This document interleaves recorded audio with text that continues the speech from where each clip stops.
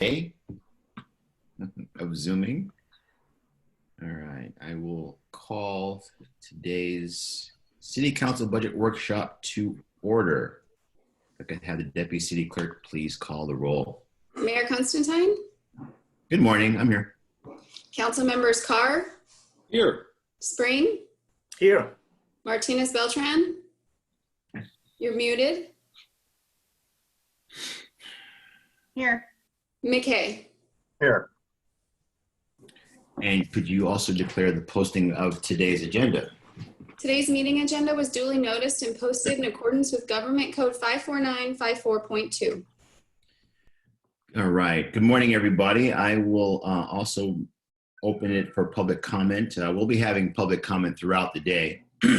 So I'm going to start with members of the public are entitled to address the City Council concerning any item within the Morgan Hill City Council subject matter jurisdiction. Public comments are limited to no more than 3 minutes.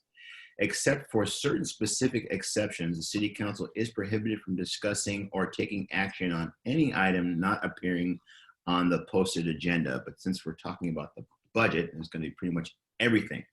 So at this time, I will look to see our attendees, and Kathleen King is here with us this morning.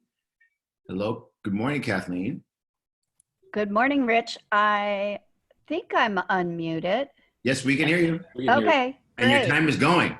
Whoa, oh dear, because the only person I see now is you. So that's Sorry. okay. So I hope it's okay if I speak on an item on the budget. Of course. Is that okay? Yes. So Morgan Hill has been funding us for more years than I want to even say. You've been a great partner of ours. And I sent in a letter that kind of goes into the details and really talked to Chris Gyan about how we would like to continue our partnership. And we understand how tough it is in the city budget. And I would just like to compliment the city manager with her budget, because it was much easier to read than the budget I used to get in Saratoga when I was mayor. So congratulations on a tough time, but a great descriptive budget. And so I just want you to know, we spend at this time about 10 times more. We match your funds with about 10 times that amount in the city of Morgan Hill. One, because we think that we can make a big difference with the children in Morgan Hill and their health. And two, frankly, we just really like working with Morgan Hill City Council, Morgan Hill District, and the Morgan Hill nurses. It's a pleasurable experience, and we get a lot of positive feedback. So if you have to cut our budget, we are still going to try and do as much as we've always done, which would mean that it would be a 20 times match.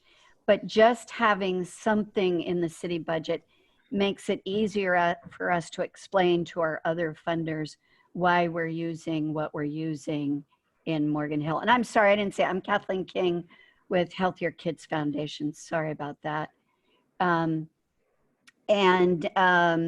We just appreciate hopefully staying in your budget, hopefully continuing our work in Morgan Hill, and hopefully starting, we understand that school could start staggered or it could start late, but our plans are to start as quickly as we can with Morgan Hill. And even if it's staggered school or it's delayed, we still think we can get our normal work done in Morgan Hill. So thank you for taking my time, and I really appreciate it. Thank you, Kathleen. All right, let me look to see if anybody else wishes to speak. As I mentioned, we'll be having public comment throughout the day. So if you didn't get a chance to speak or didn't have all your notes gathered, there will be other opportunities throughout the day. Mayor Constantine, this is Michelle. I just wanted to jump in and let the callers who, the participants who are calling in know if they wish to raise their hand, they can do so by dialing *9. All right, now I haven't closed public comment yet. I'm giving people a little bit more time. And I will take this time to remind my colleagues before we adopt today's agenda that this is a workshop, so it is not as formal as a city council. I would just ask that you give your colleagues an opportunity to finish their thoughts before you jump right in. But again, this is a workshop, so this is very informal. Okay, so I think I've got enough time. No other members of the public wish to speak. Could I get a motion for the adoption of the agenda, please? So moved. So moved. Second. Motion and a second. Roll call vote, please. Mayor Constantine, Aye. Council members Carr, Yes. Spring, Aye. Martinez Beltran, Aye. McKay. Aye. All right, so we have the schedule in front of us, but 9 o'clock, we're going to be starting with introductions, the budget overview, operations, budget, proposed budget reduction, and 11:30, the capital improvement program. And at 12 o'clock, we'll have that much needed, I'm sure, hour break. And then we will reconvene again at 1 o'clock, and then we'll have the Engage Morgan Hill Community Advisory Group input, question and answers, then public comment. Probably have some more public comment before then, and then council discussion, and then we'll be possibly adjourning at 3 o'clock. So with that, I will start my introductions by saying good morning, everyone. My name is Rich Constantine, and I'm with the city of Morgan Hill. Do each of the council members want to introduce themselves, and we'll quickly do that with the leadership team that's on as well. So you go, John. I see you. You're next. You're right next to me. So Oh, I thought the Mayor Pro Tem would go next. Okay. Oh, I'm sorry. I was trying that's to okay. put my mute on. That's it. Okay. Well, anyway, my name is John McKay, and I'm also a representative on the Morgan Hill City Council representing District D. And Renee, you're next on the list on my screen there. Thank you. Renee Spring, council member, District C. C is in Charlie. And Yvonne, you're next on my list. Yvonne Martinez Beltran. I'm the Mayor Pro Tem, and I'm in District B. Larry, morning. I don't see you, but I'm going to call on you anyway. Thank you, Mayor. Larry Carr, council member. Looking forward to the day's session. Thank you all. All right, and I will turn this over to Christina to introduce the leadership group. Great. Hi, my name is Christina Turner, I'm the city manager for Morgan Hill. Welcome to everyone. Thank you, council, for this day, for us to be able to have the time set aside to go through our budget workshop. And so with that, I will just go ahead and ask my teammates to introduce themselves, starting with our city attorney. Go outside. I am Don Larkin. I'm the city attorney. And Leslie? And Leslie, you're muted. I know. I am indeed.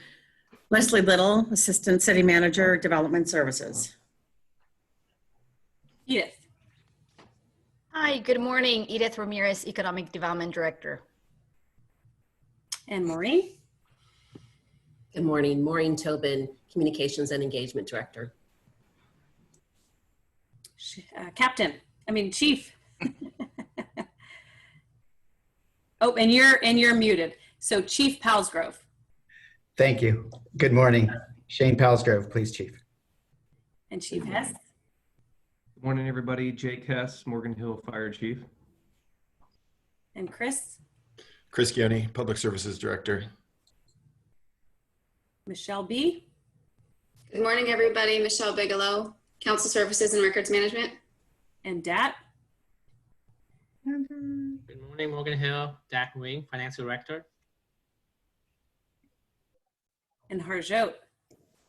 Good morning, Harjot Sangha, Assistant to the City Manager in the City Manager's Office. Chris.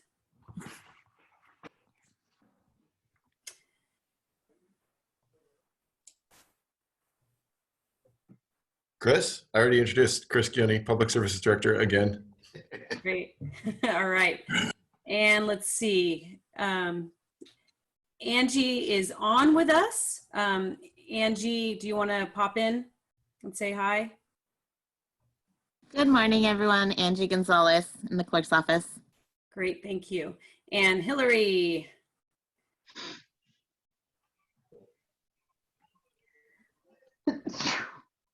All right, Hillary Holman, and she's with my office. And then we have Tony on. Good morning, Tony Ulo from Community Services Department. And our budget manager, Monica. Good morning. Great, thank you. Did I miss anyone?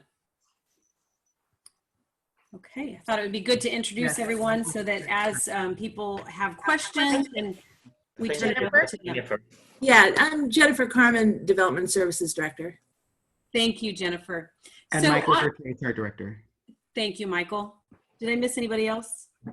Okay, so on your screen, you can hit gallery view, and so you'll be able to see more squares on your screen. That's kind of helps to see everyone. And Michelle has announced for the attendees that they can raise their hand for questions, and we will take public comment and questions at designated times throughout today. And so first I wanted to just go through what materials are part of the agenda package for today, as we might be referencing them throughout the day. So we have a staff report that was included in the materials, and then we have a web link to our recommended budget, and that was the budget that was introduced on April 22nd. We also have a presentation for today, which in a moment I'll be sharing my screen, and so you can see that. That's also available online.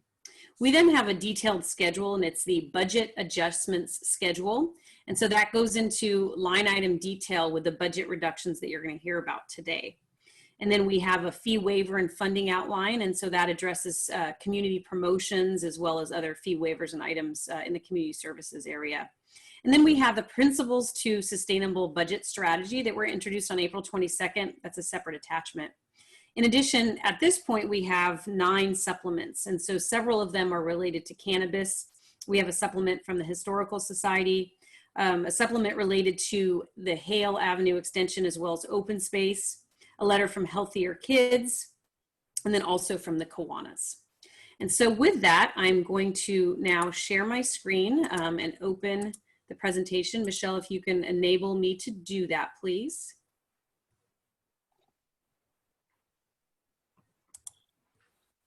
Almost done. Okay. There you go.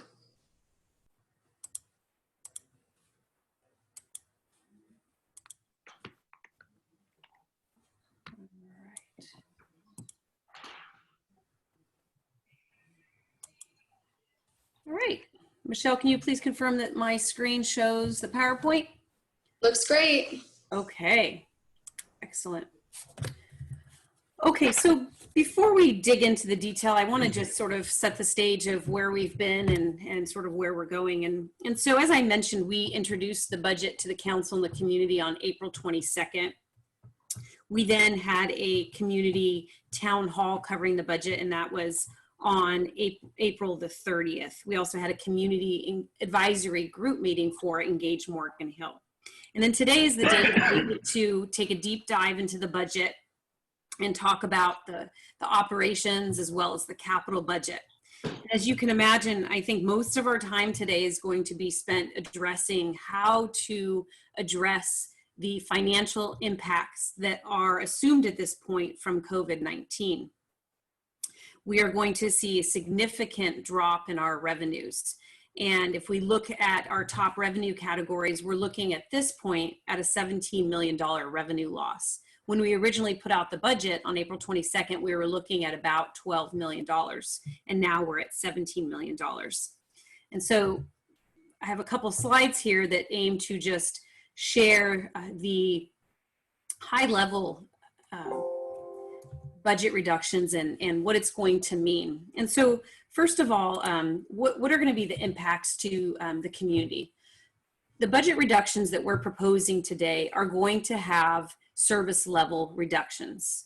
They're going to be service level reductions that they're going to be noticed by the community and felt by the community. We're also proposing a reduced level of support to community organizations, one of which you heard from already this morning. This wasn't done just, in a vacuum, but rather we have already spoken with the community organizations and received their input, and that was factored into the recommendations that we're proposing today. It's also going to mean a slower response to community requests. As you know, we aim to be able to respond very quickly and take care of what's brought to our attention, but some of the reductions are just going to unfortunately mean a slower response. Likewise, also we'll have limited resources for council-initiated programs. And what are the impacts to our teammates? And so this first bullet is very, very significant and involves the loss of employment for part-time temporary teammates.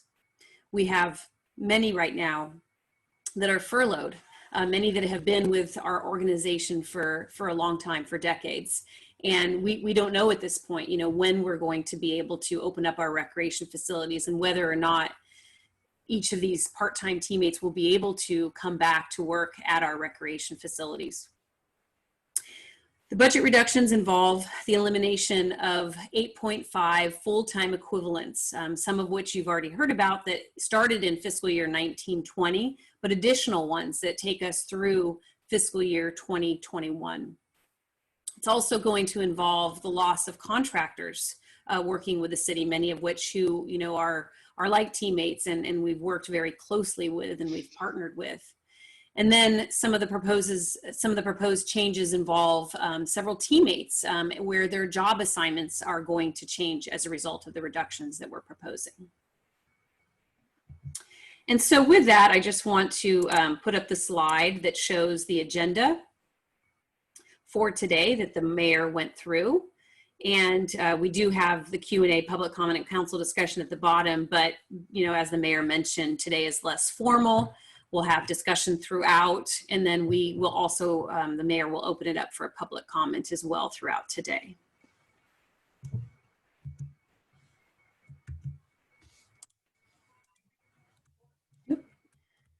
Okay, so this next slide you've seen before, and this is our biennial budget cycle.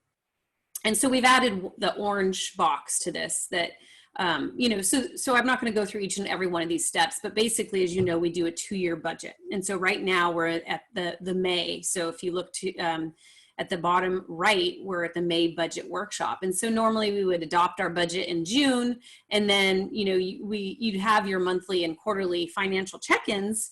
But what we have noted there is that because of the unknown right now, we are going to return to council on a monthly basis, not just quarterly, but in person monthly to review the budget, you know, and so that involves looking at the assumptions that were made, the revenue projections, the expenditure projections, and validating, comparing the budget to actuals and reassessing and adjusting as necessary. And so the next slide will go into when that will be.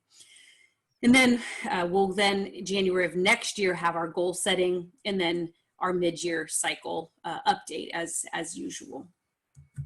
So this next slide shows that, as mentioned, we're going to continue to check in with the council, and we'll have our monthly financial reporting in person.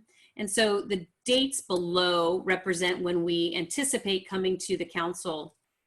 And so June 17th is the budget hearing and adoption that is scheduled. And then the next date, July 15th, is when we would come and do our first look at how things are going.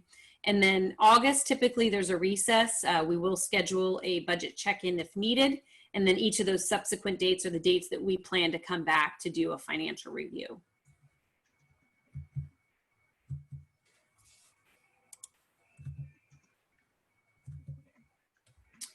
All right, so I'm going to jump in and just overview our funds. So some of the first slides are just going to be review from what we've seen at April 22nd, you know, high level and really just, you know, part of how we introduce the budget. So the first is to talk about the discretionary fund, and most of the money that comes into the general fund is discretionary.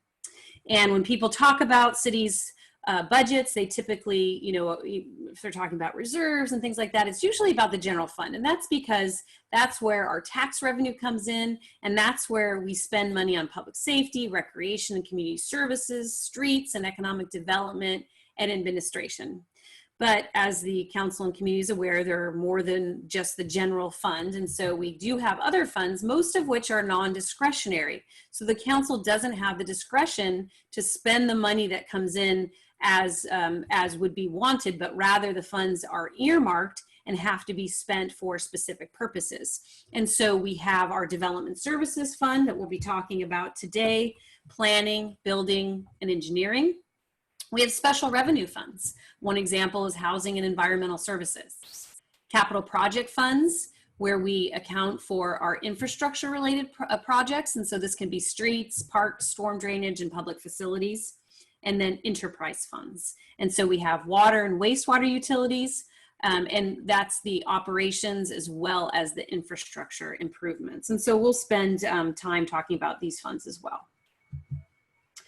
This slide shows the budget in its totality as recommended on April 22nd. So you can see the split between the operating budget as well as the capital improvement program budget. So 162 million for the first year of the recommended 2-year budget. Once again, the budget would start on July 1st of this year, 2020.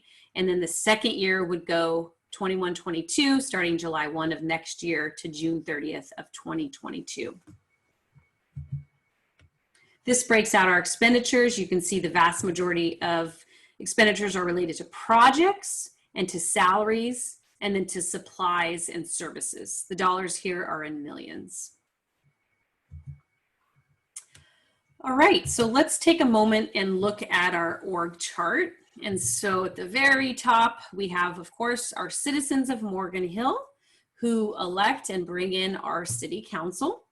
The city council has 2 positions that they appoint, and that is myself as city manager, and then our city attorney, Don Larkin.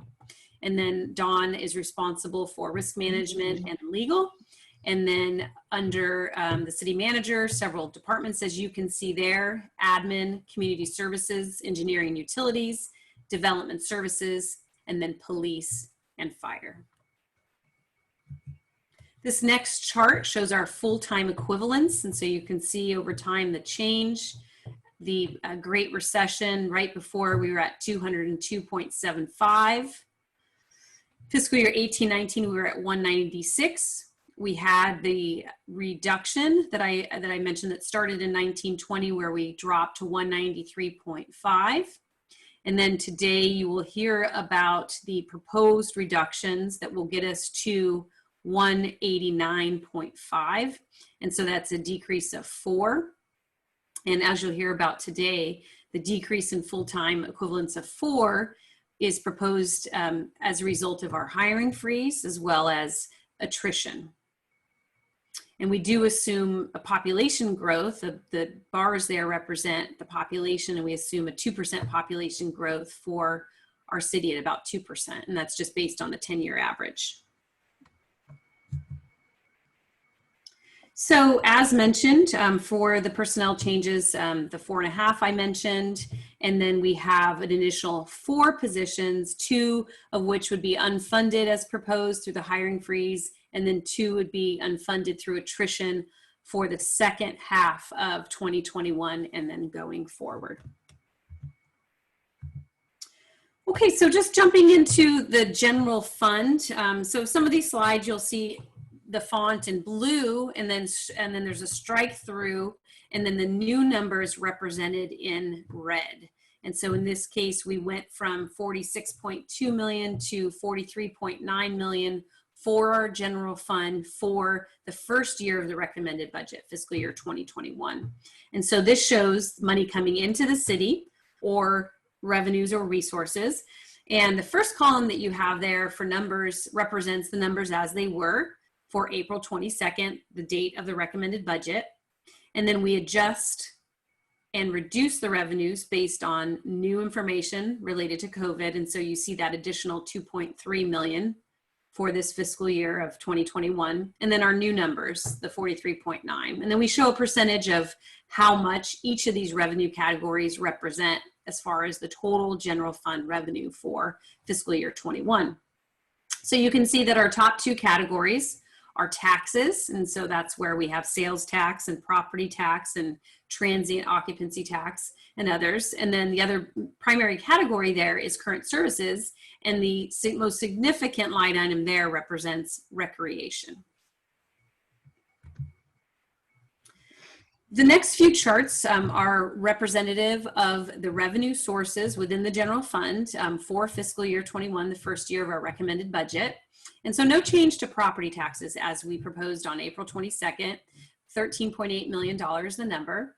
And then the house there that basically represents the funding that comes in through property tax. It's based upon the 1% distribution that comes to the city. Excuse me, there's a 1% assessed value, and then the city receives 10%. And so you can see that amount in red there. And then you can see all of the other agencies that share in the distribution of that property tax, with the largest component there going to schools, to county, the RDA excess, and then to us, and then a few other categories after that. And then we have our sales tax. So since April 22nd, that number has gone down by 0.6 million. So we're at 8 million, 20% of the general fund. Our current sales tax rate in Morgan Hill is 9%. And so you can see the division there through the penny, and we receive 1%. And then the largest share goes to the state at 6%. This next slide shows recreation services. And so since our estimates from April 22nd, an additional reduction of 0.7 million. So we go from 7 million to 6.3 million, representing 16% of our general fund. And so this brings in facility rental fees. And so this involves us renting out our facilities to different groups. It represents our membership fees, as well as the classes that we provide to the community. And then another significant tax revenue, which is our transient occupancy tax. We now show an additional $0.7 million reduction for next fiscal year 21. This represents 5% of our general fund. And then our TOT rate is 11%. And this tax goes 100% to Morgan Hill. It's not shared with any other entities. And then this next chart shows our per capita. So Morgan Hill's off to the left there, the very first city that's represented. And so I just brought in the property tax that each city gets. And this is based on per capita. So basically based on population. And then layering in sales tax in the orange, layering in transient occupancy tax.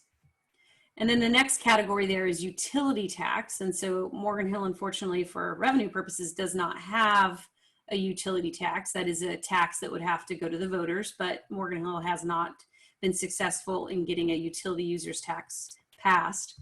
And then the next category there is business license. It's pretty small for Morgan Hill that you can see. And so what this chart shows is that we are the lowest per capita when looking at tax revenue. And so this does include for some of the city's property taxes for Santa Clara County Central Fire District, just to get this in, as comparing apples to apples to the extent possible for fire services. But as you can see, we do have the lowest per capita, and so this chart just indicates that we don't have a strong revenue base, and as we've said for quite a while, we do need an additional revenue source, and we do need additional revenue coming in. However, it also just points out that in the past, we've just been able to do quite a bit with what we have. So now I want to get into the fiscal impacts more specifically on COVID-19. And so we have, terminology-wise, labeled the phases as phase 1 and phase 2 and potentially phase 3. And so today, when we talk about the budget reductions, we're assuming that we're in phase 1. And so what does that mean? What are our assumptions? So first, we assume that the shelter in place is lifted by the end of this month, and that there is gradual reopening. And so with the shelter in place being lifted, this means that there are going to be restrictions in place. We're not going to go back to how things were pre-COVID, pre-March, but rather there's restrictions in place and businesses start to gradually reopen with social distancing and with cleaning and so forth and the other protocols in place. This phase one assumes that our recreation facilities open in July with reduced or modified services as well as hours. We assume that there's a phase back in the programs and the services that we offer. And the fiscal impacts are similar to the Great Recession or potentially worse. And we do assume in phase one that there is a second wave of COVID that does hit, that does lead to additional restrictions later this year, but that the restrictions are somewhat or fairly minimal. When we get into phase two, they would be more significant, as you'll see in a moment.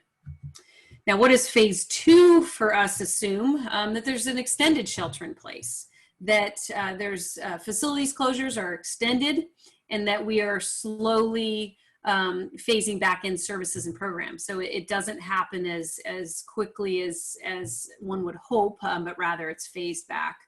And that there is a significant impact from a second wave of COVID-19 that puts us back to another shelter in place and causes, businesses to not be able to open, and some businesses to just never reopen. And so, of course, this would lead to more severe fiscal impacts with further reduction in revenues. And so in dollar terms, we've been talking about $17 million. And so that's, for us, phase one is what we're assuming. And then phase two, the revenue loss could be in the neighborhood of about $25 million over the same period, which is the remaining part of our fiscal year that we're in, as well as the two upcoming recommended years for the budget. All right, now what I'd like to do is get into the impact by major revenue category and what we're seeing in comparing with where we were in April and where we're at now. This is the property tax information. You can see no red amounts in here because we still believe that there's not going to be a significant impact at this point for property taxes, but it does assume just a slight decrease in 20 and 21, a little bit more in 22. And what that represents is some Prop 8 temporary reassessment of homes that would lead to less revenue for us. So this phase one assumptions are the lag effect that we would see typically with property taxes, where it takes longer for us to feel the revenue impact. There's usually about an 18-month lag. It also assumes that fiscal year 19-20 is higher than budgeted. And we also assume that there's a 0% growth rate in the forecast. Christina, can I ask a question at this moment? Sure. What type of projections or forecasts for some of the new development coming in? Has that been calculated in? I don't know how many units are coming on the market. Maybe you can speak to that. Yeah. So our original recommended property tax budget and forecast does assume the growth in the assessed valuation, which includes both the usual 2% that we would normally see every year. So the assessor can raise your assessed valuation by no more than 2%. And we did see in the Great Recession that actually dipped below 0. But it assumes that sort of regular growth. And it also assumes that our tax base grows as we add additional assessed valuation due to new development. So yes. Okay, just said 0% growth rate in forecast is all. Yeah, so that's the out years. Dat, would you add anything to that? I think you mentioned majority of it, but I just want to add that in the past, the Morgan Hill has been experienced assessed value growth rate in the north of single digit. We're talking about like 7 to 8%. So if you strip down that to 0%, that's a very substantial hit to us. Okay, so Christina, if I may. Yeah. And Mayor, I hope it's okay if we just jump in when we have questions. Yes. Please do. Thank you.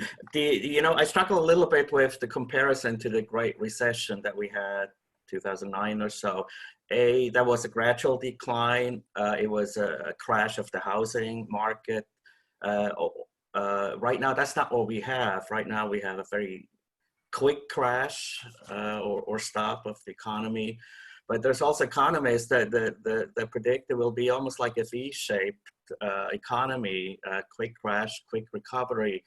And I don't know, when you talk about and you compare it back to 2009 or so, based upon what assumption you make those comparison. When I look at, for example, the property tax revenue, that might not happen because the property values in our city have not declined over the past few weeks. I kept an eye on it as far as I know, or at least not much. And B, because of all those state laws in place, we actually expect even further growth than originally expected just a couple of years back. So why would we expect those losses, especially on the property tax? Yeah, so as far as property tax goes, so this is in consultation with the county and what the county is advising each of the cities on when preparing their budgets and their forecasts. So I think that that number is fair. Let me go back to it. Is fairly modest. As far as property tax loss goes. For reassessments. If this were a back to the Great Recession, these loss numbers would be significantly higher. So, that's sort of how I would respond to that. And in that context, do you and when I said I didn't see a drop, I was primarily talking about residential buildings. Okay. Do we see or know of any changes on the commercial side that we know of? Yeah, no, I'm not aware yet of a drop in property values as a result of the shelter in place and COVID at this point yet. Dat and or Leslie, would you do you have anything to offer about that? I just want to go back to the previous statement that Councilmember Spring mentioned about how we compare to the Great Recession. You are definitely correct, Councilmember Spring. This is no ordinary, and this is unprecedented, by the way, and cannot compare to what we had experienced in the past. But particularly to property tax, what you see here is that we don't predict or we don't assume a reduction in property tax per se. We don't expect to reduce valuation, but rather we expect slower growth because of inactivities. We don't have the transaction compared to, so there's less transaction, less supplemental tax, and less change of ownership, and less valuation increase. So what we predicting here is just a reduction in kind of real estate transaction. As compared to, you recall the last Great Recession, our property tax actually went down by 6 or 7% in assessed value compared to prior years before the Great Recession. Here, we think, as we hope that will happen, Councilmember Spring and the public, that property tax won't be hit hard this time as it did in the Great Recession. But when compared to other tax revenue, as you see when Christina will show later on, that hotel and sales tax is actually getting hit harder than in the past because of the mention in the eruption of the closure of all those businesses. Christina, can you tell, thank you, Dat. Is that okay if I jump in here? I don't want to make sure, Renee, are you? I was just going to add one thing to what Dat was talking about, Christina. This is Leslie. Yep. And that is that we have started to see a number of the industrial and commercial markets start to talk about loss of payments and revenues from rents, and that becoming criteria for assessment appeals. If that were the case, I think that can tell me if I'm incorrect. We wouldn't see that immediately. We'd see that maybe a year from now, but that the revenue and the income stream from property loss, or the loss of revenue or an income stream from commercial industrial properties, could result in some valid assessment appeals. We've reached out to most of the commercial construction that's underway here in the city. And at this point, we see everybody who's already committed moving forward. We have heard and seen the fallout from a couple of other projects that have canceled because they didn't have their financing in place. And there are a number of lenders who are just stopped. In the hotel market, we've heard, although I've not been able to verify that if you didn't already have your financing, you're not moving forward.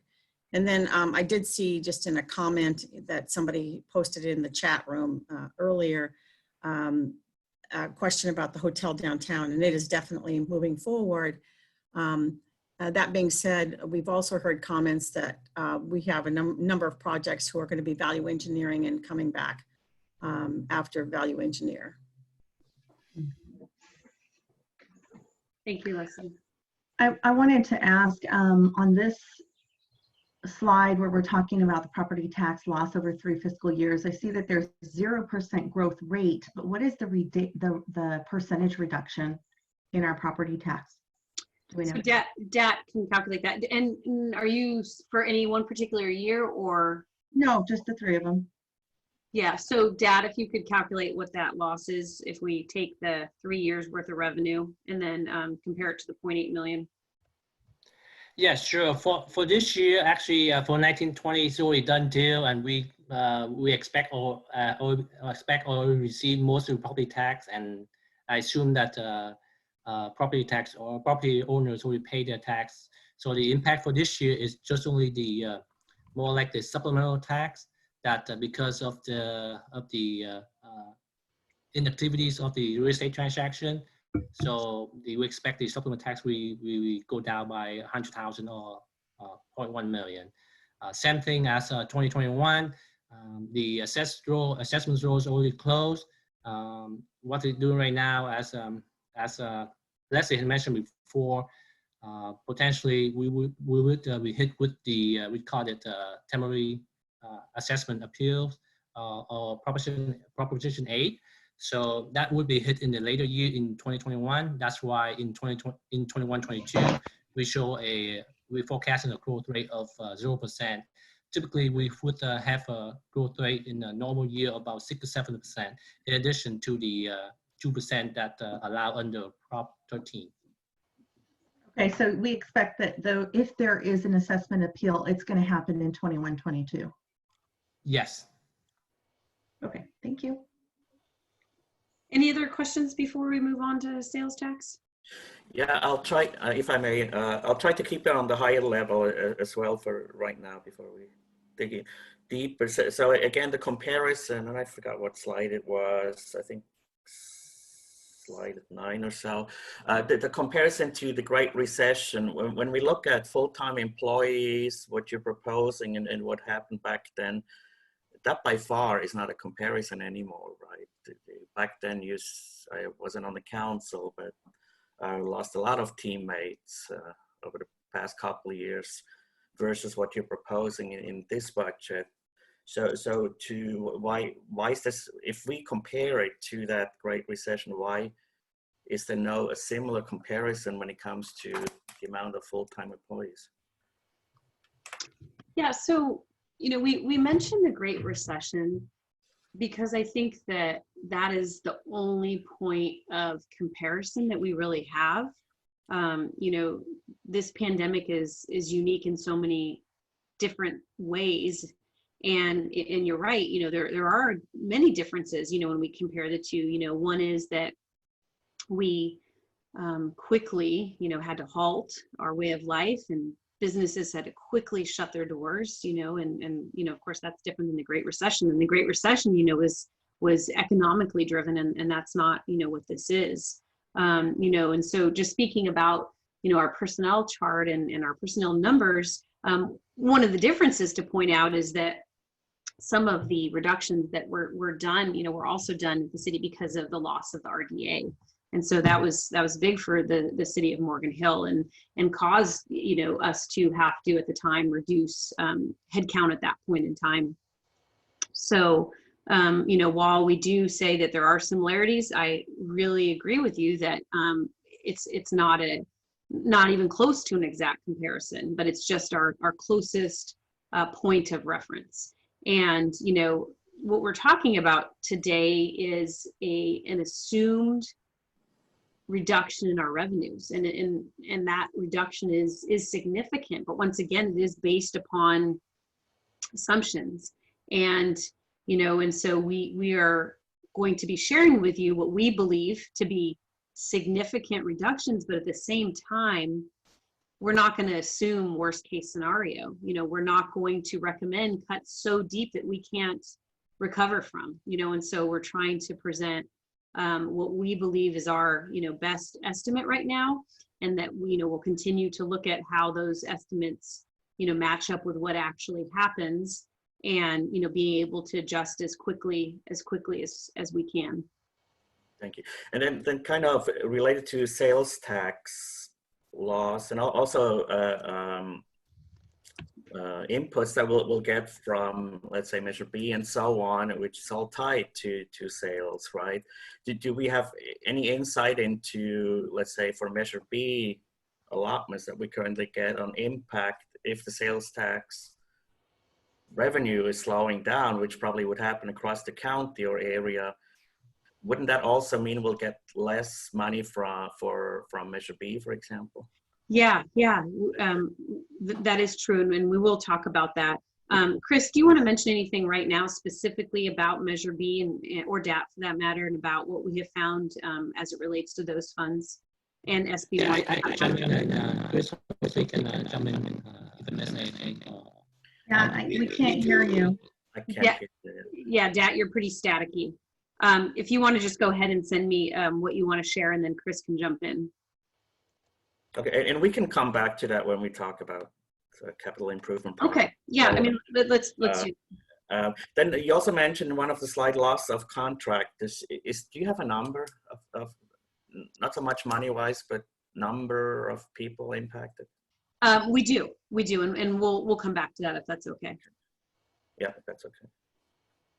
Yeah, so we'll talk about part-time teammates. We'll talk about, you know, full-time teammates that are not working right now, YMCA temporary team or YMCA teammates. And when you're presenting the sales tax drops and so on in your slides, does that assume there's not going to be any new revenue streams? And I'll bring it up. We have a lot of public comments on that, supplements. But we also, as a council, talked about that a few months, for example, the cannabis business topic, right? Which some think and assume there could be additional revenue.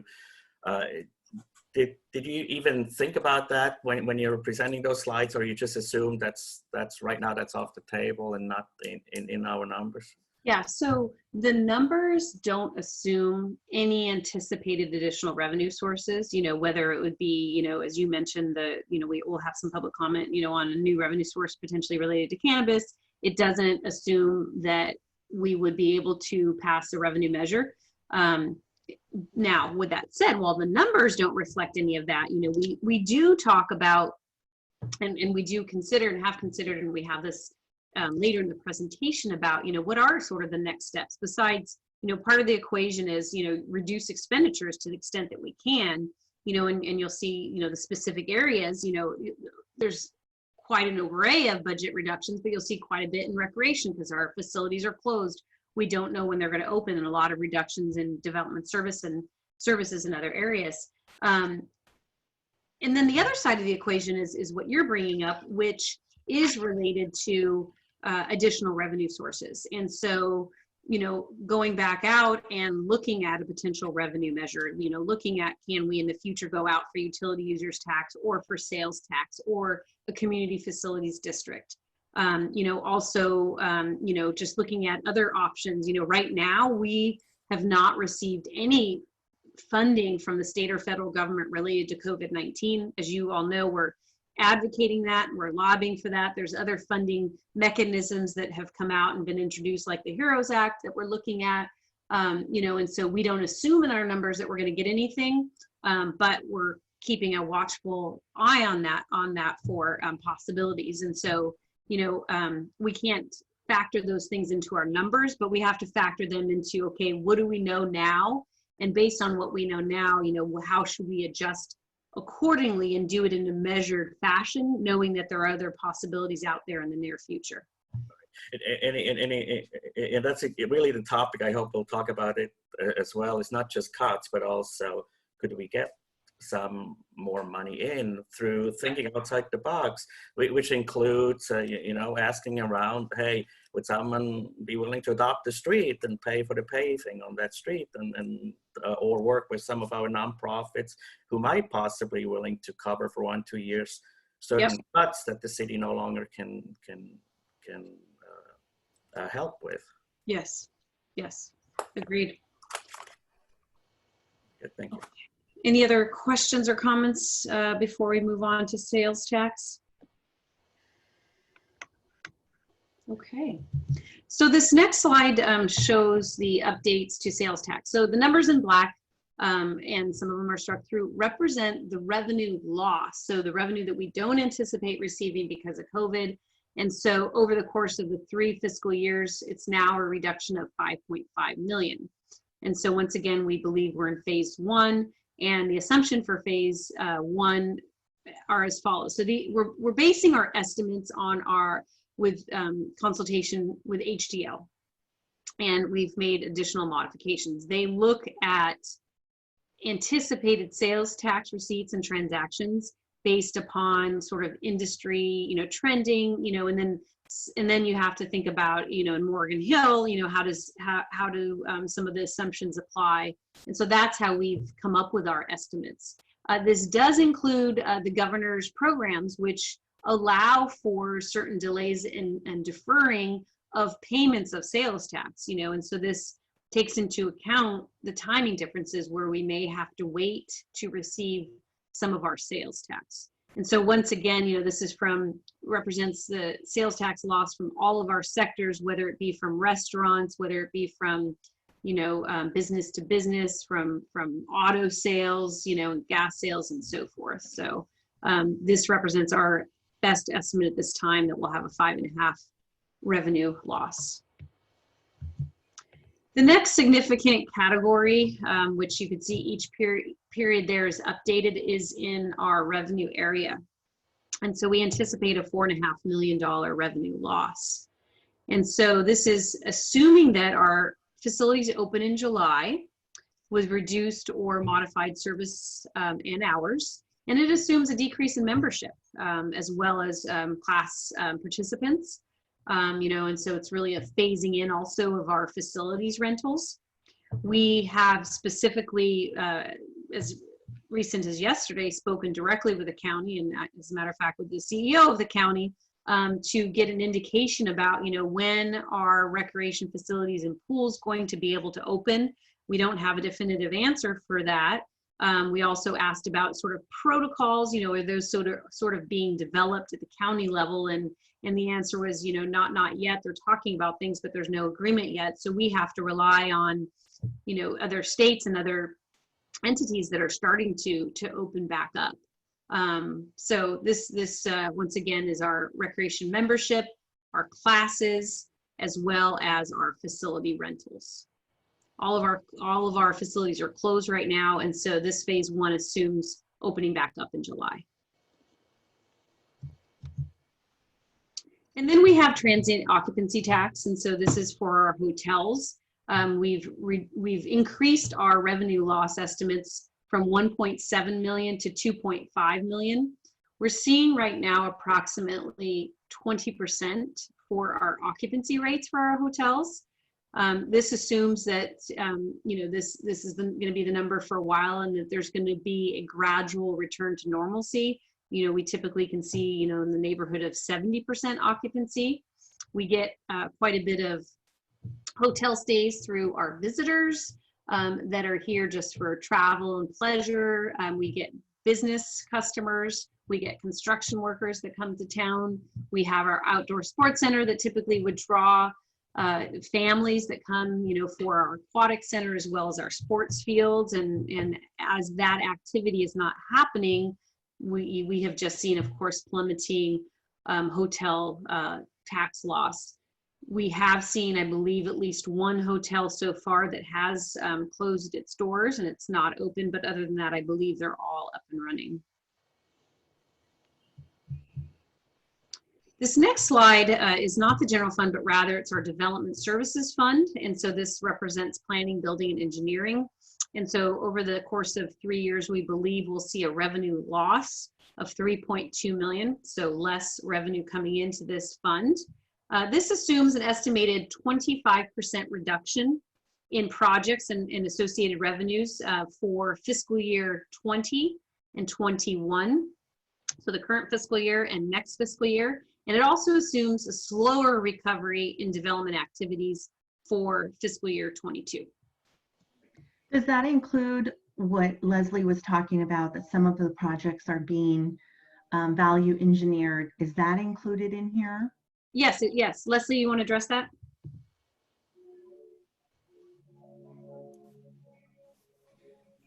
Yes, yes, it does include that.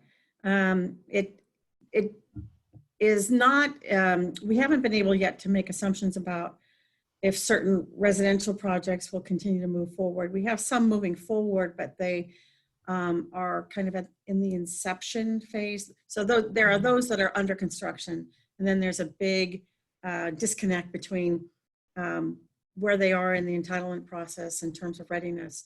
So we're assuming that the market is still robust for housing, and that our for sale in particular developers will continue to process and continue to construct. Those projects that we see that are processing or most interested right now are by and large affordable housing projects, multifamily, and those are another unique challenge because they would go on the property tax rolls at zero with welfare exemptions. So while Development Services Fund may show that we recover for permitting and fees, long term they impact a different part of the revenue picture. So yeah, kind of our best guess at this point is that our worst case will be 25%. It could be more like 50, and we have those revenue assumptions built in later on. Okay, so this is considering everything, meaning those that you know are committed and those that you think will probably go forward. Right, and even in terms of the value engineering, if it changes design, and in terms of permitting, when you look at the Development Services Fund, these are revenues for cost recovery for permitting. If there's a change to a permit, they have to pay to have staff time process that permit. So it's not a revenue loss to us. Okay, thanks. So this is totally off script right now, but sort of hot off the press news from yesterday. We have a new LAFCO commissioner on our council. And so, Mr. Mayor, would you like to announce that? Oh, you're muted. He's muted.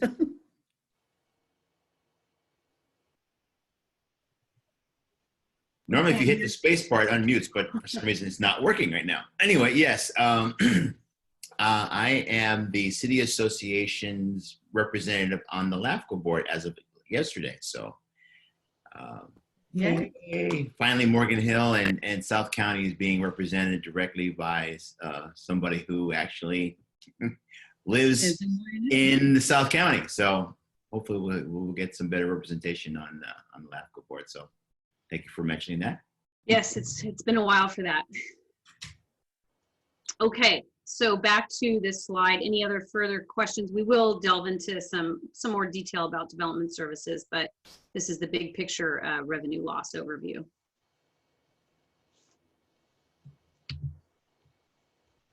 Okay, so a couple other categories. So this is new from our April 22nd estimate. This is related to gas tax that comes into the general fund, as well as another category, which is property transfer tax And so over the course of the 3 years, it's another $500,000 that we're assuming to not receive. So the gas tax is based on a reduction in the consumption due to the shelter in place. And then the transfer tax loss is due to a reduced revenue due to the halt in real estate transactions due to the shelter in place. So this next table is the summary. You've seen this before. It used to add up to the 12 million. This is now representative of the $17 million that we anticipate to not receive.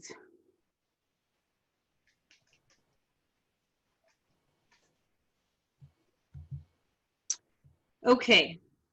Any questions, comments before we move on? Okay, so this slide shows the expenditure adjustments that were already included in the recommended budget. So they're included in the flipping book, they're included in the numbers that we presented already on the 22nd. So the numbers represent the recreation facility closures and cost reductions that were based on a gradual reopening of the facilities. They represented a hiring freeze, except for public safety.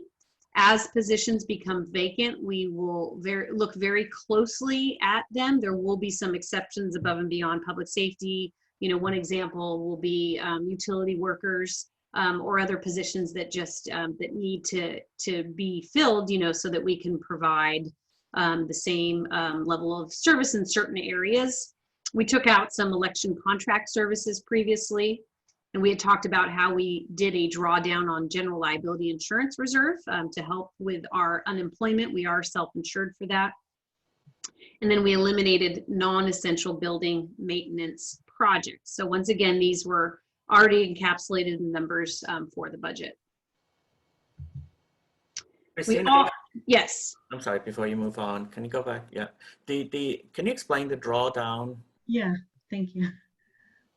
Yes, certainly. So we have a general liability insurance reserve. So there's a fund where we set aside dollars, and that reserve, you know, in our fiscal policies, which are included in the budget document, there's a minimum reserve level. And I believe we were, gosh, probably 4 times above and beyond what is required as a council policy in that fund as a reserve. And so what we've done is taken some of those funds and transferred them over to cover unemployment claims. And so, you know, we have furloughed teammates, and if they can apply for unemployment, and we as an employer have to cover that cost of that unemployment as we don't participate in the state's program, and so we're self-insured. So those dollars that are paid for unemployment are paid by us as an agency, and that does not include the additional $600 per week that individuals are getting. That's separately funded, but we have to cover the general part of that, of the unemployment. And so to help us cover some of that cost, we've taken funds and just transferred them from this reserve and general liability to unemployment to cover those costs. And Jean, how much are we talking about? Yes, Dak, could you share that amount, please? Sure. We currently in general fund liability insurance reserve, we have about 1.4 million, and the reserve policy calls for retention minimum reserve level of 4 times the self-insured retention amount, or 400,000. So we currently have an excess of almost $1 million than the minimum reserve. As for unemployment, we have budget in this year and the next 2 years of approximately close to $300,000 for unemployment claim. So we transfer that amount, draw down, as you can say, from general liability insurance to the unemployment insurance, as well as reduce general liability charge back to all the departments of about $450,000. So with the transfer to unemployment and reduced general liability charge back to the department, that would we anticipate to bring down the reserve, the fund balance to about 800,000, more than double than minimum reserve policy. Thank you. can I ask, when you're talking about that 300,000, Dat, is that just for this year? Is that if we go into next year in No, that January? includes current fiscal year 1920 and 2021. Okay, 20 and 2021. And that is the portion that we need to pay for our employees to receive unemployment. That's And correct. That's correct, because we are insure our unemployment. Okay, so for the base, because we're talking about two, you've got your base unemployment, which would be your traditional unemployment, and then we've got the CARES unemployment, which is the 600 that you're talking comes on addition to that. We completely cover that base? The base, but not the 600. Okay, so and how many employees are we currently subsidizing now? Michael Horta, HR Director, can you please provide the most recent number that you have of unemployment claims that we have processed?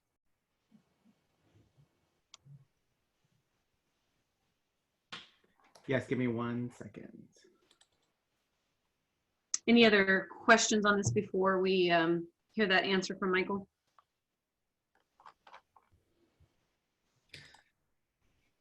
And then we don't anticipate any other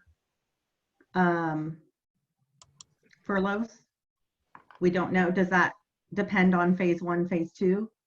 Yeah, that's right. I mean, it's really going to depend upon, you know, our facilities and how long they stay closed for. And if we move to phase 2, you know, that could involve additional furloughs. But from what I'm understanding from what Dat has shared with us, we would have some funds still in this general liability insurance reserve to cover that. Yeah, so, well, we have additional funds that could be transferred to cover additional claims, yes. Okay. And if I could, this is Herjo, if I could just add, we actually just recently, just yesterday, learned that CARES Act does include the $600 payment, but there is a component that the CARES Act would reimburse at least 50% of the claims for those employers that are self-insured.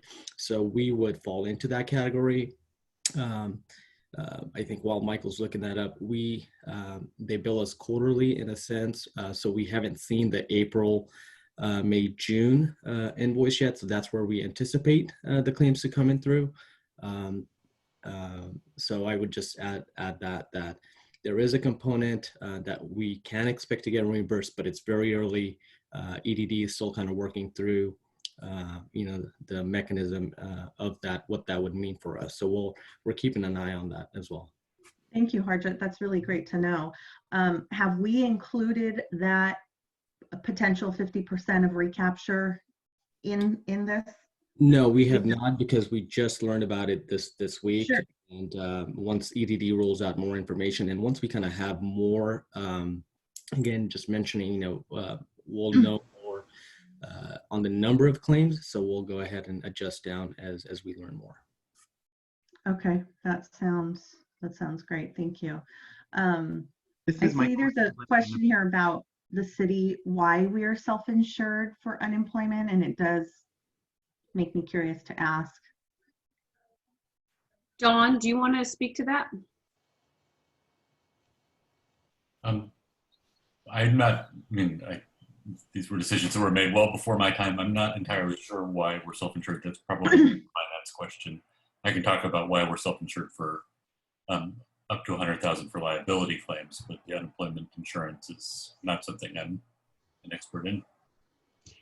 Yeah, so we don't pay into, you know, and our employees don't pay into the state program, you know, and I'm not really sure, you know, if you did a survey of, you know, other cities, you know, how often it is to be self-insured. I do know Gilroy is self-insured, for instance. Dat, anything else to offer as far as to self-insure, to not self-insure question? No, I do not have an offer, except I would just say that whether you're self-insured or you pay the premium or tax amount to the state, I think at the end you still come out at the same same amount, because just like your homeowners or car insurance, you pay based on your experience. And if you have high experience, you pay a higher rate. Maybe not at one time as you would do with self-insure, but over time, the amount would be the same. Okay. Maybe that's something that we could look in. I don't know if we'd be able to benefit at this point that we're already processing claims. But I'd be interested to know if there's, if there's a benefit with us going one way or the other. Yeah, we can look into it more. I know every public agency I've worked for, and there's about 5 of them, is self-insured for unemployment. Okay, that's good to know. There was a reason why this was decision made back in the 1960s and 70s, but since none of us were there, we probably need to look into that further. Yeah, Thanks, Don. I think it makes a difference to our employees actually, and in their take-home pay. So I want to make sure that if we are going to really realistically look at that, that's one of the perspectives we look at. Sure, absolutely. So in that context, and as someone who's always worked in the private sector, where you don't really have the concept of furlough, either you have a job or you get laid off. That's kind of situations you're in. So if an employee is furloughed, he's just not working, but he's still getting paid because of this insurance. Or how can you explain that to those of us who have never worked in the public sector? Yeah, Michael, it would be good, I think, if you want to sort of explain, the different categories that we have right now from the spectrum of, teammates that are full-time, working, whether it be from home, or from our facilities, full-time teammates that are furloughed right now, and then part-time furloughed versus working, and just kind of run through that for everybody. And before you answer that question, so if you were to terminate, if you could legally do that, a contract, would the city still have to pay for unemployment? If we were to do what? So we have terminate, lay off an employee. So we pay unemployment for anybody who's our employee who is terminated for any reason other than misconduct associated with the job. So if we'd like, if it's even if it's a contract employee, if it's our contract, then we end up paying those, like for our part-time teammates, we'll end up paying their unemployment claims because they're not being let go for reasons related to misconduct. They're being let go for financial reasons. If it's a contractor, so we have contract services through a third-party contractor, and we just cancel that contract, then we're not responsible for those unemployment claims. But a furlough is not a layoff. Is my understanding correct? That is correct. So a furlough is, somebody that is not working, but has not yet been severed from the organization. Michael, do you mind jumping on and kind of talking through some of that? Yeah, of course. Michael Horta, Human Resources Director. So to answer your first question, right now we have we have 44 unemployment claims documented that have come into the city. As Harjot mentioned, we have not received the quarterly bill or statement that will capture those amounts yet. So we won't have those numbers until that quarter is up. But to answer your question, or to clarify the question, we do have our teammates in several categories. The first one is our part-time temporary employees have been furloughed. As Christina mentioned, they have not been separated from employment with the city. However, they do not or have not been working or have no hours on the books with us right now at this time. So if we were to reopen or something were to change, they could come back to work for us.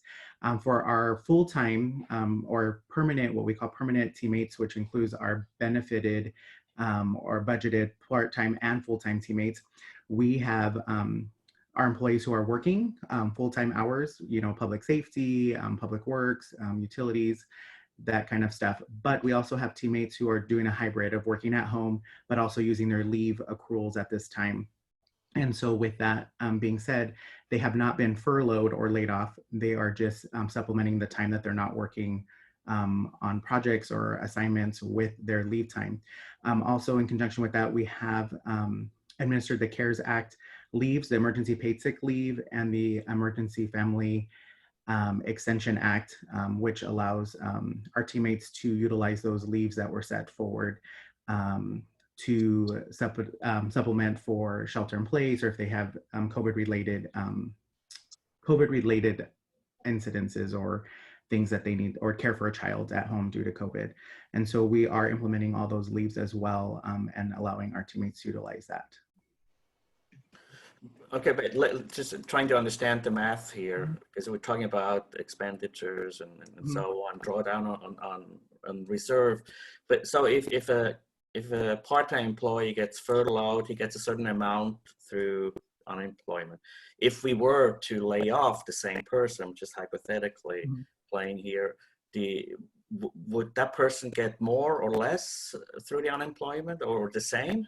They would get the same, Councilmember Spring. The reason would be different, right? So right now, most of our teammates or everyone who's filed for unemployment is putting either a reduction in hours or furlough due to COVID. Those are the specific reasons on the unemployment website. But if we were to lay them off or separate them from employment, they could update that information with unemployment. However, it would still be due to a COVID reason. We've laid them off because of what's happening right now. So unemployment would not change their take-home pay or any amount of that money. So if an employee had, let's say, a part-time work 20 hours per week or 10, do they get the full amount right now from the unemployment? So compared to what they had before? So the way unemployment works is because not all of our temporary part-time employees have the same schedule every week, or their hours fluctuate. So what they look at, unemployment looks at it is a look back period to see what their average hours are, what their average salaries have been, and then they determine how much they would get through unemployment up to a certain amount, a weekly average. And as Harjot mentioned, they are also on top of that receiving the $600 through the CARES Act. So if they only, for example, get paid for 10 hours, or they get 10 hours of unemployment, they, on top of that dollar amount, they would get the 600. So they are receiving that extra benefit at this time.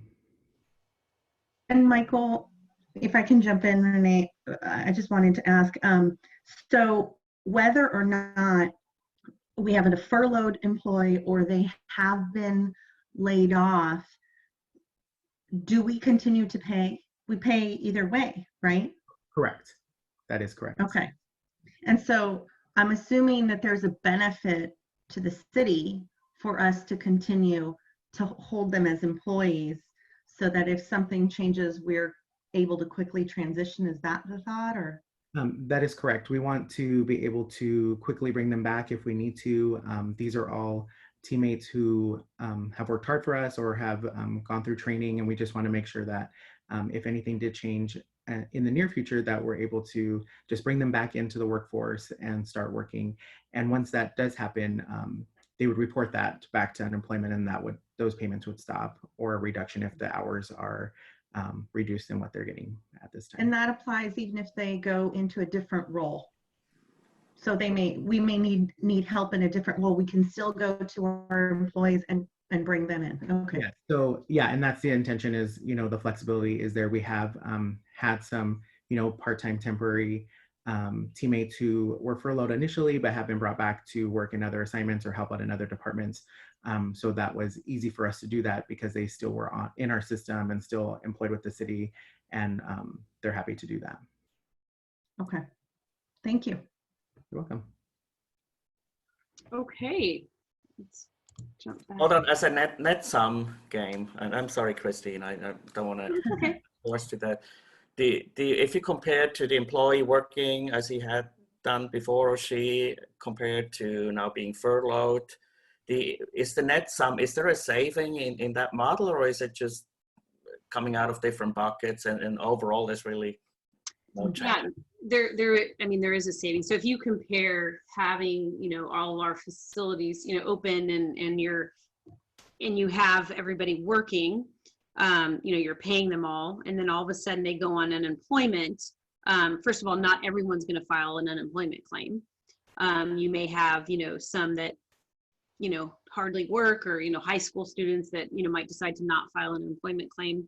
And, so if you compare what we're paying out versus if we had everybody on the books, and paid them, say, their average wages, we're going to end up paying, if we were to pay them, this number would be bigger than the unemployment number.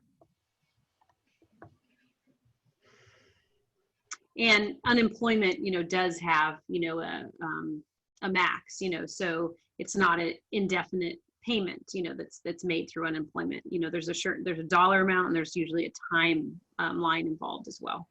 Right.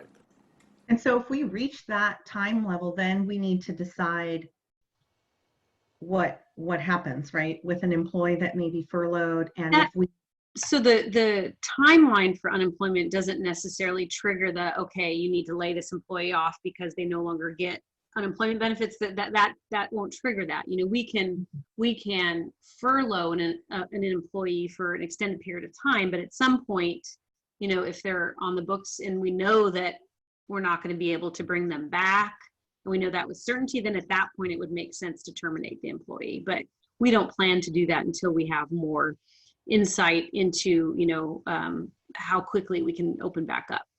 Right. Okay. Thank you. Thank you all for your answers.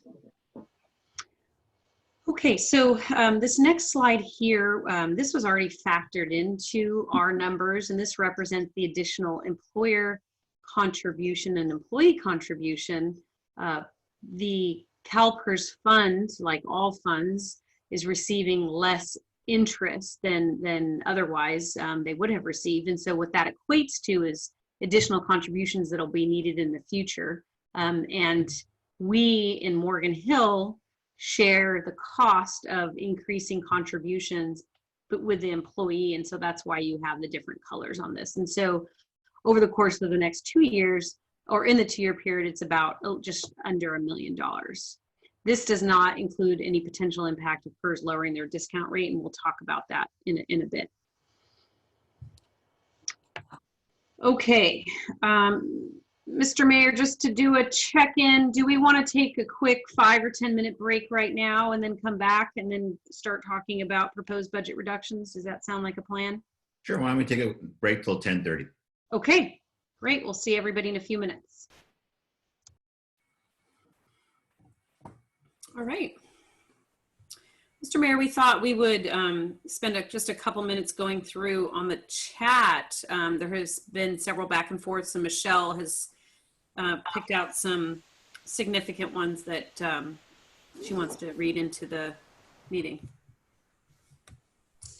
So the first is just a comment from Councilmember Bakay for the benefit of all. We are in uncharted territory. The dramatic loss of business so quickly, the unknown future of how the coronavirus might continue to impact us, how long the federal government can continue to provide stimulus, how many businesses we actually lose in Morgan Hill, et cetera. The potential is there to rebound quickly, but I believe we must plan on the conservative side, as indicated in the current budget proposal. Yes, using Great Recession experience. How we behave now and going forward as a community will have an impact on revenues and services the city can provide and what levels we can provide. Never before has it been more important for the entire community to support this community.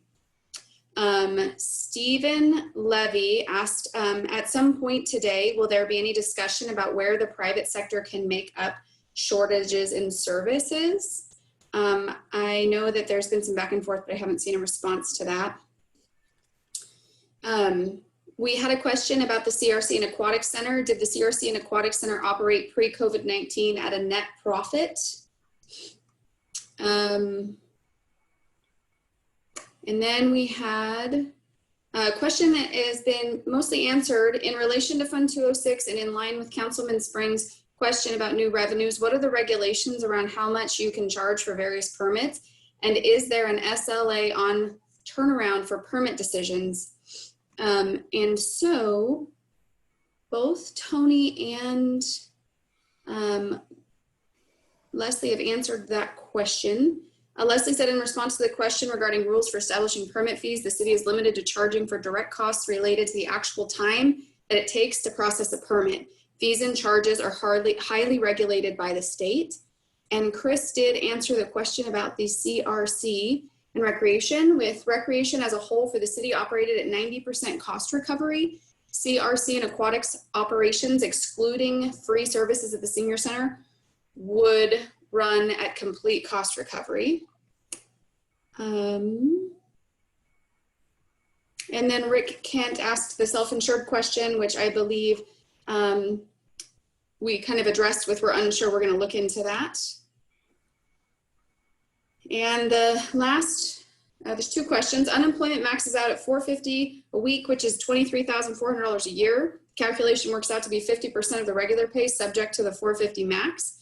The $600 extra is from the federal government. I believe the current time max is 9 months. And the very last question is, can the city move from pension to 401k? And that one has not been answered yet.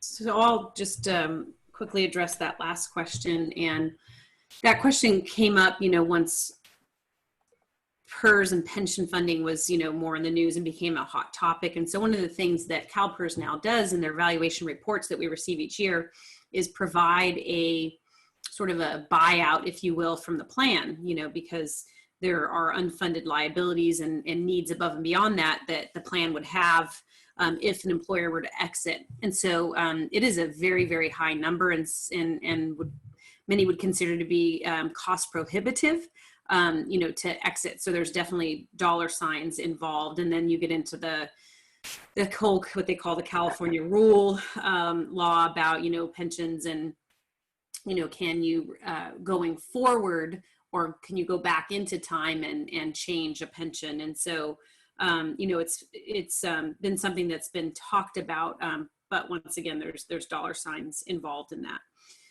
Okay, so I also want to just quickly, we received an email through CC Public Comment, which is how to email in comments. And it says the comment by the mayor and city manager on getting on LAFCO, who will represent South County interests, shows neither person understands the independent requirement of LAFCO commissioners as required by the state law. I would just state that both myself and I think I could speak for the mayor definitely understand what the LAFCO is all about and what the mission and intent of that commission is. And yes, it is an independent seat.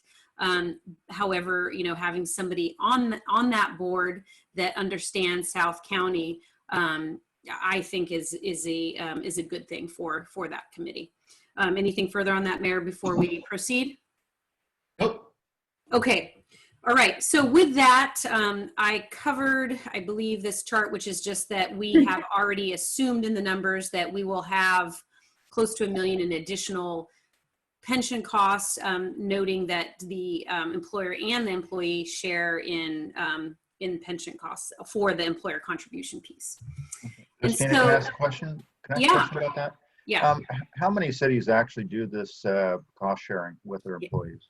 Yeah, there are some. I don't know if Michael or Dad or Harjo, has the actual data, but I don't believe it's a majority if we looked at Santa Clara County. I think there's just a few that do, which from a fiscal perspective for the city is a good thing, but of course I'll, say that, from, a recruiting standpoint, it's something that prospective employees look at, when they look at their full compensation, this has to be factored in because you end up having more deducted from your paycheck when you're helping share the cost of the employer share. And can you tell me roughly, I know that we've got quite a range in salaries, on an average person working at City Hall, what does that look like in dollars, if there's such thing as an average? Dad, remind me if I have a slide that covers percentages at least in this, or if you want to kind of share what that would mean percentage wise, just using say $100,000 as a quick example. Yes, we do have a slide, and as you go forward, there will be the slides that shows the percentage the employee has to pay on their behalf. Just like our Social Security for private employer, security tax, the employee pay an employee portion. But on this one, the employee for Morgan Hill at least have to pay a portion of our employer cost. But what does that look like? Is that a $200 per paycheck So, deduction? yes. Is it a, For public safety, the mandatory contribution on the employee part is 9% of their pay. If they make 100,000, then they have to pay 9,000 for their own.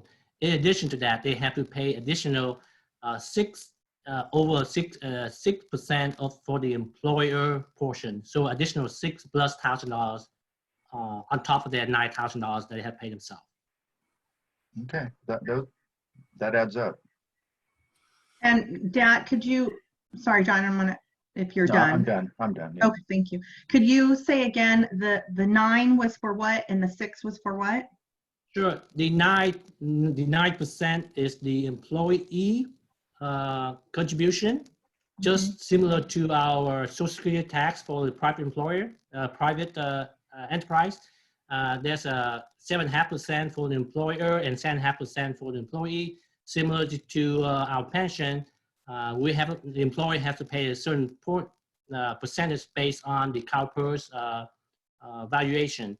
The employee part is they have to contribute 9% of their pay to the pension. In addition, using the public safety as an example, they have to pay additional 6.12 of their pay to the pension on the employer behalf. So we two points I just wanted to bring up. So the 9% is for public safety, and the 8% is for non-public safety. And for police, there's a cap now for that 6%. So their amount is capped at 15.12%. And then I will also mention that there was pension reform, and so the percentages vary for new teammates that weren't classic employees for another organization before coming to Morgan Hill. And so the formulas, the retirement formulas are less, so they receive less upon retirement. So that saves us. And so the percentages just vary for the PEPRA, as they're called, employees. Right. Okay. And we'll spend a little bit more time on that as well. So what I want to do now is put up this slide that shows the additional expenditure reductions that we are recommending. And so these are recommended both for the year end, so this current year that we're in, fiscal year 19-20, as well as for the 2 recommended years, 20-21 and 21-22. And so these are broken out by area. And so we're focusing on the general fund as well as development services. Now, these total for those 3 years, $8.8 million. And this is separate and above and beyond what we've previously included in the recommended budget of $2.5 million. And that was the building maintenance, the liability, rec facility closure that we've already talked about. So the $8.8 million is on top of that. And so what we're going to do now is we're going to do a walkthrough of each of the different areas. And I'm going to ask the department heads to walk through their areas. And so we'll have slides on that. And then at the beginning, I mentioned that we have a detailed worksheet. And so that's just the detailed line item of what's going to be talked about. And before I do that, the fire chief just wanted to remind us that Morgan Hill doesn't pay PERS for our fire teammates that are part of CAL FIRE, but rather there's a fee, there's an admin fee in the contract, but we're not responsible for the unfunded liabilities for fire. So with that, we will start with community services. And so at the top of each slide, you'll see the department that we're talking about, and then you're going to see a number. And in this case, $4 million. This represents the reductions over the course of the 3 fiscal years, the one that we're in, and the 2 forward-looking years. So we have reductions that are being proposed in this case for community services for $4 million. And so with that, I am going to turn it over to Public Services Director Chris Schione.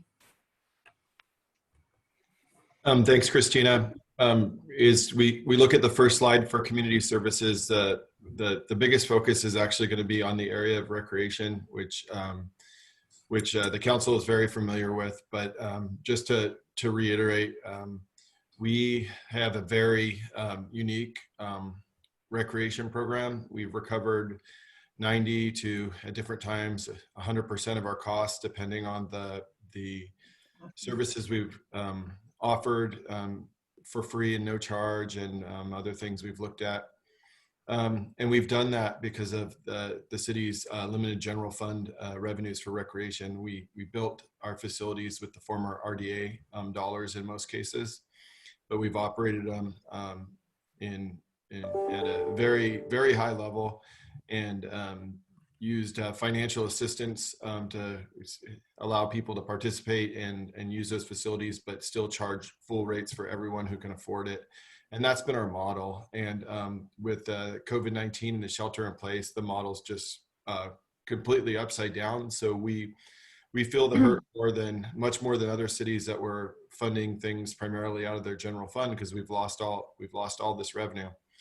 And you know, just as a point, we could say, hey, if recreation was, you know, only recovered 70% of its cost versus 90%, that could be close to another $2 million you'd be adding to the general fund for trying to support. So it's important we look at this model. And as Christina said earlier, our facilities are all closed and we don't know when we'll be open. We have a good partnership with the YMCA, and they have statewide contacts, and they don't have an idea when we're going to be able to reopen. We are looking across the country on models on what different recreation departments are doing, what the private sector is doing, what the YMCAs are doing, as far as pools go, as far as you know, the gyms go, as far as our event venues go. It's just kind of a new area for us. And as Christina talked about earlier, almost all of our part-time teammates are furloughed. So some of these people have been working with the city for decades, and you know, are very much involved in our operations. So we have a lot of people where this is very, very painful for them, and there is unemployment insurance, but you know, your life is really turned completely upside down, and it's tough. And to be honest, as we come out of this, we have to set a new model because we don't know what it looks like, and we have to start from the basics and build up. So we really don't know. We don't know when we'll bring some of our teammates back, and we don't know if they'll ever be able to come back. Almost all of our partner staff at the YMCA have been furloughed, and that's for the staff that work with us at the city, but that goes for their staff across the board as well, just based on the programs they offer. And then we have contractors that provide janitorial service, that do things at these facilities, and they're all furloughed as well. So it's been really painful. And then for us not knowing, it's just hard. On the positive note, what we're trying to do is retain our membership at the CRC, because that's the biggest revenue driver for recreation. So we started the virtual membership program, and we actually have a model. The model we built with the city is something that's, you know, the YMCA across the association, others all over are trying to emulate, and it's worked really well. We let people opt in to pay for that membership if they wanted to, and only about 1% of our members have done that. But that's over 50 people that are paying when they don't have to, paying their full membership rates, which was good to see for those people that have been supporting us. So talked about when can we reopen, we don't know. And then the conditions that will reopen are just, we're getting ideas based on what people are doing from across the country. But as you know, even our state is different than others, and then our county is different than the rest of the state. So until we get that exact advice, we don't know. We're working on the plans everywhere. And for example, it could be, hey, we only allow a certain number of people in the building, or we have scheduled times for lap swimming based on individuals. We just don't know. And then the other thing we don't know is, what will people think about using these public facilities? What will they think about coming to a pool? What will they think about coming to an event at the community center? You know, we just don't know. So as I mentioned, we need to set a new baseline, and that's really what the proposed budget does. We have to minimize the structure for recreation to reduce costs as we come out of this, because we don't know that we'll ever recover on the revenue side. We really don't, because even if someone told us we could open tomorrow, it could be, we could only potentially allow half the people in the facilities that we were allowed to before, and that might go on for years. So we just don't know. And we're going to have different needs. Yeah.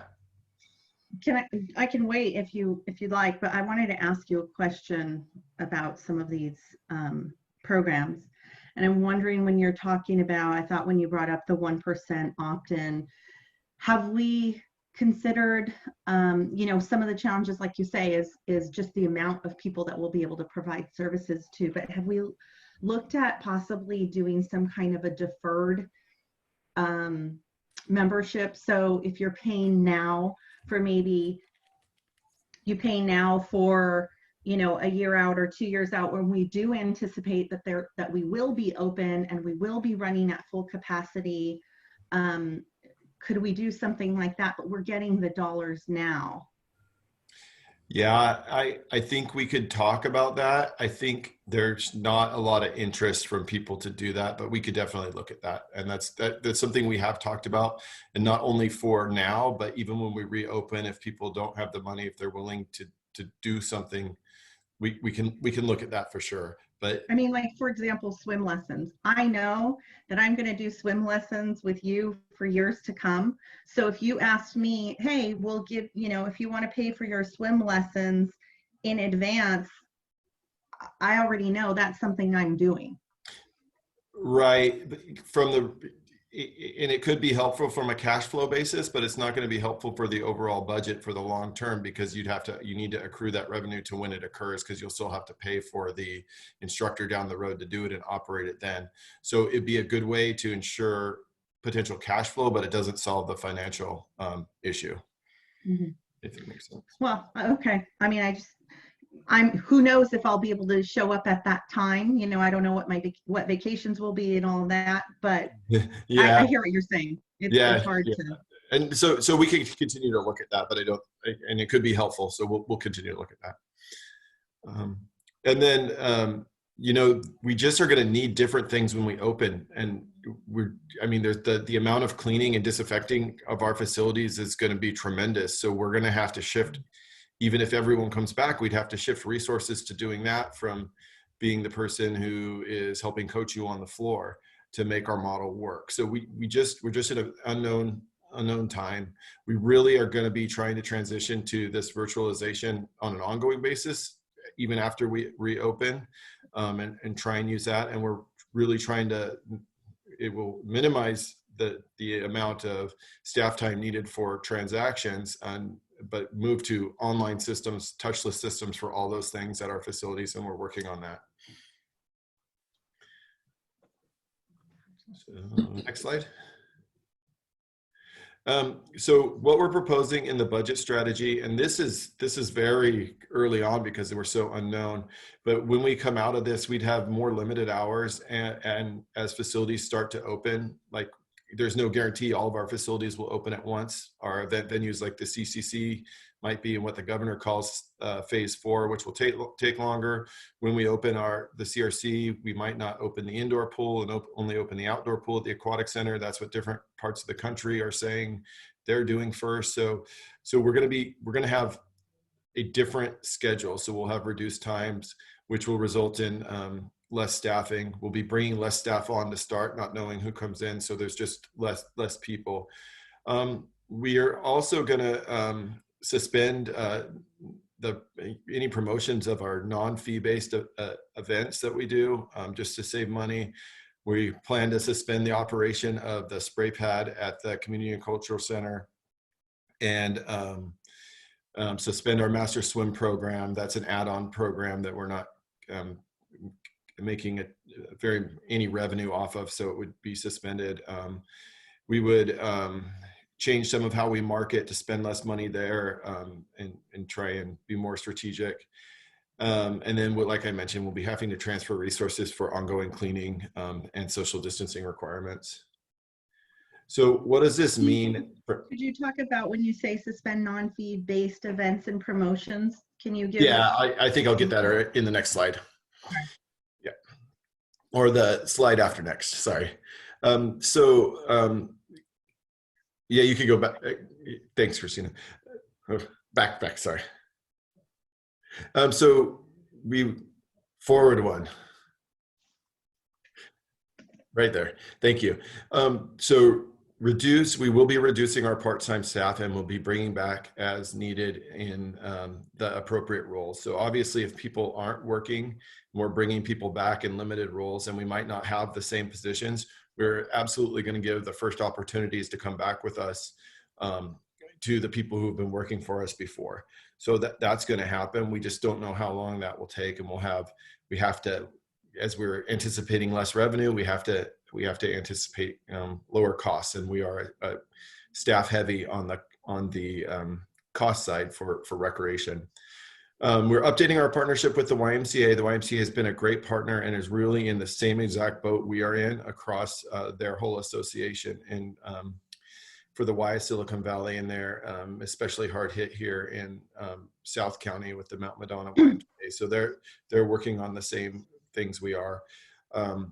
And we'll be bringing an update on that partnership to council to reflect some unanticipated things that are, nearly 15-year partnership is experience for the first time. And then the big piece on the city end is we'll be reducing 2.5 full-time employees or FTEs in the recreation division, and these would be via retirement, transfer, and elimination of a vacant position.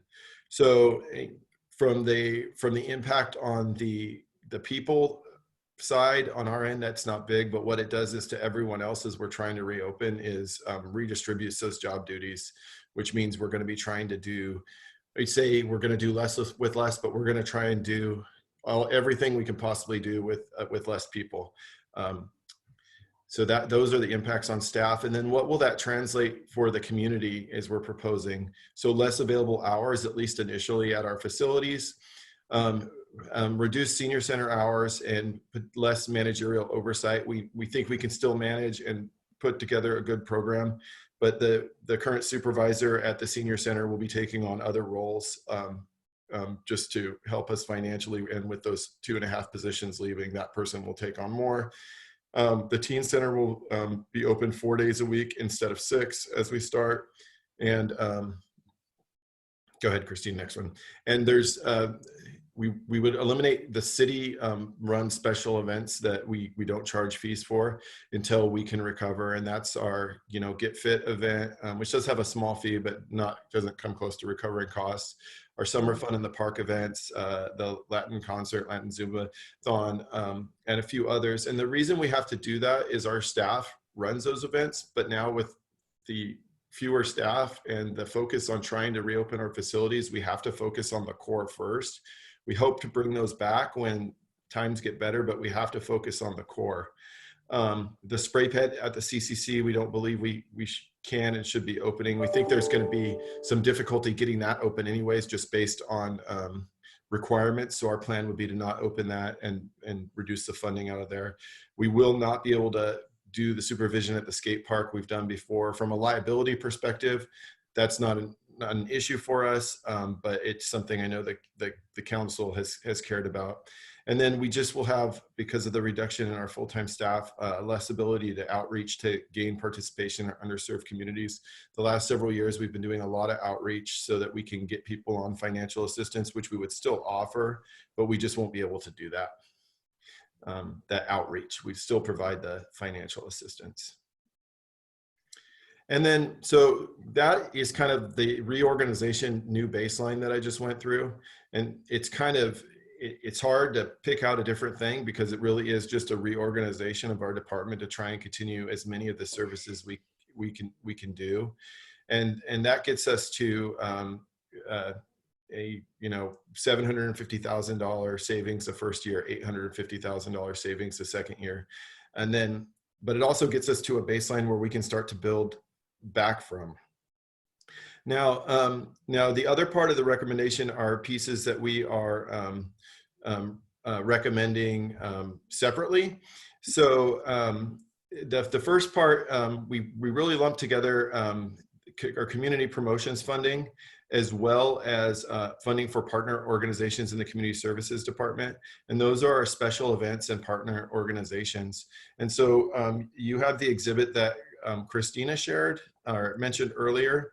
And that exhibit shows the recommended changes. What we are recommending isn't across the board 50% reduction for funding for our partner groups, but it equates to about a 50% reduction in funding. And then by each group, we're really recommending based on the conversations we've had with them and the feedback they've given to us. For example, we're recommending 25% reduction in funding for the Historical Society. And that's less than, say, another program, because the city would ultimately be responsible for taking on maintaining that facility, so that those dollars can help us save dollars down the road. We have some newer programs like the South Valley Civic Theater, which just got funding 2 years ago, and we're recommending they are reduced by 75%. And they also are in the area where their facilities are closed right now. They can't do things, and their money is used for program, the program piece. So individually, we've made recommendations across the board, and I'd be happy to take questions on them or go through them all if you'd like me to, but I'll stop there. And then the second piece, this is an item that Councilmember Carr requested, and the council agreed to bring back with the budget, and that is the fee waiver request for 3 of our regular users of the community center, that we waive the fees for their use, and the city staff is recommending those fee waivers be reduced to 50%. The last one is we have a community use policy at our facilities, and we also allow our partner organizations to use our facilities for free, and that could be governmental entities like the county doing a meeting here for Morgan Hill residents, the South County Youth Task Force.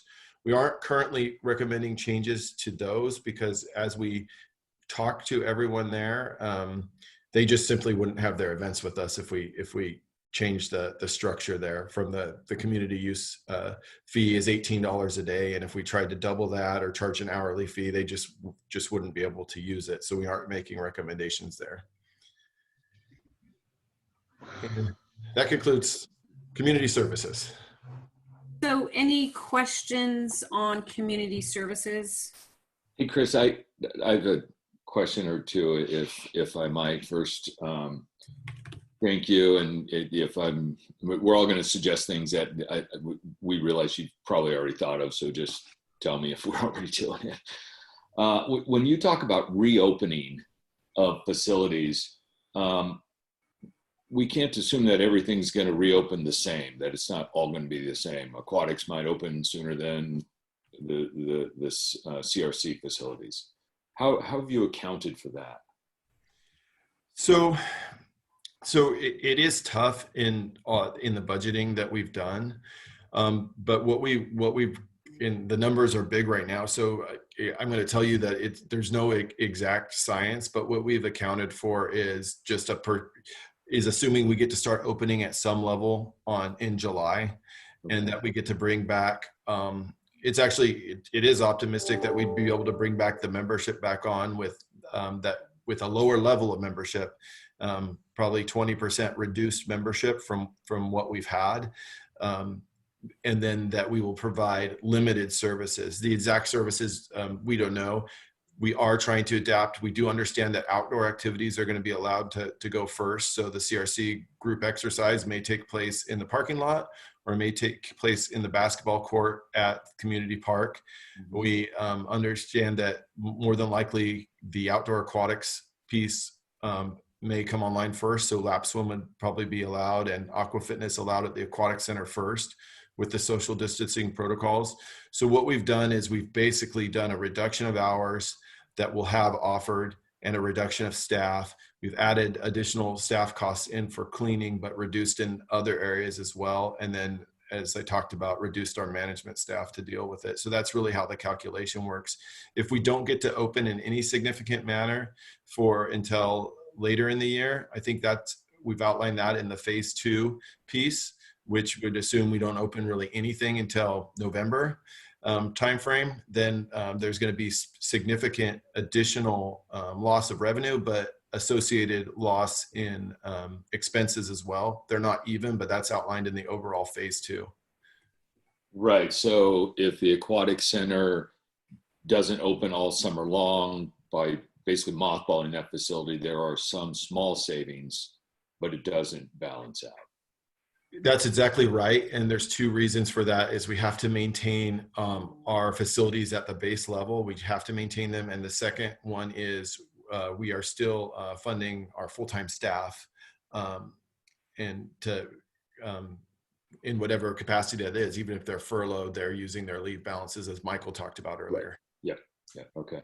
And when you you mentioned suspending non-fee-based events and promotions, I'm guessing we've had conversations with the organizers of those events to say if they became fee-based events, would you still hold them?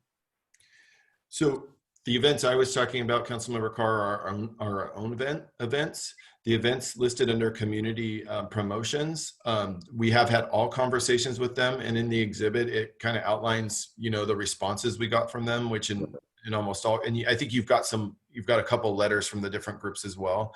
So I think in all cases, the groups intend to continue to hold their events in a changed manner. And, you know, for example, the IDC funding is planned for this July 4th, and we don't know, we actually do know that a significant amount of their events are not going to happen. And right. If the things do happen, they're going to be in an altered format. Yeah. Okay. Okay. But things like, you know, the kids triathlon, the Get Fit challenges, things like that, if those became much more fee-based, even to the extent of breaking even, do we think that those events would still happen?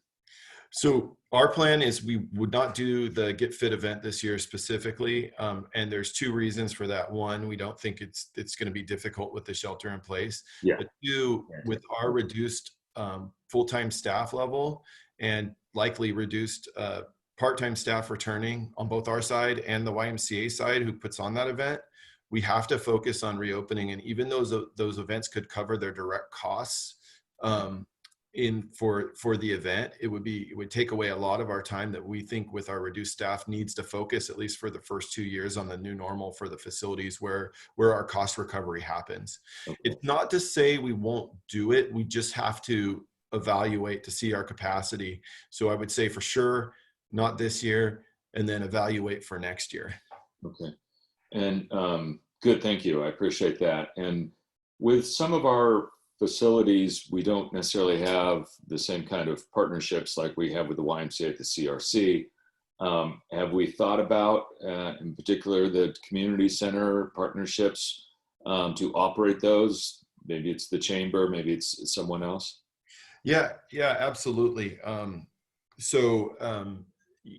We absolutely have, and you'll probably remember from the last time around, we had discussions with the chamber moving in for co-operations at the community center, and we have had some of those conversations as well. You know, with the CCC, I think we can definitely do that, and we can definitely find ways to operate leaner. I mean, basically under the reorganization plan I'm putting together, we'd have 1 full-time staff there. And so if we can find those partners, we can definitely rely on that. And that could be the chamber helping to operate the CCC, but that can also mean looking at some of those rooms and leasing them out full-time for better cost recovery too, if there's opportunities for that. So we're open to that, and we're actively looking at that as well. Okay.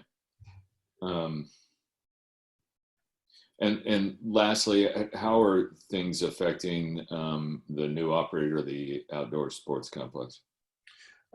Yeah, significantly. So they haven't been able to do anything with the outdoor activities provisions that have been allowed. There's still not much you can do to collect revenue, although they're looking at some creative things to do potentially with if we get to the governor's phase 2, not our phase 2, governor's phase 2.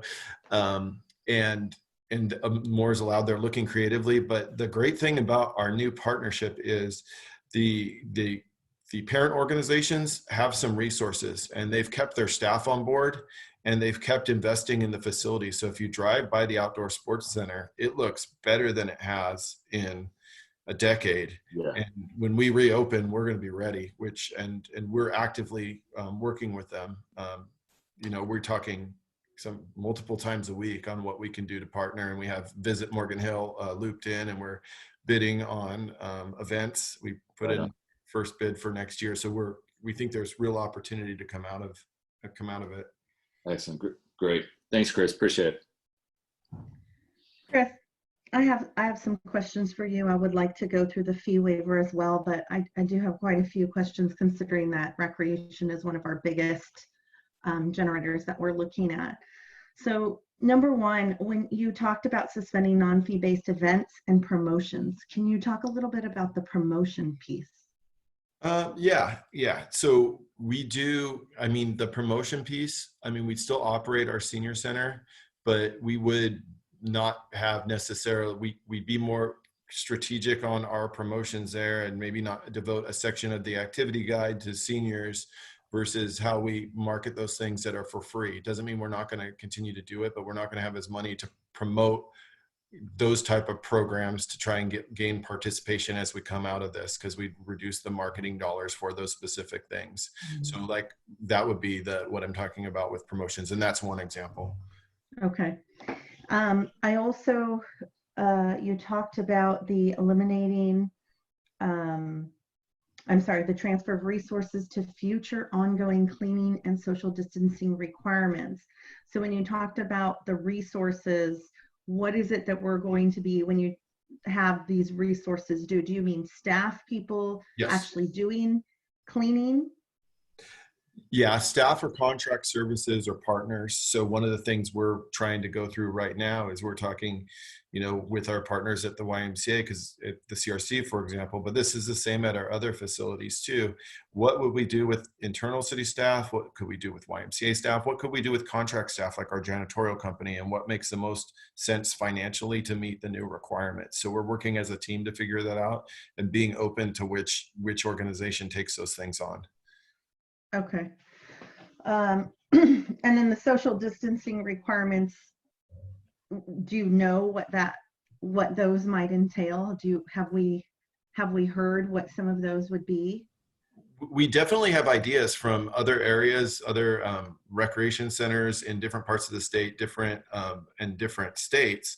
And like I mentioned, we close contact with the YMCA, where they've seen YMCAs open.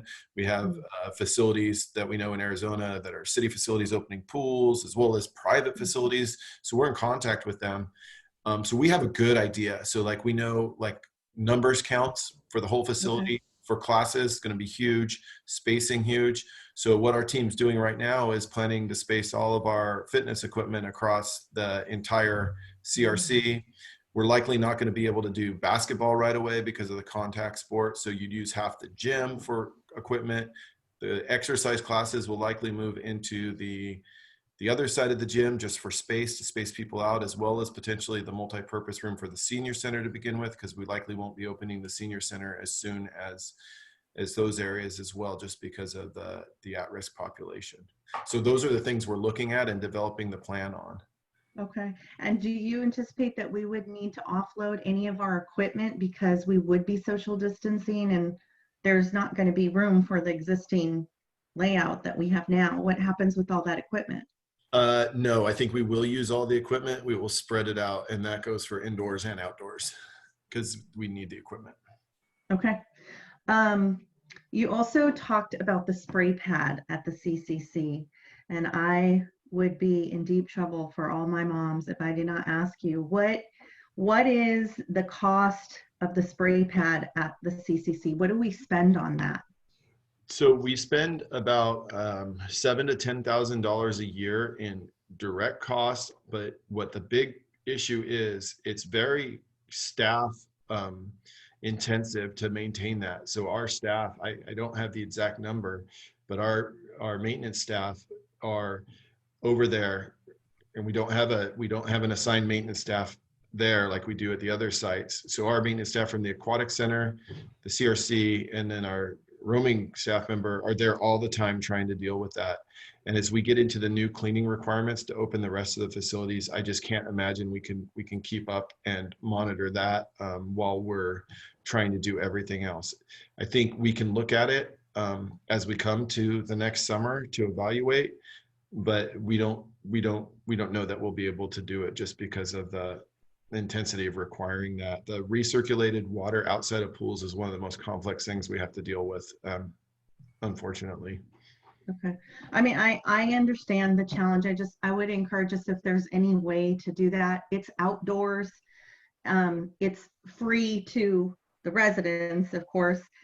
Even if we could get some volunteership on doing the maintenance on that, and it's packed. It's always packed, and something that all the moms are usually always looking to go and do, because they're, you know, you can just kind of stop in. So if we can, if we can't, you know, we're feeling the pain everywhere. So, all right. And then the fee waivers was something I wanted to just, if we could go over that sheet that you put together. Fee waiver and community use. Yep.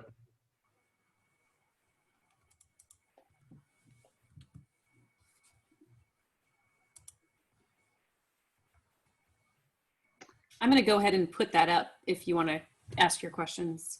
That's great. And can I'm just going to back up for a second before we leave the presentation. When you talked about the outreach to gain participation for the underserved communities, aside from promotion, do we do specific having staff go out to places to promote that? Yeah.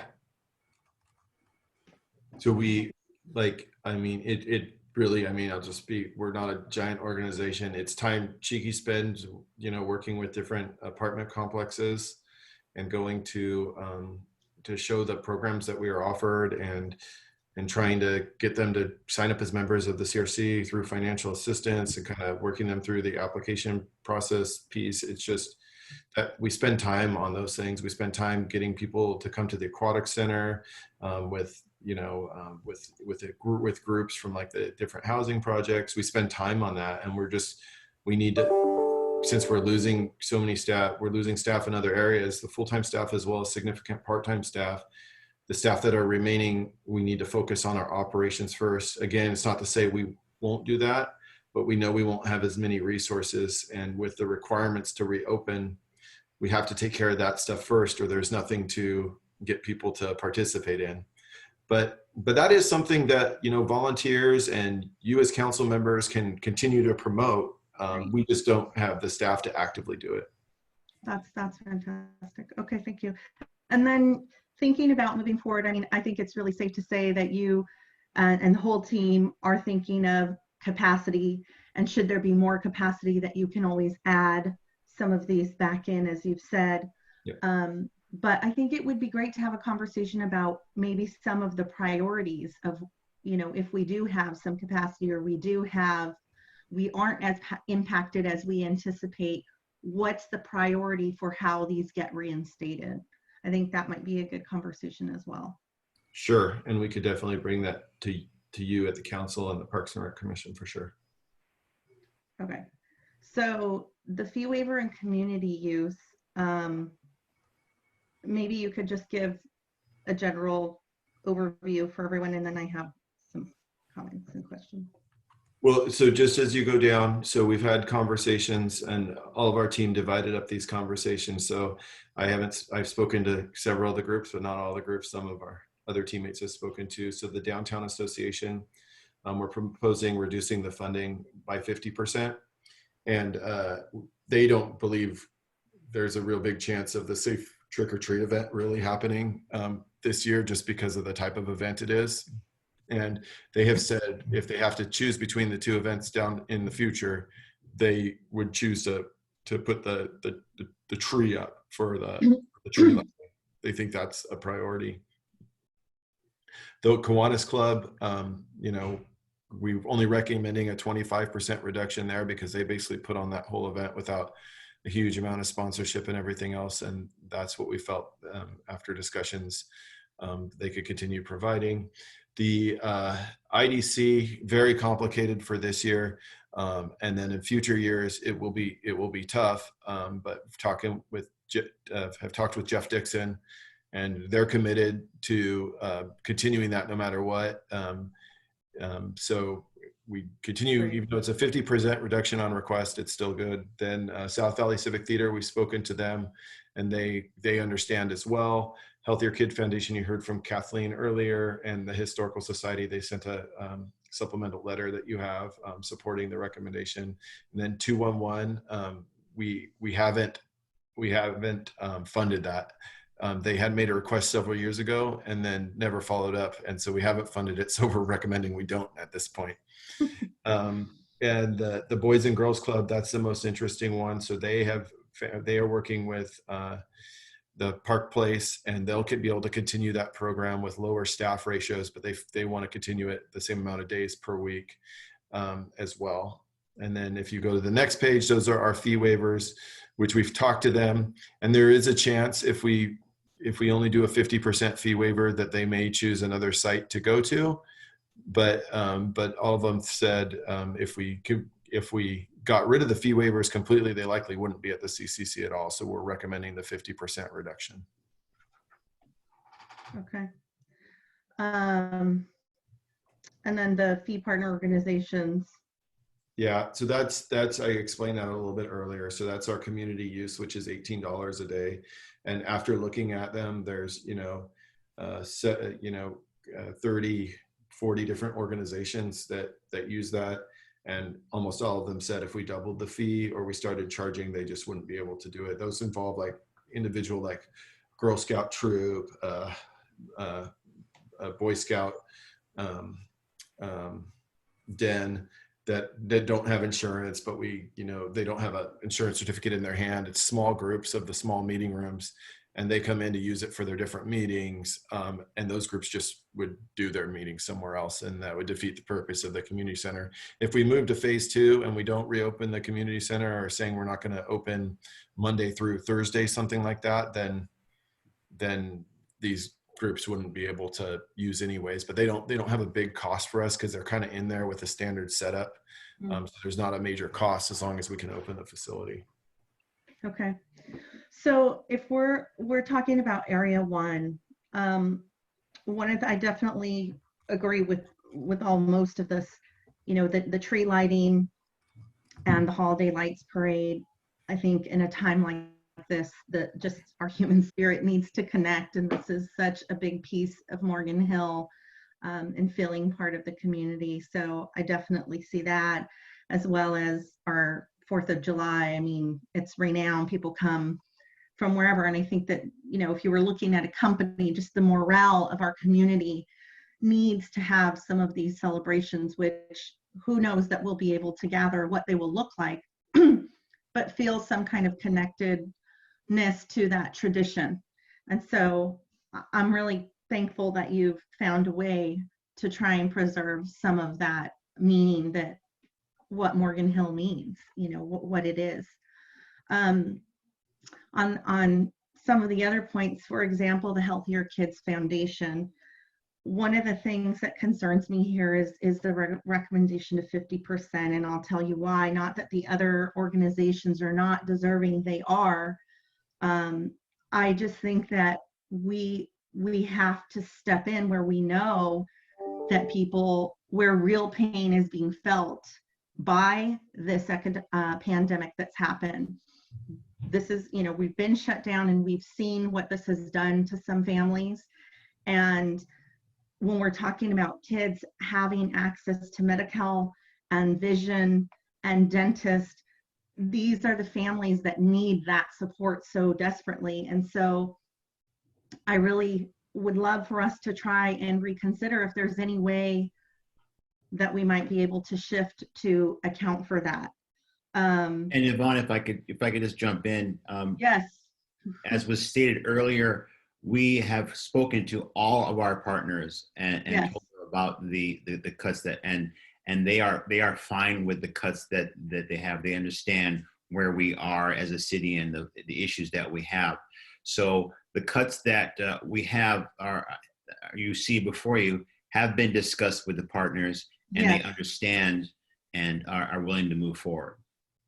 Right. I understand that they're willing to move forward and they know what the cuts are. I'm just worried, Mayor, what that means to the service, because there's always an impact. There will be an impact. And, we're talking about what's happening here in our community to our kids and what services they're going to receive. And so that's why I'm concerned. I'm sure they're going to try and make something happen and deliver some type of a service. But what does that mean? What will that reduction actually be? And so that's why I'm concerned. I'm sure you reached out to them. We are all concerned. This is not something that these are not decisions. I don't doubt you are. It's but it's something I'd go. like to highlight that, again, knowing that they are, of course, willing to go forward and they're going to provide whatever you can. I mean, if you give anybody a certain amount of money, they're going to try and deliver whatever they can. I'm just simply asking, is there any way that we could, keep that in mind to look and see if there's any other way that we could fund that a little bit more, if that means better service for these kids. I mean, we're talking about medical and dental, and that's why I bring that up.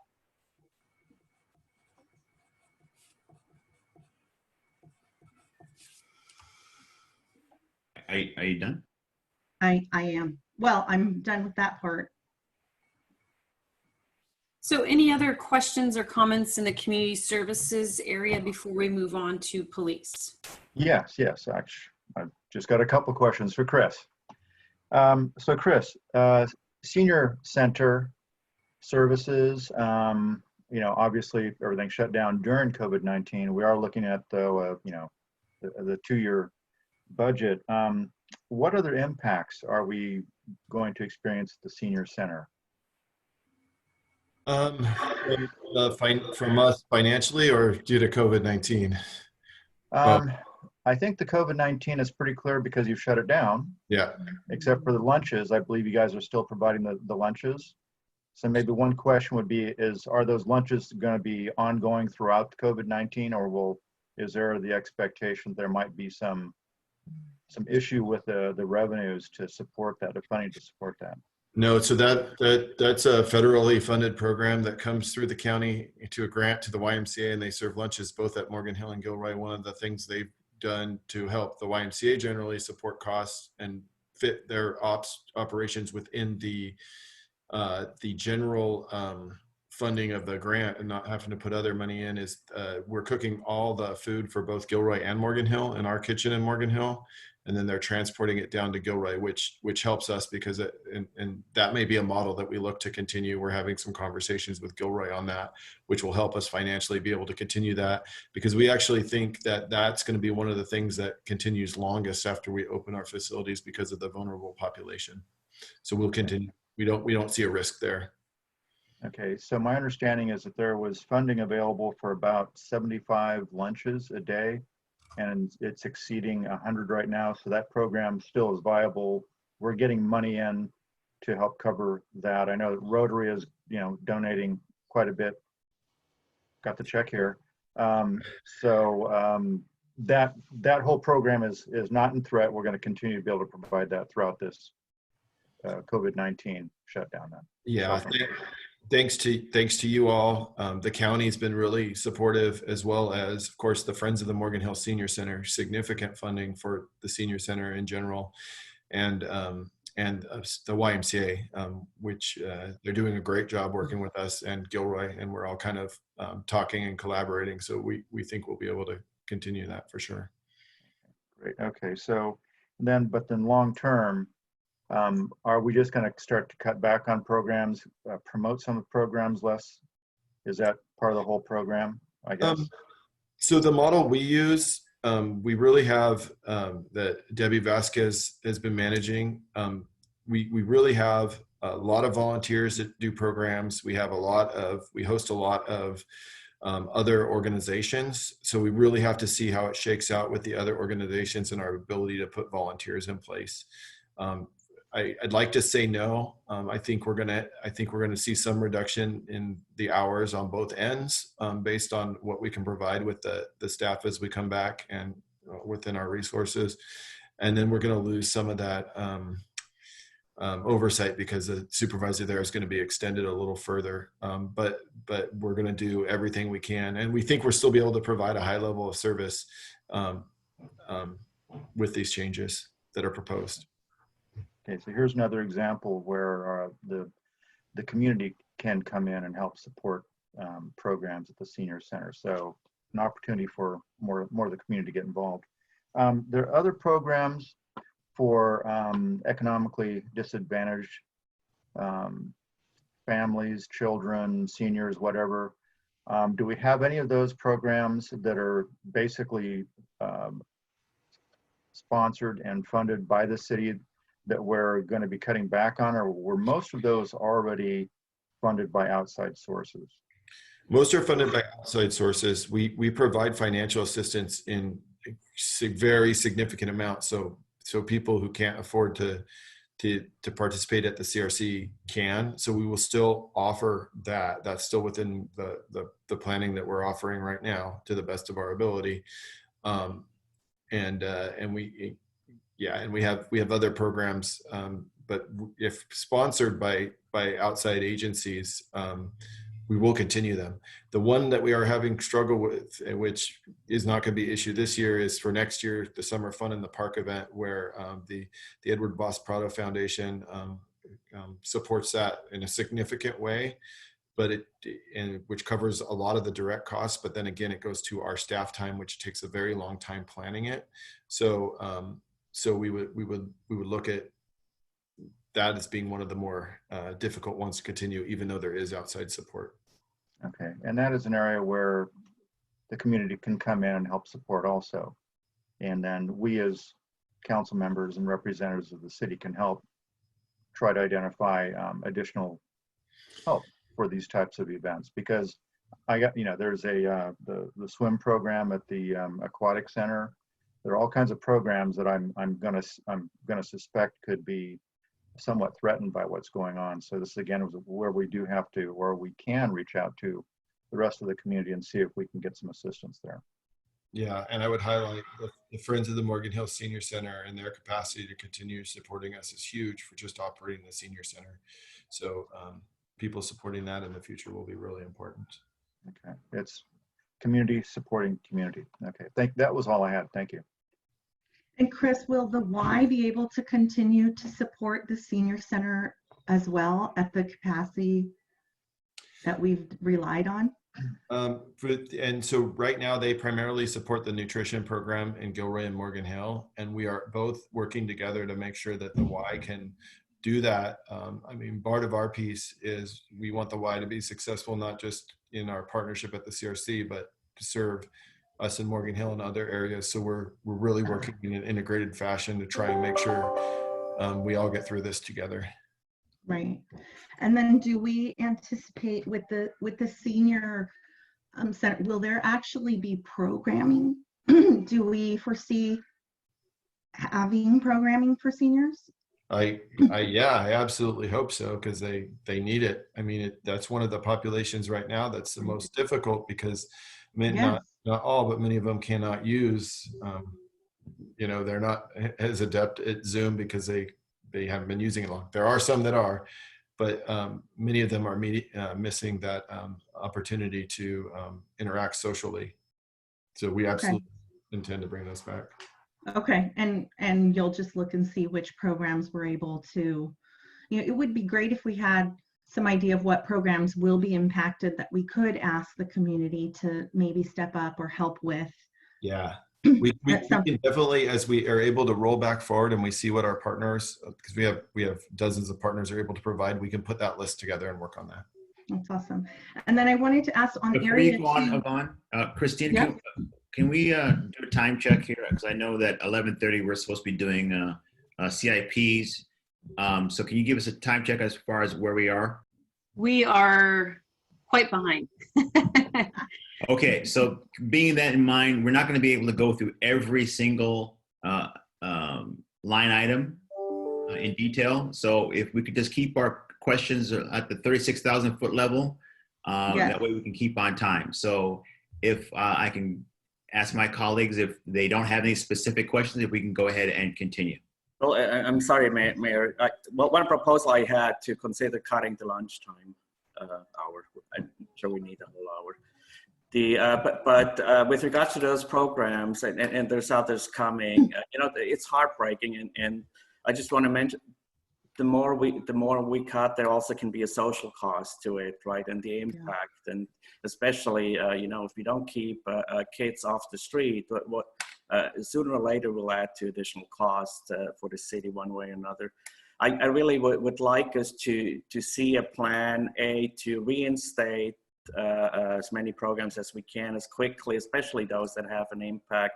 And one of the next slides is one of the programs that I love is the cat and dog spay and neuter program. Those are all, they might not mean a lot to some people, but for a lot of people, they mean a lot, and the impact is huge, right? And we had discussions in the past, as to other programs that we just went through. And I hope, and it's really a request to the city manager, I still miss the whole topic of how can we offset these kinds of cuts with additional revenue, or maybe the employees, especially those who can afford it, they're coming forward, say, hey, instead of 100% of my pay, just give me 95%, right, and use the rest for something else. I think now is a time that I really look at of our teammates that get paid, also to see, can they help our city, right? In the good times, the city has been very generous, and now we're going through a difficult time, hopefully not for too long. But I miss those kinds of inputs, and we're talking about a lot of rough cuts that impact a lot of people, but not so much of major cuts that impact few. Right. And Mayor, I would like to ask 2 questions. I realize that we're on time, but this is so important. Well, we're not on time, we're over time. I And I still understand. need to open it up for public comment as well. So if you could I'll your keep comments them and short. questions They're to the- pointed questions. One is for area 2, Chris. Do we even think that we'll be doing these events that we're considering these fee waivers for? So just looking at the list, I guess, the IDC is trying to figure out something. Will they be able to use that money? If not, we wouldn't fund it. But this is not just for this year. This would be the budget for future years too. Obviously, if things come back, you can increase that budget. But at this point, this would be the planning for long term, whether it happens this year or future years. This is planned for the forecast that Christina and Dat have provided. So that, like I mentioned, safe trick or treat, not likely. Tree downtown, absolutely. I'm talking about area 2, sorry. We're talking about the Indian Association, AAUW, Morgan Hill Community Foundation. Some of those are, indoor. I guess if it doesn't happen this year. This could be a savings for this year and not pay it, because obviously they didn't have it. They wouldn't pay anything. So wouldn't project that for this upcoming year. But for next year, this would be the budget recommendation for that. So as we came back and they applied the next year, this would again be the recommendation we give you. The 50%. Yep. Okay, and then if we don't have any of those happen, then we would have some savings that we could use somewhere else. On the area 1, yes. On the area 2, no, because then we'll have no revenue at all, just like we don't, because it's a use that they pay us for. Right. Okay, and then the last one is on area 3. Will any of those organizations, do they defer to paid bookings? No, they come in and pay the fee, and if there are partners, they don't pay a fee. I mean, this is something that we could definitely take up in detail at a later time too, if you're interested in it, and we could work through it. But we think if we maintain what we have, we wouldn't lose them down the road, although they might not be back for some time because of COVID-19. And then since most of these are inside again, that would be this year. We could anticipate probably not happening until we get the full lift of the shelter in place. And so really looking at going into the new year, right? As far as budget savings. Yeah. So. Okay. Thank you for for entertaining us. Thank you. Right, so we will go ahead and transition now to the police department reductions. And so I would like to introduce Chief Shane Palsgrove. Hello. So the police budget, the $0.5 million that's represented here, about $300,000 of that comes from cost savings, salary savings from patrol, special operations, and dispatch. The remaining amount is coming from our supplies and services budget, which represents about 10% of that budget. None of this was easy to eliminate. However, we did it under the lens of maintaining core services. So the first we have here is our reserve officer pay. Our police officer reserves are paid 90% of a bottom step police officer position. And we believe that if we switch that model to a volunteer basis in line with other agencies in the county, they will receive $1 per hour, which will allow them to get new uniforms at the end of the year. But that reserve officer position is really a stepping stone for all people that want to become officers down the road. And so that would be a cost savings there for us of about $22,000. The next one, Councilmember Spring, I'm glad we're doing this over Zoom so you can't throw anything at me, is the elimination of the cat and sheltering program and the spay and neutering program. This I feel like I have a fork in my back right now. We are hoping that our partners out in the community would be able to help us partner with our animal control or our animal services officer to help sustain this reduction over the next 2-year budget cycle. And looking at the core services, this mainly has to do with dogs and cats, and the cities are required to address the dogs, which have a cost of about $2,600, and the cats account for the remaining amount of the $28,000. And so there are some options there with the spay and neutering. Since the county offers that service at a subsidized rate, while we put in $5,000 to that program, we could reduce that to $500, still be a participating city in that program, which will still offset the cost to our residents significantly, which would cost $10 versus the $55 that it would otherwise cost. The elimination of the National Night Out program, these are all events that are relatively new or became increasingly popular over time. So eliminating them over until the economy rebounds would be our intention. So the National Night Out, as well as the Citizens Police Academy, Parent Project, DUI checkpoints, and our Explore conference, where we send them to display everything that they've learned in preparation of becoming a police officer.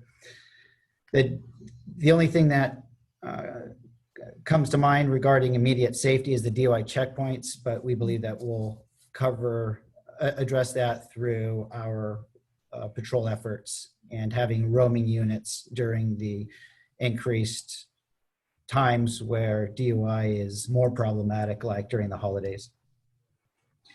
The other cuts were subscription software programs.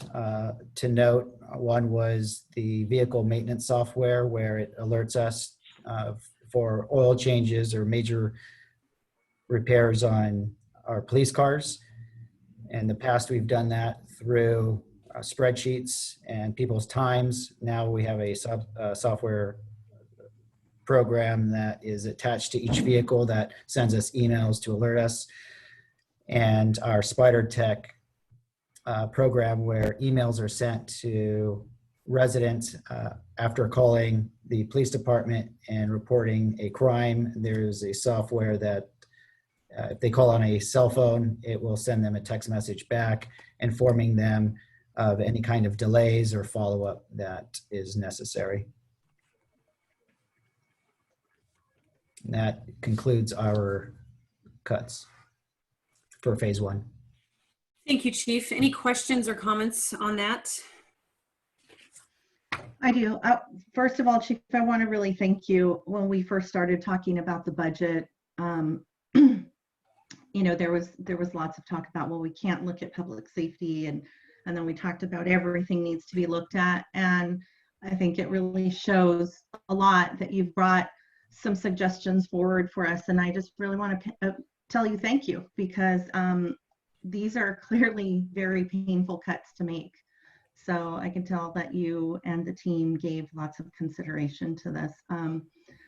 Some of them do, you know, worry me, the DUI checkpoints and some of the others, but you think that that's something that we can cover. I do want to ask if what your thoughts are on perhaps deferring or delaying a year on police vehicles, on updating those. Is that something that you just feel is too risky instead of maybe some of these? Yes. So regarding the police vehicles, it's something that we have discussed, and that it is in discussion for a phase 2. And it depends.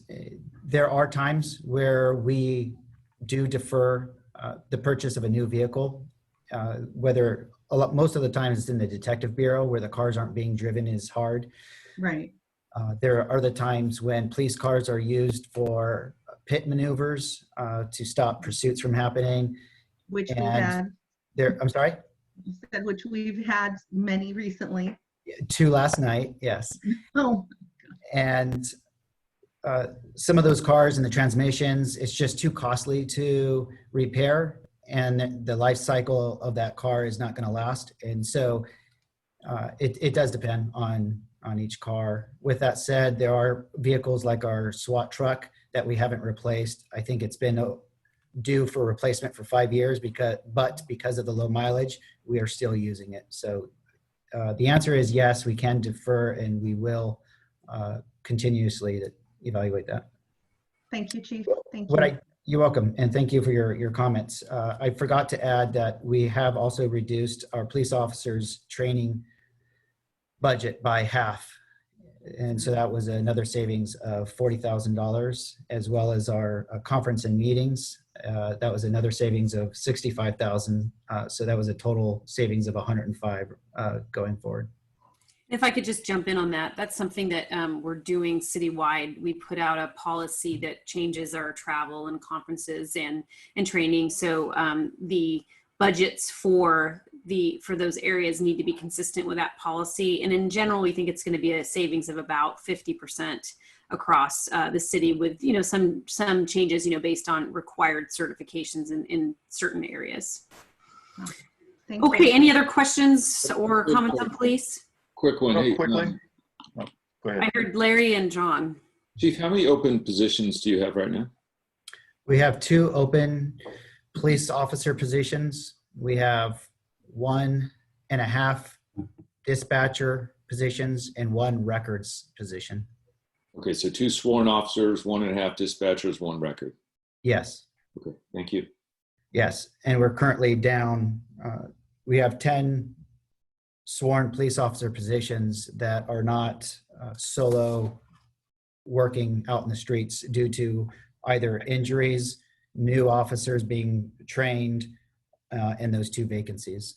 So that's a staffing reduction of 29% currently. So we are feeling the pinch right now. We're using some of our officers from our special operations division to fill in patrol to make them whole.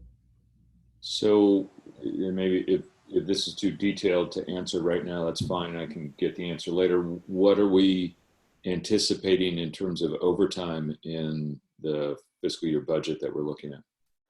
We are going to be right on the mark, give or take, very little regarding the what we projected our overtime to be this year, which is about 300,000. In the current fiscal year. Yes. And are we anticipating an increase in overtime in the 2021 fiscal year? No, I'm not. I believe that most of these positions will be filled and back in patrol or the Detective Bureau for the next fiscal year. Because jump in real quick. Shane, do you want to talk just briefly just about the SRO position and the reassignment there for the third SRO? Yes. We applied for and received the tobacco grant. We also found out that that grant was funded late and wasn't going to be extended. So that runs out in July of 2021. Okay. And so we were planning on reassigning keeping that position as an SRO, but instead of having 3 SROs due to some of the staffing issues that we were having, moving the third SRO into the Detective Bureau to help fill those gaps. And what also plays into that is just this school year and, you know, the potential that starting in the fall, school for Morgan Hill might be online as well. And so we've talked to Superintendent Bitondo about this, and so he's aware and on the same page. Okay, thank you. Yes, and that's the current position that's vacant right now. I think, John, you had a question or a comment? No, actually, Councilmember Carr asked my question. Thank you, I'm done. Okay, anything else on police? One quick follow-up, Chief, that last comment. One of those 2 open sworn police officer positions is an SRO right now? Yes. Okay. Well, we only have 2 police officers assigned to the school resource officer position right now. Right. But because school's not in session, they are working patrol to fill in the vacancies. Okay. We have not tested for and promoted a 3rd school resource officer because because of those vacancies. And if we are to eliminate the parent project training, does the SROs run that program? Does that free up some of their time? What does that mean for our SROs? Yes, it would free up some of their time, but it would get absorbed right back into the school's call for service or mentoring, developing youth, being involved in other activities at the schools. Okay, so it just, their time just gets shifted into other SRO activities. Yes. Okay. All right, thank you. All right, so we will cover fire. And so I have Chief Hess, who's here with us, and this one we'll go through pretty quickly. Chief Hess, are you on? If not, I will cover this. I know that you had something at the state. Yep, you're on. All right. Excellent. So yeah, Mayor Constantine, council members, thanks for the opportunity to chat about fire. Just want to take a quick minute just to kind of look at and chat about our current staffing model. So as you know, you currently fund 2.5 engines with the city to serve roughly 50,000 citizens. That 0.5, of course, is in the cooperative agreement with the South County Fire Protection District. Considering CAL FIRE has the agreements with both agencies.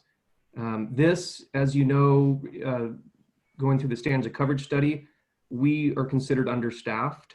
I think you have heard that study multiple times now.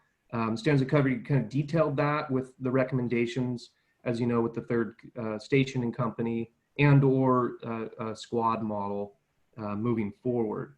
The city roughly runs 2,500 calls a year. About 1,000 of those calls are simultaneous calls, which is, I mentioned this in a briefing earlier. You know, those numbers keep me up at night as a fire chief. So just kind of knowing these facts, we really need to maintain we need to maintain our minimum staffing, which is what we currently have right now. Opportunities for savings, let's chat about that for a minute. So one of the benefits of entering into a cooperative agreement with CAL FIRE is, CAL FIRE bills actuals. So we budget at our top step employees because our employees are able to move and transfer throughout the state, as you know. Historically, and as we went through this with some leadership folks looking at a 5-year review, we have experienced savings every year with the CAL FIRE agreement with some of my younger employees. They're just, quite frankly, they're cheaper. Morgan Hill runs an incredible amount of calls. And so historically we found that the younger kind of gung-ho employees are just buying and transfer in to work at Morgan Hill. They just get a ton of experience, quite frankly. So we anticipate that this kind of notion will continue as we move forward. We have pushed some savings for this fiscal year that we anticipate. We run 22 positions on the agreement, and I have 2 that are vacant right now. That's Chief Good, who was the fire marshal, who currently is a fire marshal. He promoted to a division chief position. That position that he was in is vacant. He's doing double duty at the moment. We will anticipate filling that, and I have an engineer position that is also vacant that we anticipate that probably not being filled anytime soon. To add to that, as of yesterday, you've probably heard that all state employees are facing some sort of pay deduction. We really don't know what that looks like yet for your fire teammates, which are bargaining unit 8 with CAL FIRE, but most likely they were chatting about a 10% pay reduction. Once again, I don't know what that looks like with their bargaining unit yet, but that is something that I do anticipate coming down, which would be some potential additional savings for the city. And City Manager Christine Turner already mentioned, one of the benefits of entering into the CAL FIRE agreement is there is zero PERS liability on the city with your fire teammates because that is borne with the CAL FIRE. And the CAL FIRE teammates pay roughly 16% of their PERS. But with that, I will take any questions or comments. Anything on fire? Okay. Thank you, Chief. So it is almost 12, but what I would recommend, Mr. Mayor, is that we continue until 12:30 and then break from 12:30 to 1, if that's amenable to you and to the rest of the council. Sure. And then let me know when we can have about a 10-minute break for community questions. Yeah, and now if you want to do that before we transition would be fine. Okay, so I will ask if there's any members of the public. I'll open it up now for public comment.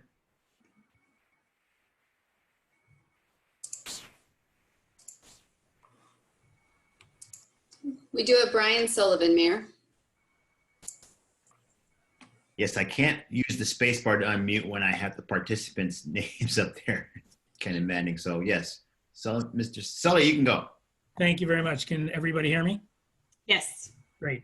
I'd just like to compliment everybody on what you've done so far this morning. And I know it's tough decisions you have to make. I just want to speak for a moment a little bit about the police department, cuts that they're making.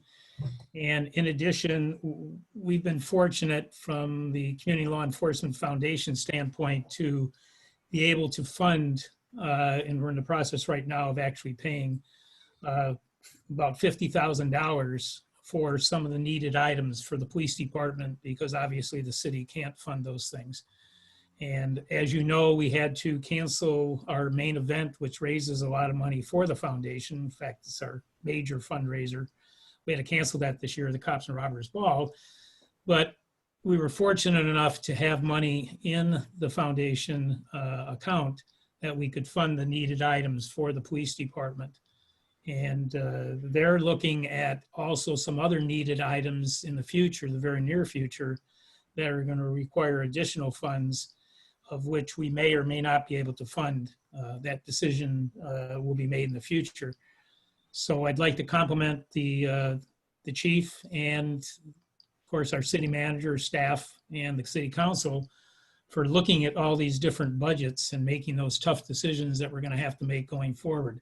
Unfortunately, from my perspective, I don't think we're there yet. I think the budget is going to have to be hitting into phase 2 and possibly even phase 3 before we're through this.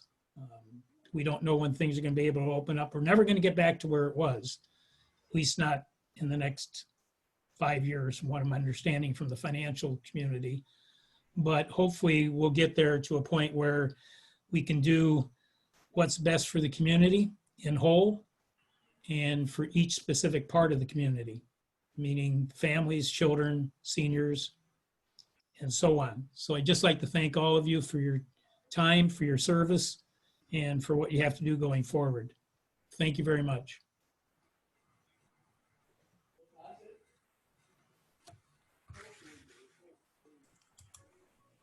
And Mayor, while we have Paul Sperry.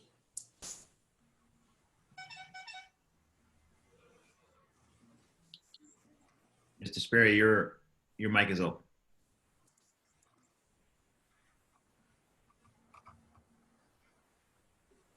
Mr. Sperry?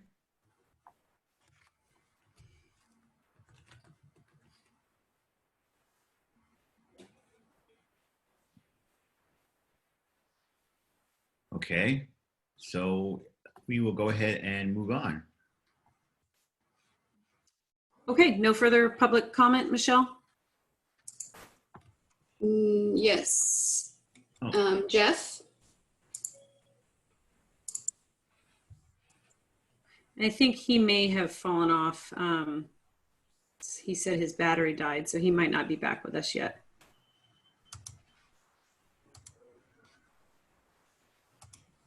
I'm back. He's back. Okay. Thank you very much for allowing me to speak. Yes, please go ahead. I'd like to also compliment city staff, council.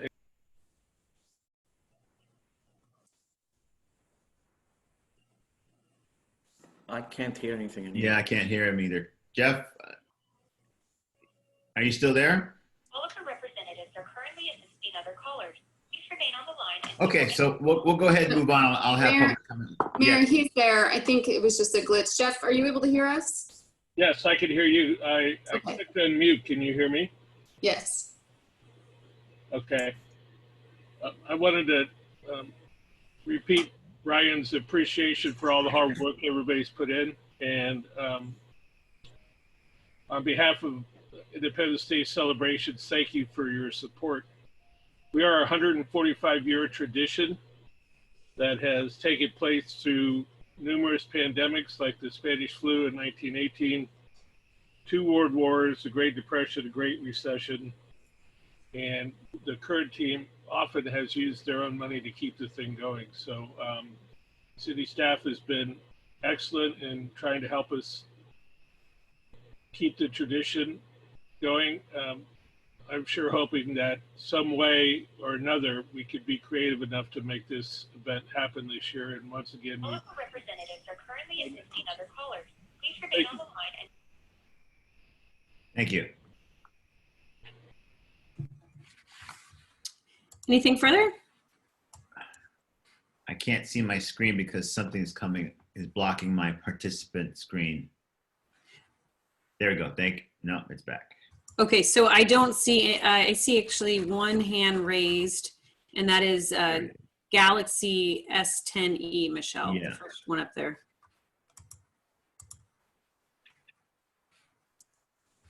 So Galaxy S10e, you are ready to go. Just really quick, I want to thank you all for being at this meeting and having me participate. And I also want to give just great kudos to our new chief, Chief Palsgrove. But I was wondering if there was a possibility to keep that parent project training going. I'm just wondering if that would be a good connection with the community and the police department in that way. And that was my only comment on that. But thank you so much for all of your service and letting me participate. Thank you. Thank you. So I'm not sure if everybody heard that, but basically there were kudos to Chief Palsgrove, and then also a desire to keep that parent project going. And Shane, anything that you want to mention on the parent project? Yeah, our reductions have just, we're taken from the lens of core services. And so each one of these are really important to certain people. And I am open to discussion on other methods and making this work. So yeah, it's something that we can talk about offline as well. Thank you. Okay, so if there's nothing further, I'm going to go ahead and share my screen again.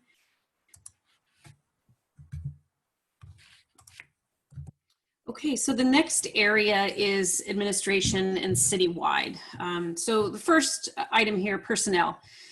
So for the city manager, myself, city attorney Don Larkin, as well as for the management, professional, and confidential teammates, we have eliminated from the budget the cost of living increase. For the first two would have been effective July 1st, and for the management, professional, and confidential teammates, that COLA would have been effective January 1st of 2021. So that has been eliminated from our budget. The next item is a reassignment of an office assistant to a half-time person, full-time equivalent, moving that individual from recreation to utility billing within the city hall. So this is, taking a teammate and using that teammate in a vacant position to help get that person working and employed in a different area, saving money, and taking care of that vacancy at the same time. In addition to that, we currently, through our employee wellness program, have a gym reimbursement that covers both our own Centennial Recreation Center as well as non-Centennial Recreation Center gym memberships. And we have taken out the amount from our budget that represents non-CRC gyms. And so we will no longer be reimbursing that effective July 1st for our teammates. In addition, in the recommended budget, we had a salary COLA for the forecast year. So this is outside of the recommended 2 years. And so we have brought the assumed COLA down by 1%. And then the last item here is how the assistant city attorney is allocated out. So this is how her time is allocated between our different funds. And so this item actually is a cost to the general fund. And so it's moving it out of the development services fund and moving it into the general fund. And this is just based upon how time will be spent over the next couple of years. And then we also have services, and in the administration area, as well as all areas, we have reduced our services, supplies, and training. And I already mentioned training before. And with that, like say, for instance, on the police example, that 40,000 is, I believe, encapsulated in this $1.6 million number right now. And so all in all, that will save us a couple $100,000 each year. So that sort of concludes this administrative slide, and then we'll roll into development services. So I'm just going to keep going unless the council has any questions. Christina, I have a quick question.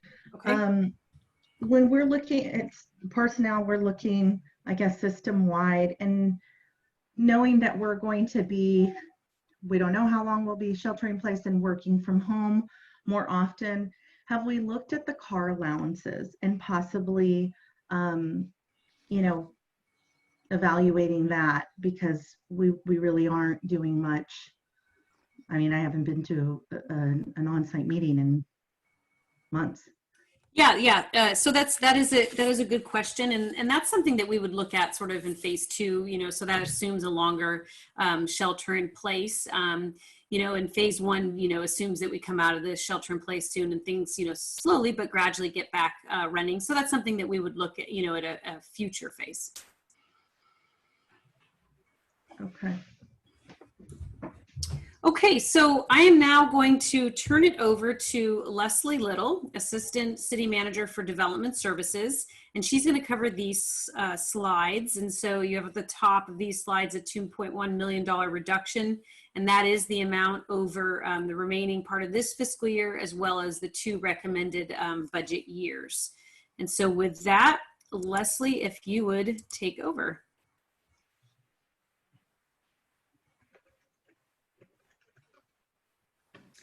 Happy to do that.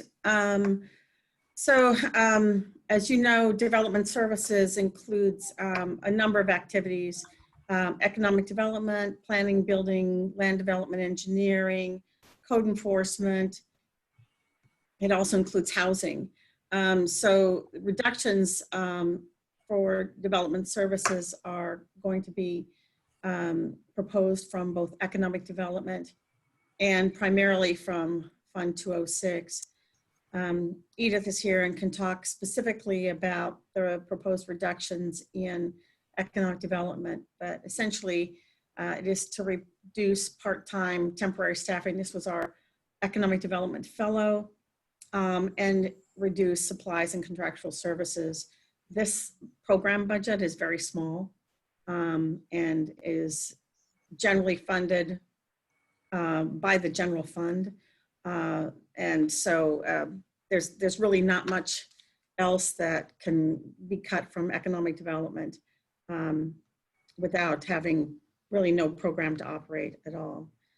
I think the biggest concern that we continue to have, and it's not a new issue for the City Council, is just Fund 206, which is our permit revenue fund for planning, building, and land development engineering. To some extent, we'll have to talk also about Fund 207, which is our long-range planning fund. It is a fee on every permit or revenue that's generated as a fee for on every permit that we issue that is used for the kind of long-range planning activities that we have to conduct as a community. But 206 is cost recovery fund. We have the 206 fund slide that continues to slip and has historically slipped for many years, but for the one recovery year after the Great Recession, when we had all sorts of deferred building all come through the community at the same time, this fund operates at a deficit, and it structurally will continue to run at a deficit because there are so many activities that planning, building, and land development engineering conduct, which are not related to a new development permit. So those activities that we would call unfunded mandates, for example, all the reporting to the state, a number of other activities, annual certifications, studies, anything that we need to do in terms of maintenance of our own codes that's not associated with a development permit is not obviously generating any revenue. So moving forward, you'll remember that when the budget was introduced a couple of weeks ago by the city manager, it anticipated that in year 3, there would be a deficit in the 206 fund of $2.8 million that we would continue to run at a deficit that anticipated reduced development processing. And our initial best case is at 25%. It also anticipated the shared experience that we have right now, which was in this last quarter of this fiscal year, ending at a deficit of about $1 million instead of the $700,000 that we had budgeted, because we basically closed the doors, and with no permits coming forward, no construction moving forward, we had no new revenues. What we are proposing in Fund 206 is that we anticipate that development will continue to operate at a reduced level, and that the best scenario that we can carry forward is one that allows us to operate, complete all of the state mandates, and then put us in a place where we can wait and see what the economy does and if it recovers in the building area, and then make further decisions as we go into mid-year budget cycle of this year, et cetera, based on what we actually read. So we propose a number of things that reduce that $2.8 million estimate that we had for the beginning of year 3 after this budget by $1.1 million. Those reductions include nearly all the training and conferences that we expected to participate in all of those areas: planning, building, land development, engineering, except for those that are required, like state certification, building education for our building inspectors. We have to maintain a certain conference expenditure or educational expenditure to maintain our ISO rating, which affects everyone's in the community's homeowners insurance, and then maintenance of professional designations such as AICPs, et cetera, that certain individuals or engineers, for example, have certain certifications that are required to have certain credits, continuing education credits. Christina, if you can move the slide up. Then reduction in contract services by 50%. Whoops. Did I go too far? Is that just the end of it? Reduction in contract services on the slide? Okay, by 50%. Can you just go back just 1 second? Sure. Thanks. We preserved our stormwater and partial outside plan check in land development in those contract services, but the balance of those outside services have been eliminated. Okay, now you can move. We have terminated our part-time permanent employees that we've kept on in our planning department. You'll remember that we talked through the model for this department that we created after we came out of dissolution of redevelopment in the last economic crisis. We had a significant termination of employees from the department and went to a model where we kept a core of talented employees and then brought on part-time employees to help us when we had certain upticks in the economy or certain development needs that we couldn't fill on our own staff. And so with the crisis, we immediately terminated our part-time employees. And so we had bid goodbye to them, a couple who've been with us for several years. We propose to offset the gap in Fund 206 in our planning group by shifting 2 current planners from current planning into long-range planning. In long-range planning, we've built up strategically a fund balance that anticipated that within the next couple of years, we're entering a new housing element cycle, and then we're gonna have to spend significant dollars redoing not only our housing element, but also a couple of required elements that are now tied to our housing element renewal, including the new hazard and safety element requirements that came out of the legislature a year ago, and an update and preparation of a brand new environmental justice element to the general plan, which is also due at the time the housing element cycle begins. We have a need internally for planning for our traffic and circulation and CIP to also update our circulation transportation element. And so that planning is part of that. So we have amassed a fund in 207 that anticipated that we would have contract services preparing significant portions of those documents for us.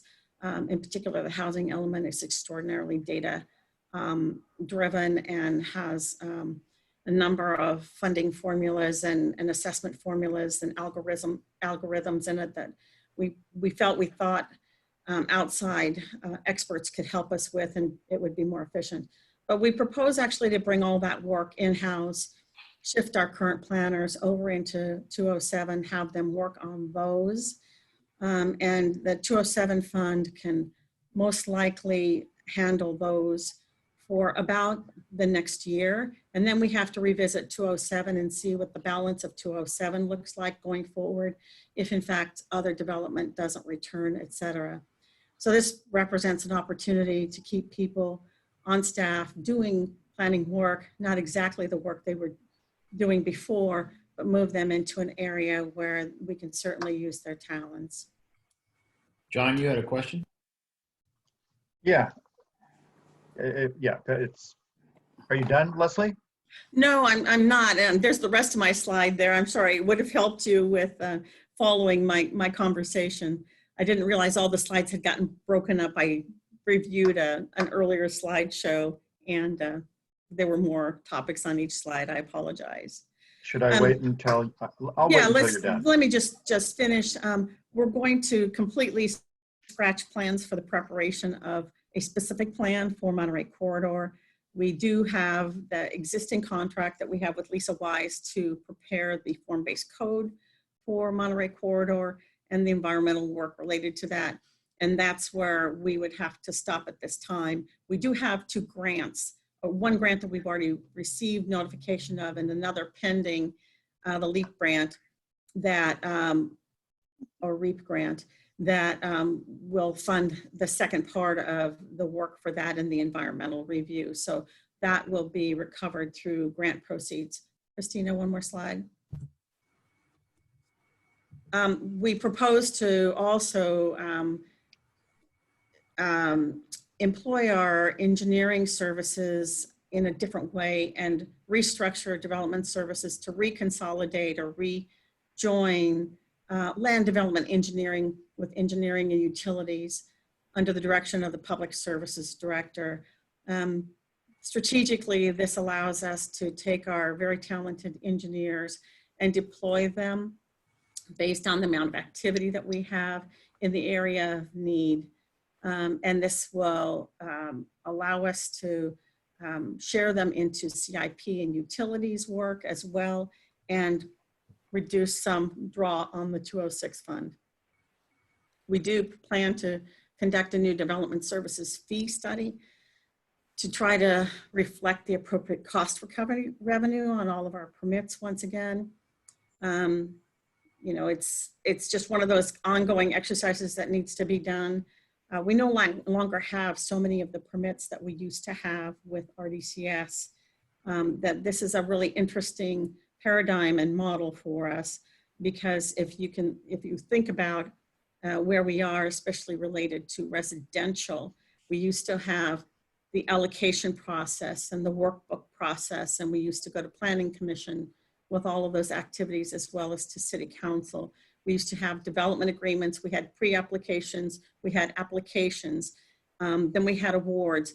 And so those were all permitted activities that kept the planners very, very busy, and we no longer have those. But conversely, we no longer have a charge point for the time that is being spent on those permits. And with the state requirements, we have been required to, you know, the permitting and the public access and our review processes have been streamlined, and so there aren't that many access points any longer. The other thing that we deal with is, just as I stated before, unfunded mandates and unrecoverable expenses, including public counter, general information, strategic initiatives, any kind of a special project, flood and stormwater program requirements. We get audited by FEMA, we get audited by ISO. We have requirements for just general public requests that come in, that PSAs, public records requests any of that kind of work that we do, obviously there's not a fee that we can charge to recover that. The reporting has become more onerous with respect to, for example, the housing element. The annual general plan report to the state on the housing element is now huge, and legislatively we see each year now with good intentions, reporting requirements increasing and increasing. But those are all things that local communities have to do by law where there's no dollar associated with it. Okay. Christina, is there one more slide or is that? No, that wraps up development services. And so it's 12:22. So if we want to take a few minutes for any questions on this, and then we can wrap up at 12:30, and then we can, if we need to, talk about this a little bit after our break. Okay. So So John. John had a question, and let me remind my colleagues that they don't have to use the protocols from our regular meetings. This is a workshop, so you don't have to raise the blue hand. You know, I just wanted to see if it worked, and it looked like it did. So thank you. Thank you, Mr. Mayor. So 2 questions, try to make it quick. So first one, Leslie, we had that grant that we got, the $150,000 that we're going to use for the Monterey Road specific plan. You said we're going to use it for something else, or did we just lose it? No, we're using it for the form-based code. The form-based code was the foundational piece of the specific plan. We'll just stop at the form-based code and not do the rest of the specific plan, which includes all the public realm elements and road improvements and things like that. So we'll still have the form-based code, which will build that envelope that will give structure and new objective criteria for development on Monterey Road. Good. And then when times get better, we can revisit that, I assume. Sure. Okay, and so the next question is actually for Economic Development Director Ramirez, and that is, and I'm gonna run against the convention here, and that is that I worry about economic development because that is a direct link to me to future revenues, and I think we're in a tough time, and I'd like to maintain revenues, but also look forward to a future of increased revenues. I want to make sure that we're not handicapping ourselves by cutting back in economic development. And so I know that one of the things that had been discussed was looking at the economic blueprint, checking in, updating it. Is it still relevant? But I also noticed in that line, in that one department, that we had removed some dollars that looked like it could have been used for things like looking at that economic blueprint. So I just want to do a check-in, make sure that we've got what we need to be successful in that department, because to me, it's one of the 2 departments that I'm going to mention that I really feel that we need to keep that investment in, because to me, it represents a huge investment in the future. So question is out there. Are we going to be okay with the budget that we have? Yes. So John, I'm going to start the answer to this question, and we'll turn it over to Edith. And so yes, in this recommended budget with the proposed reductions, we do recommend reducing the contractual services. I will say that next Wednesday, May 20th, we're going to be coming back to the council. Councilmember Carr asked us to come back and talk about our business recovery plans to help businesses. And so we're going to have an in-depth discussion about the economic development work plan, both as it was presented originally, what items we're going to be recommending that we reduce. In addition to that, to talk about what items that we're doing now during COVID-19, and then also as we're now transitioning to helping out with that resiliency plan for our businesses. And so, we're going to have some in-depth discussion of that area and some recommendations that we're going to be bringing to you. And so I just want to let you know that will be covered next Wednesday with materials going out this afternoon/evening. So with that, if the conversation is better had next week, then that's fine. I'd like to move on. Okay. Unless there's something pertinent that we can get right now. Okay, yeah. So if you're comfortable with waiting until next week, that's what I would recommend. Perfectly. Leslie, I wanted to say if we can get you that fee study as soon as you need it, if you can bring that to us, that would be great. I am concerned about the housing element. How will you how will you guys approach that? You're going to have it be in-house and change our long-range planning. We'll really be focusing on that housing element from what you're saying, but there's so much that you guys are going to be put under. How will that work? Well, you know, it's just going to be something that if you look at what your opportunities are for activity and where the funding sources are, it naturally leads you to say we can do this using outside help, but then we don't have fee revenue covering our existing planning team, or we can just try and get done internally what we can get done. And, you know, I share your concerns. I think the housing element is a fabulous example of scope creep now between ABAG, MTC, the state of California, new legislation, with all of the things that we're going to be asked to look at with our housing element, including potentially rezoning vast areas of the community because there are some requirements for upzoning. Yeah.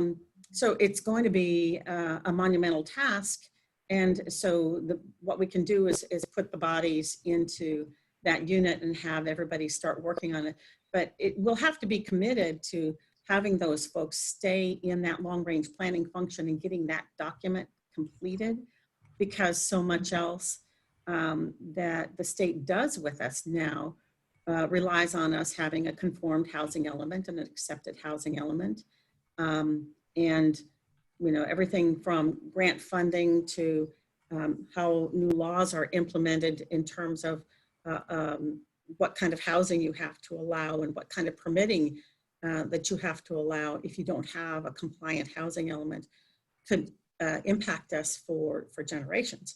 So it certainly will be one of the bigger tasks. I think the other task is this environmental justice element that we're now required to prepare and bring, because as we know, we have a requirement, the scope of what will have to be in that element is still developing by other regional partners. And so, you know, we'll work with what we have, but now all of these interest areas have to be combined, and they often don't overlap nicely.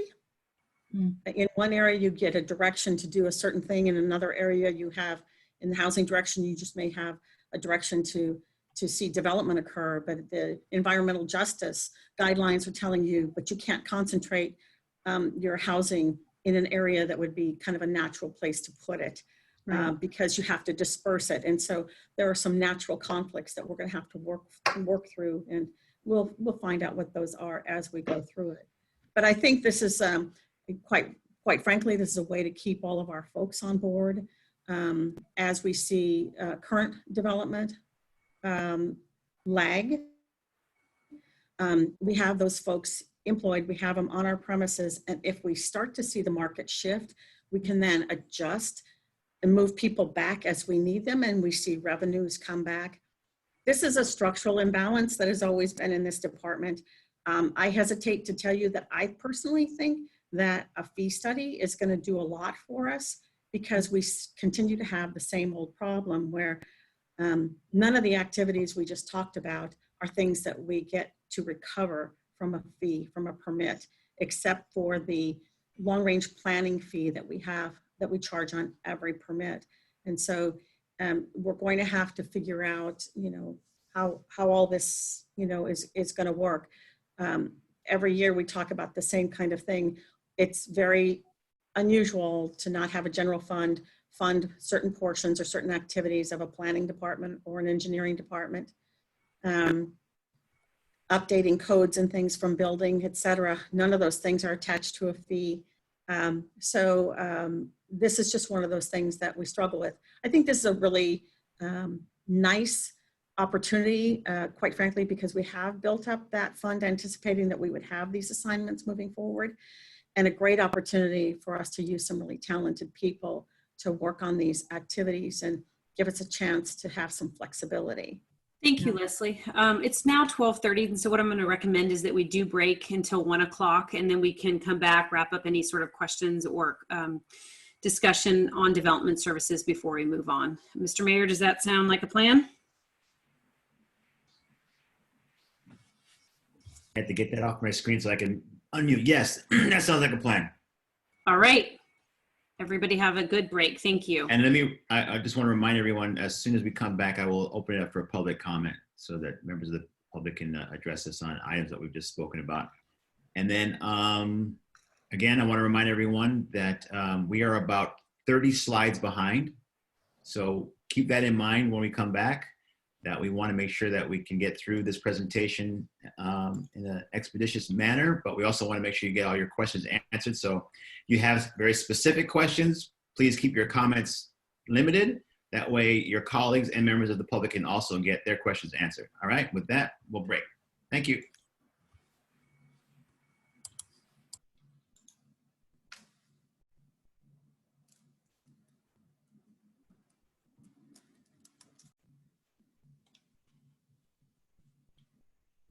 Just checking, can you hear me?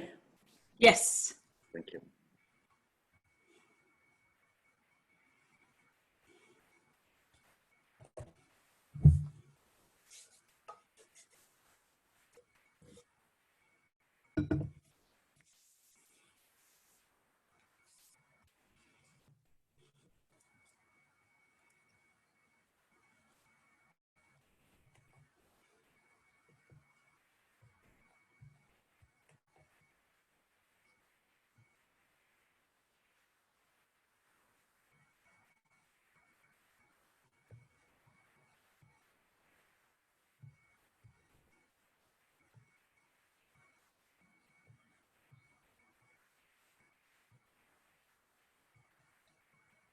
Okay, it's 1 o'clock.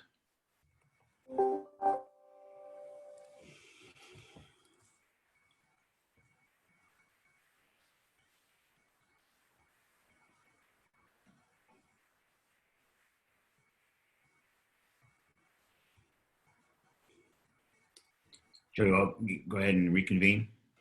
Okay, great.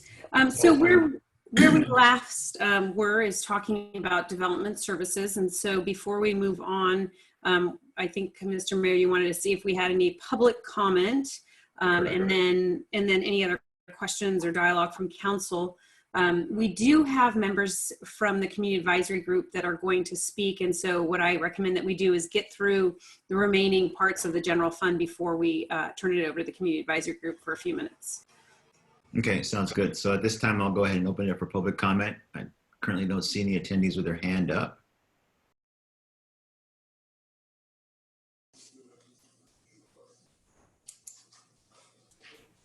Mr. Baranowski has his hand up, and I've gone ahead and allowed him to speak. Okay, Mr. Baranowski. Good afternoon. I had asked this question on chat as well. I was just curious if I'm looking at the proposed reductions in the Development Services Fund announced today of about $1 million a year in the next 2 fiscal years. Is that about 13% of the total budget for that fund? Is that correct? Would you please confirm that number of 13% that Mr. Baranowski just referenced? And we can double check that and jump That's back fine. in and confirm that. That's fine. Thank you. That's it. And I think we have Brittany has her hand raised.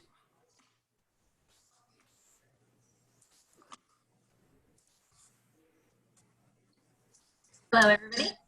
Can you hear me? Yes. Happy Friday, everyone. I'm Brittany Sherman, CEO, Morgan Hill Chamber of Commerce. I just wanted to submit a quick comment. I know there's been a lot of discussion about the Fleet Streets project, about condensing those down and allowing the restaurants a larger footprint. From my standpoint, I've heard nothing but positive comments about that, whether it's on Nextdoor or Facebook or through our membership. So just wanted to kind of set out a precedent that we supported. I feel like it's a great idea. It's something that council should severely consider, and it will, of course, increase some sales tax revenue for the city as well, which is much needed. And that's all I have. Thank you. Brittany, thank you. That is an item that the council asked us to bring back. And so at this time, we're planning to bring that back on Wednesday, June the 3rd. Wonderful. Thank you. Okay, I don't see any of the hands coming up. And if I may just jump back in, DAT has confirmed that it is approximately 13% per year for development services. Okay, so then we will go ahead and continue. I'll go ahead and close public comment and we'll continue. Okay, great. Okay, so can everybody see the chart that I put up? Okay, thank you, Renee. Okay, so this chart represents our general fund reserve, so also known as the fund balance. And so if I can direct your attention first to the dashed green line. And so that is our general fund 6-year forecast that we presented at April 22nd, once again showing a reduction in $12 million over the 3 years for revenues, and then showing about $2.5 million in expenditure reductions. And so that's where we were. And where are we now today? Phase 1, so you're looking at that solid orange line. And so that assumes that by the end of this year, we would have $16.4 million in our general fund. And then we would, in the 2-year window, be at 27%. And then we would, at the end of the 6 years, which is our forecast period, we would be dipping below the 25%, but not below the 15% mark. And the 15% represents our minimum level of reserves. And so that's 15% of our annual revenues is how that's calculated. And then in a future slide, I'll show you what phase 2 would look like. And so let's see, I want to mention a couple things here. So once again, this rolls in for that orange line, our proposed budget reductions that we've been talking about. And it also includes the general fund revenue loss of approximately $17 million. And we do have a slide coming up where I'm going to ask DAT to talk about our general fund reserve, to talk about what that 25% means and what it means if we dip below it.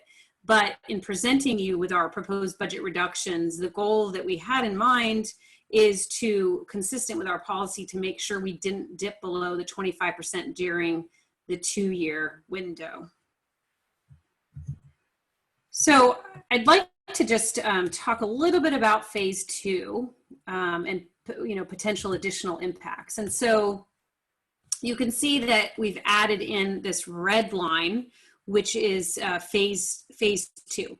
And so what this assumes is that, we're in a shelter in place for a lot longer. The restrictions are severe. Some businesses don't come back. They're not able to open back up their doors. So and then others just take a lot longer. We do dip below the 25% mark. And as a matter of fact, we dip below the 15% mark in the 2-year cycle. And then by the end of the 6 years, we would get down to a 3% reserve level. But this doesn't factor in any budget expenditure reductions above and beyond what we have in phase 1.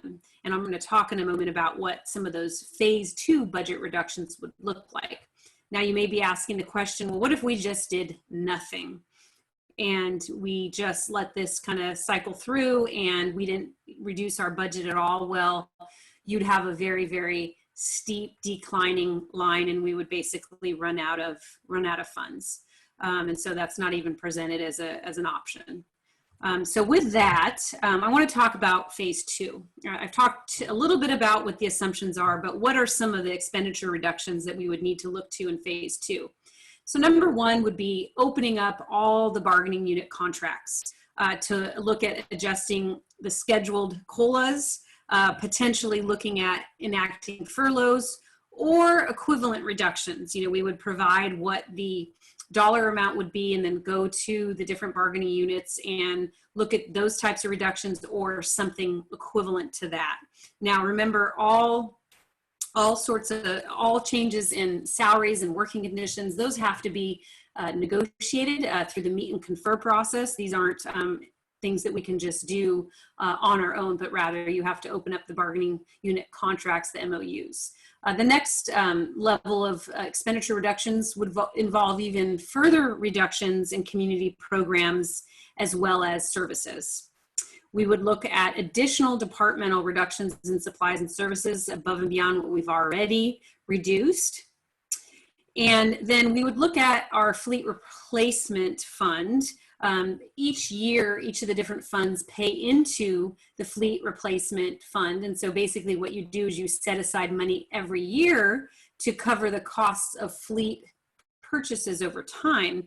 So rather than just sort of just paying as you go and doing it that way, the best practice is to put aside money so that when you need to buy a vehicle, you have set aside that money over time.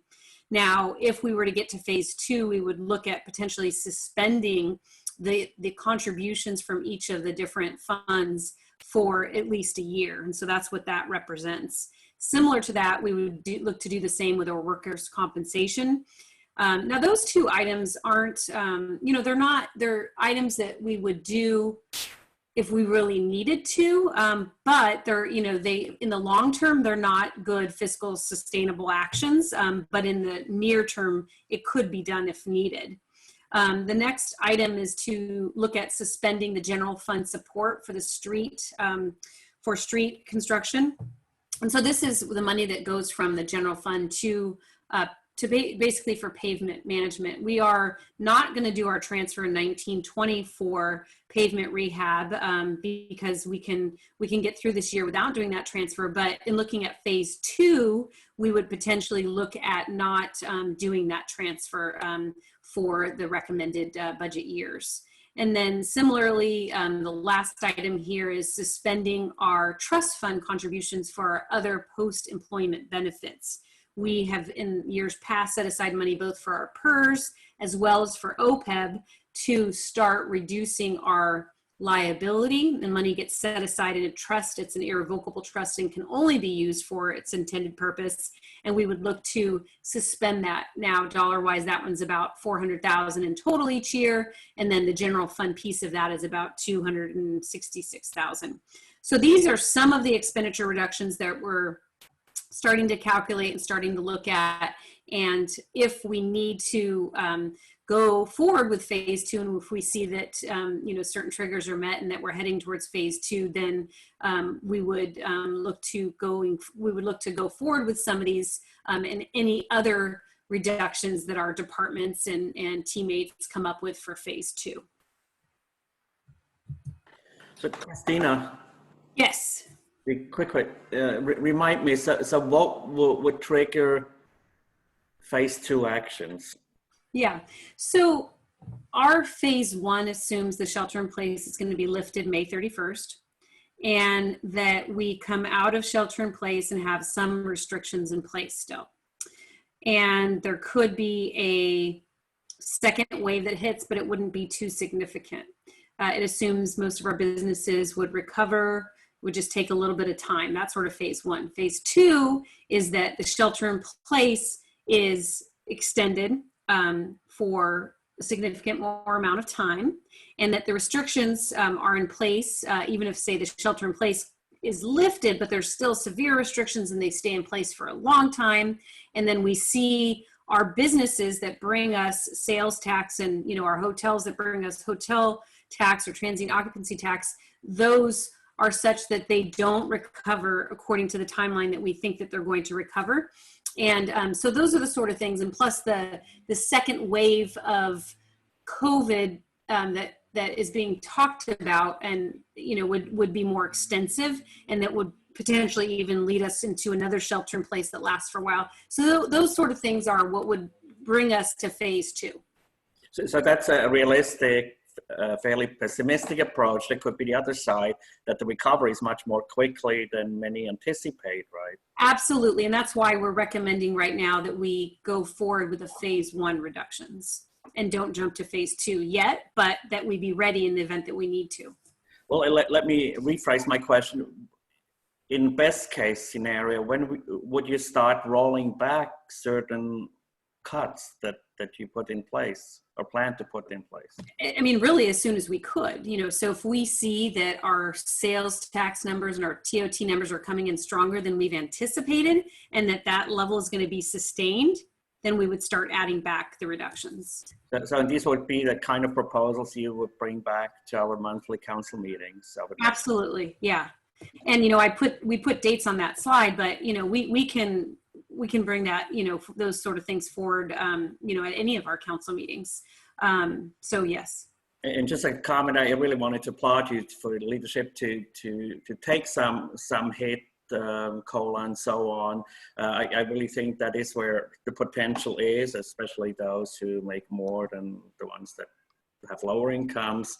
If our council member salary would be so much higher, I would say just take mine too, and you can take mine. I just don't think it makes the $100 or $130 every other week makes a huge difference. But if you come back and say, hey, council, if you all or some of you are willing to give up your salary, and this is what it saves, I'm more than willing to do that. Thank you. Christina, I wanted to ask, we moved from 10 million to 17 million for this presentation. And so I'm wondering, what's the marker to moving to phase 2? Are there markers? Have you said if our tax is this amount, if so much of our business, what is that number? So we don't have specific numbers in place. I mean, what we have is our projected loss in revenue. So the marker would just be significantly more than, or just even in some cases more than we were anticipating. So for instance, and it's from 12 million to 17 million. So right now, for fiscal year 19-20, we think we're going to see a reduction of 1.5 million. We're going to get our sales tax numbers. If that number is much bigger than that, that sets off a red flag for me. Similarly on the hotels, or, as we enter next year and we look at what we anticipate for the first quarter of 2021, we're going to be looking at what we actually receive. So that's, one indicator, but there's others. I mean, part of it is, as we see, hopefully we don't see, but if businesses, aren't able to open back up their doors, our top sales tax producers, looking at how they're doing. Those are the sort of indicators. Okay. And do you have any, when will you be looking at those again? I mean, it sounds like you just updated. Yeah. So, I mean, we're looking at all of this continually. And so from a sales tax perspective, though, we only get results, like actual results, on a quarterly basis. But there's indicators that we can see in between, like some of the things I just mentioned. Mm-hmm. Okay, great. Thank you.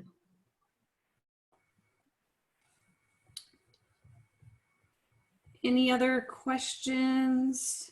Christina? Yeah. Will we be talking more about some of the other departments later on, or are we pretty much past that right now? What do you have in mind? Well, one of the things that I was looking at was the fleet replacement cost. And it seems like a lot of money. And I'm not one to say that we should micromanage each and every vehicle, but is there a way to, I mean, you look at phase 2, suspending it, is it something we can suspend in phase 1? Does it make sense? Yeah, so with fleet, there are a couple things to note. So this slide shows the contributions that are made to set aside money for the future purchases of fleet. So, so that's sort of a transfer that happens every year. Now, what we have the flexibility on from a cash flow perspective is individual fleet purchases, right?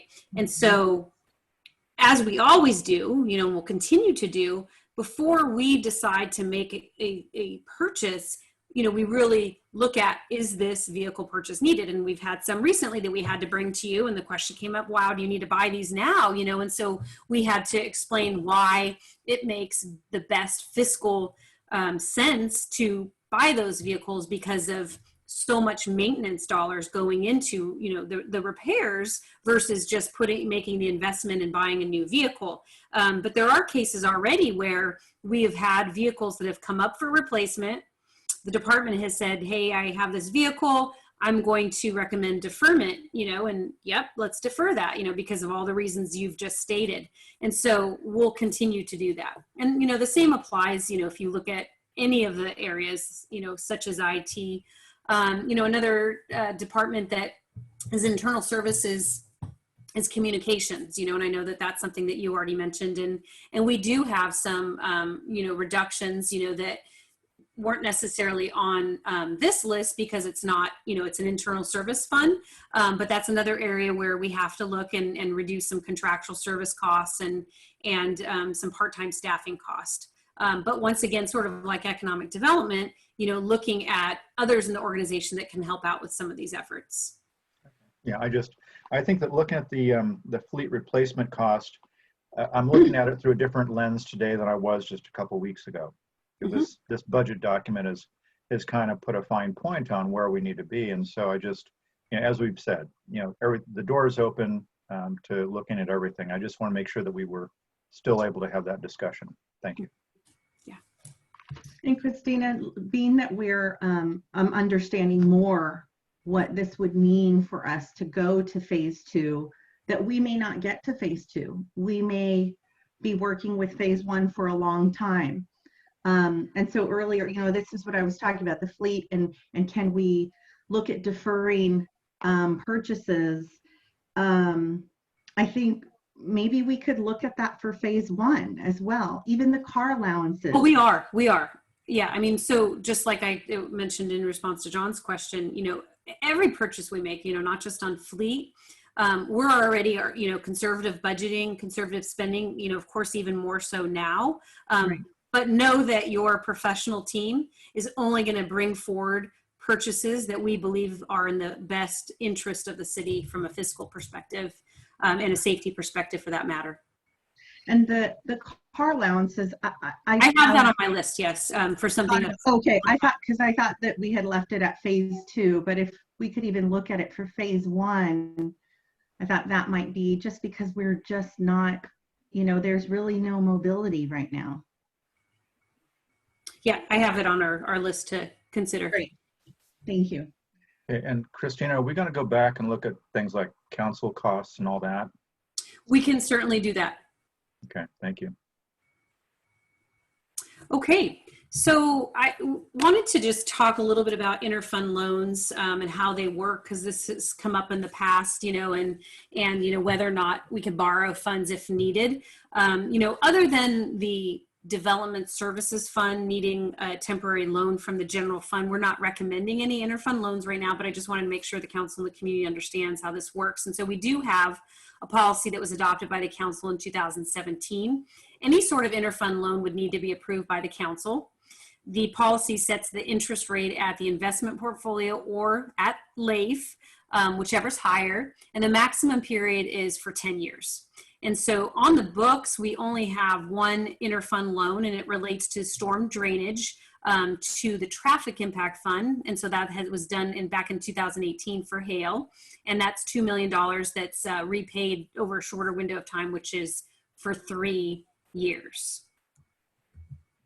Looking at another policy, I'm going to ask DAT to explain the 15% minimum reserve level and then the 25% goal. DAT, if you could just explain in a nutshell how that works. Sure. Thank you, Christina. The council reserve policy, as I mentioned earlier in the April meeting, was adopted by this council back in 2009. We set up 2 parameters. Basically, the most extreme case is the 50%.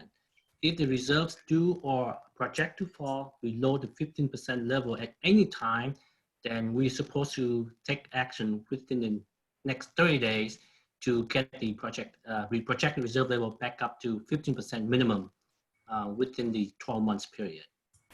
And the first, this is the 15% I just mentioned, is the most severe scenario. The next level is basically the first level, 25% is the long-term council goal of the general fund reserve balance to have a 25%. if it's projected to fall under 25% at any given time, then the policy must taken no later than the next fiscal year. I emphasize the fiscal year here because that's a recommended change, as Council Member Carr has mentioned earlier at the last meeting.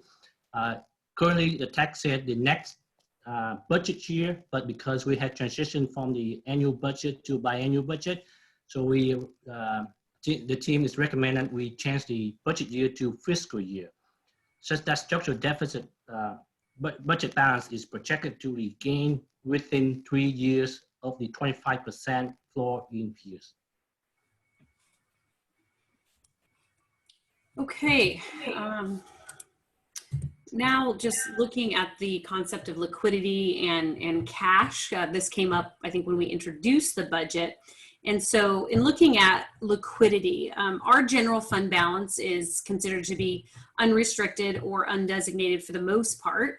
It includes cash as well as short-term receivables, and then you subtract out from that any short-term payables.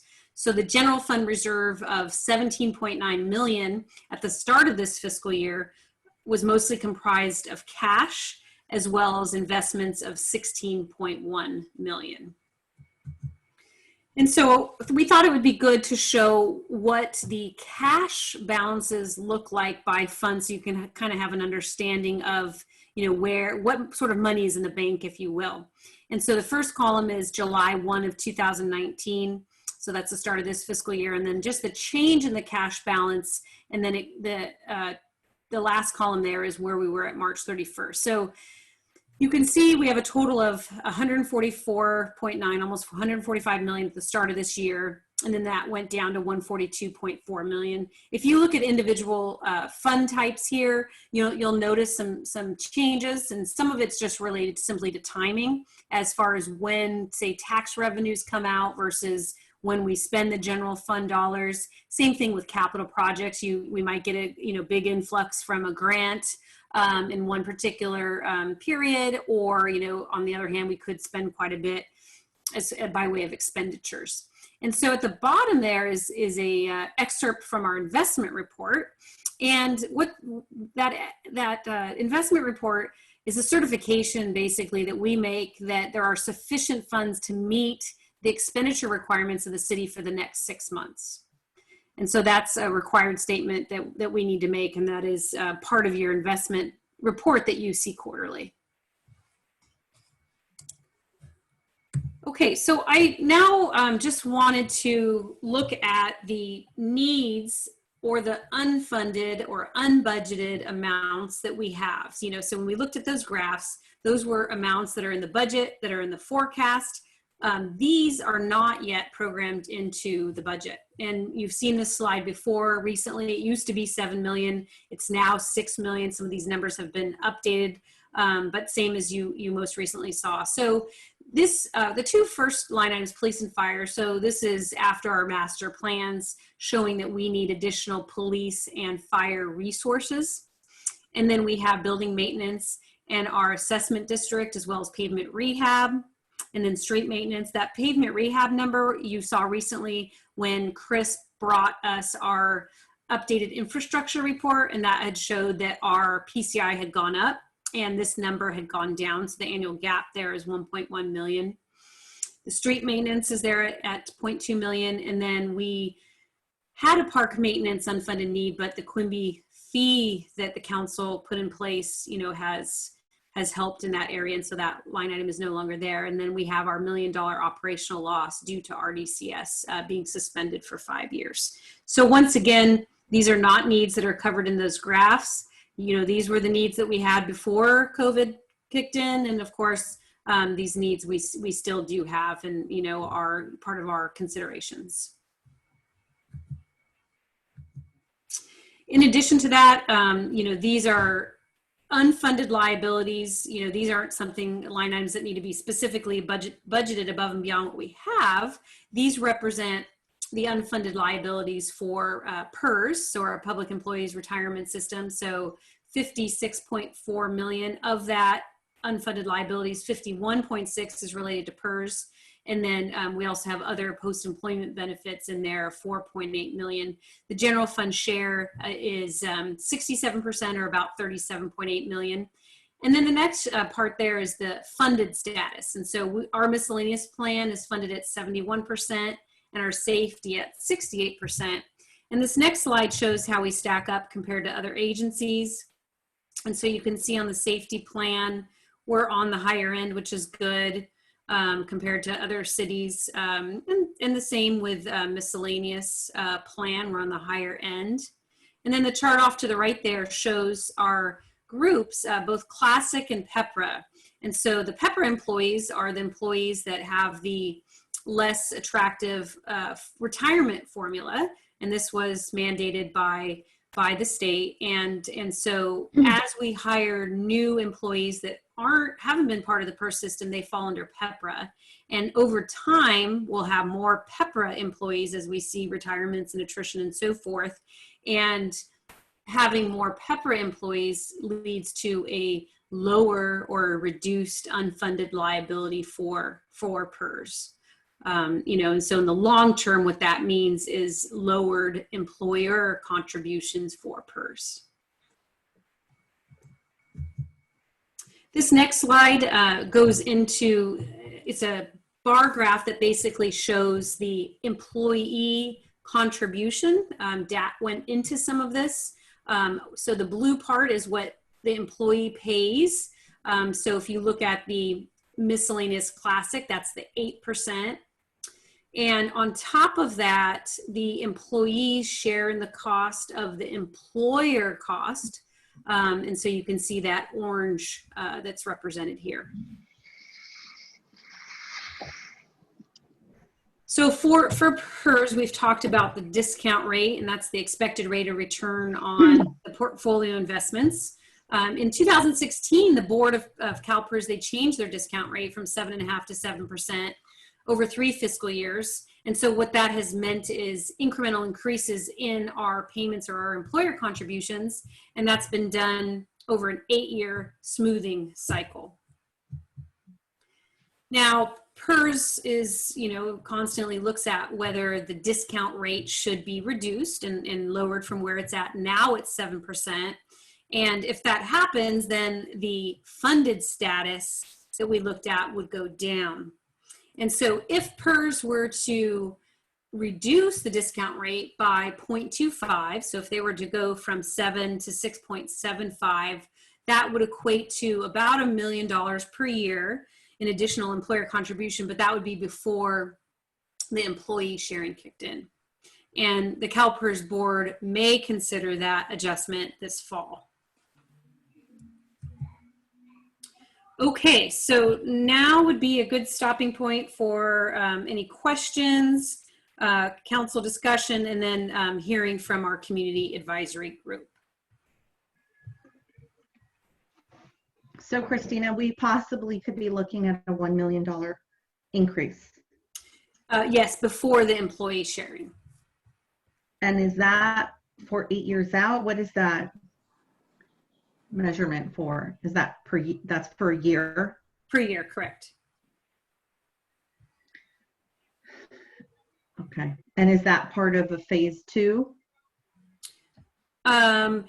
Yes, or potentially before, so if they do it sooner, this may be something that we look outside of, phase 1 or phase 2. This, if this were to kick in, we would, bring this back and make recommendations at that point. Okay. Thank you. Mm-hmm. Christina, could you put this in perspective? It says here that it would basically cost the city of Morgan Hill another $1 million a year before employee sharing, which I guess some of the the PEPRA, I guess, are going to pay a higher rate than the Classic as far as what they pay into, right? Mm-hmm. That is such an extraordinary amount. I guess I'm having a hard time wrapping my head around how it could increase by $1 million a year. And this would just be for, and how many people total do we have on the rolls, including past employees, that we're paying for in this pension, in these pension accounts? So the chart that I just put back up shows the count of current active employees in each of the programs. And so 118 Classic and 57 PEPRA. And so when we pay to PERS, we're basically paying based on the number of current employees that we have, Correct. And yeah, and so there's two components of our employer contribution. There's the normal cost, so that's just the cost of, providing for the pension upon retirement. And then there's also the unfunded liability piece that's above and beyond that normal cost. Okay, so I'm sorry, but $1 million divided by 175, is that what I should be looking at? No, because of how it's split up between, Classic and PEPRA. We can provide more information, on that. DAC can break that down for you, but it just might take a few minutes. Okay, I mean, I just did a quick calculation. That's, $5,000, $6,000, and I'm sure it goes up or down depending on how you calculate it. Okay, that makes more sense now. Thank you. I just had to have that in a better perspective.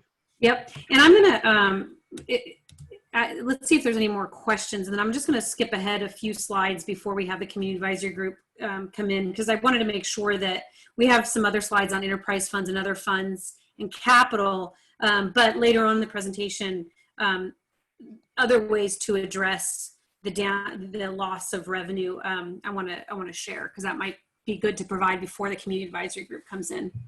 Any other questions? Yeah, Christine, before we get there, I want to ask a question on the reserve policy and cash balances.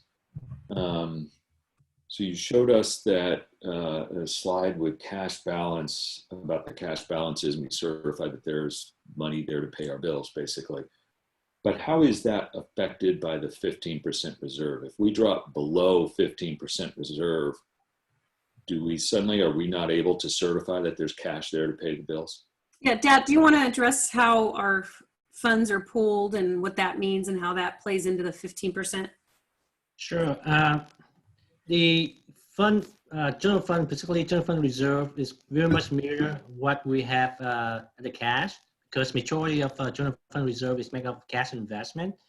And if you equate 50%, try to calculate 50% of reserve to the general fund, it's about close to 8 or 9 million. So is that sufficient for the six months or 180 days of operation for general fund? I would believe I would believe so, but it all depends on all the cash flows that are coming in. When we budget, we plan our cash flow out or cash management. We anticipate certain number of certain time of the year that we anticipate receive money from property tax, sales tax, and all the taxes. And if those certainly stop pouring in, then we would have a problem certify this statement that we have enough funds to cover operation. Okay. And Dad, is it also true that in between those time periods of when we get sales tax money and property tax money in, that's where that 15% reserve comes in to, because the bills still keep coming in between those time periods when we actually get the receipts. And so the 15% reserve policy is what carries us through those time periods? Yes, I believe that you mentioned at the last meeting is when the council have set up the reserve level, they had in mind the cash flow issue. And I think that was correct. That as you mentioned, as you probably know, that property tax, the city is one of the general fund's biggest major source of revenue. Typically don't go in equal monthly installment, but rather they come in sometime as when we property owner pay the taxes, typically in November, December, and May or June. That's when the city will receive the money as well. Same thing as sales tax, even though the state distribute more or less equally in the monthly installment. So when you add all those up, the 50% would be sufficient to cover the gap in time when we receive the money. Okay. And it should be noted that the state, through an executive order, has already said that they are going to waive any kind of the automatic 10% fee when property taxes are paid late. And so we ought to be anticipating a certain percentage of our property taxes are not going to be paid on time, and that we're not going to get the money on time. So that 15% in the policy might even be, more important to us if those receipts are not coming in when we normally would expect them to. Which leads me to, if I'm looking at the chart that shows the red line in the phase 2, in the second year of this budget, we dip below that 15%, and our policy says that if we anticipate dropping below 15%, that within 30 days, we have to make adjustments to get it back up above 15% within a year's time. So if we were to adopt a budget that has phase 2 cuts in it, we also have to, within 30 days, then adopt the countermeasures that bring us back above that 15% based on the policy that we have in place. Yes. It's probably a statement as much as it is a question, but I mean, that is something that we're just going to have to bring back to us. And in fact, I don't even think the orange line really follows our policy, and we'll just have to, recognize that and keep working towards, because once we even drop the 25%, those out years, they have to start flattening and bending the curve back up. That's right. Or we're not putting money back into our reserves to get back to that policy level. That's right. Okay. Thank you. Yeah, can I ask a question, a follow-up question to that? I've asked this before, and I just want to get clarification. That is that, having the 15 to 25% reserves, I'm going to assume that the more a city can show that they have those reserves, which is representative of their fiscal solvency, then we get to benefit of better interest rates for bonds and possibly even insurance costs.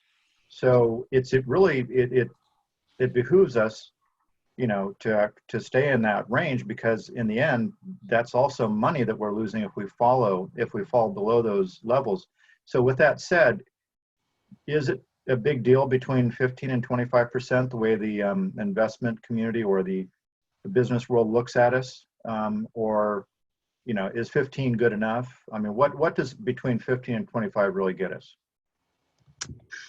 Yeah, no, and having looked at a lot of different cities' fund balance policies, reserve policies, I mean, you will see a pretty big array. But I mean, I wouldn't recommend certainly anything less than, 25% as the goal. Some even have more than 25%, and while we're above that now, you see what happens if we don't do anything. And then I also like to follow that up with, the slide where we have our unfunded needs that aren't even programmed into this. So John, to directly answer your question, yes, there is a difference between a 15 and a 25 when rating agencies are looking at our credit worthiness and assigning us a rating, and which leads to a change in our interest rate, which then leads to a change in our interest payments that we need to make. Okay, and I think I saw a community that maintained a 40% reserve rate, so we're rather conservative compared to that. Yeah, Gilroy has this could have changed, but 40%, and 25 was sort of the minimum, and then 15% is an economic stability reserve.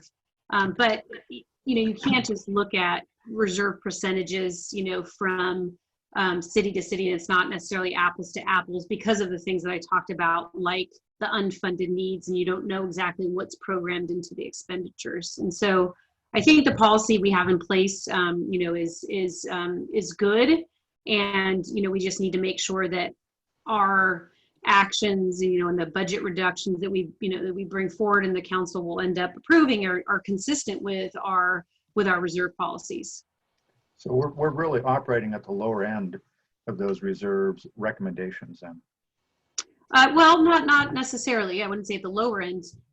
So in the recommended. With the recommended budget reductions, we stay above that 25% in the 2-year window. But as Larry notes, we do go below that. So that's something that we're going to have to keep an eye on as we learn more about what ends up happening. And so, we will be bringing forward to you before the 2 years cycle is up. Let's just say phase 1 is what it is, and it's going to end up being reality. we still will be bringing you more in the way of ways to address that reduction so that we don't end up dipping below 25% and getting to 18%, because you can see that line and you carry that line out, you know, we'll run out of cash. It'll take a while, but it just shows that more, you know, we need to do more in the future. But this is what we're recommending now based on where we're at and based on all the unknowns.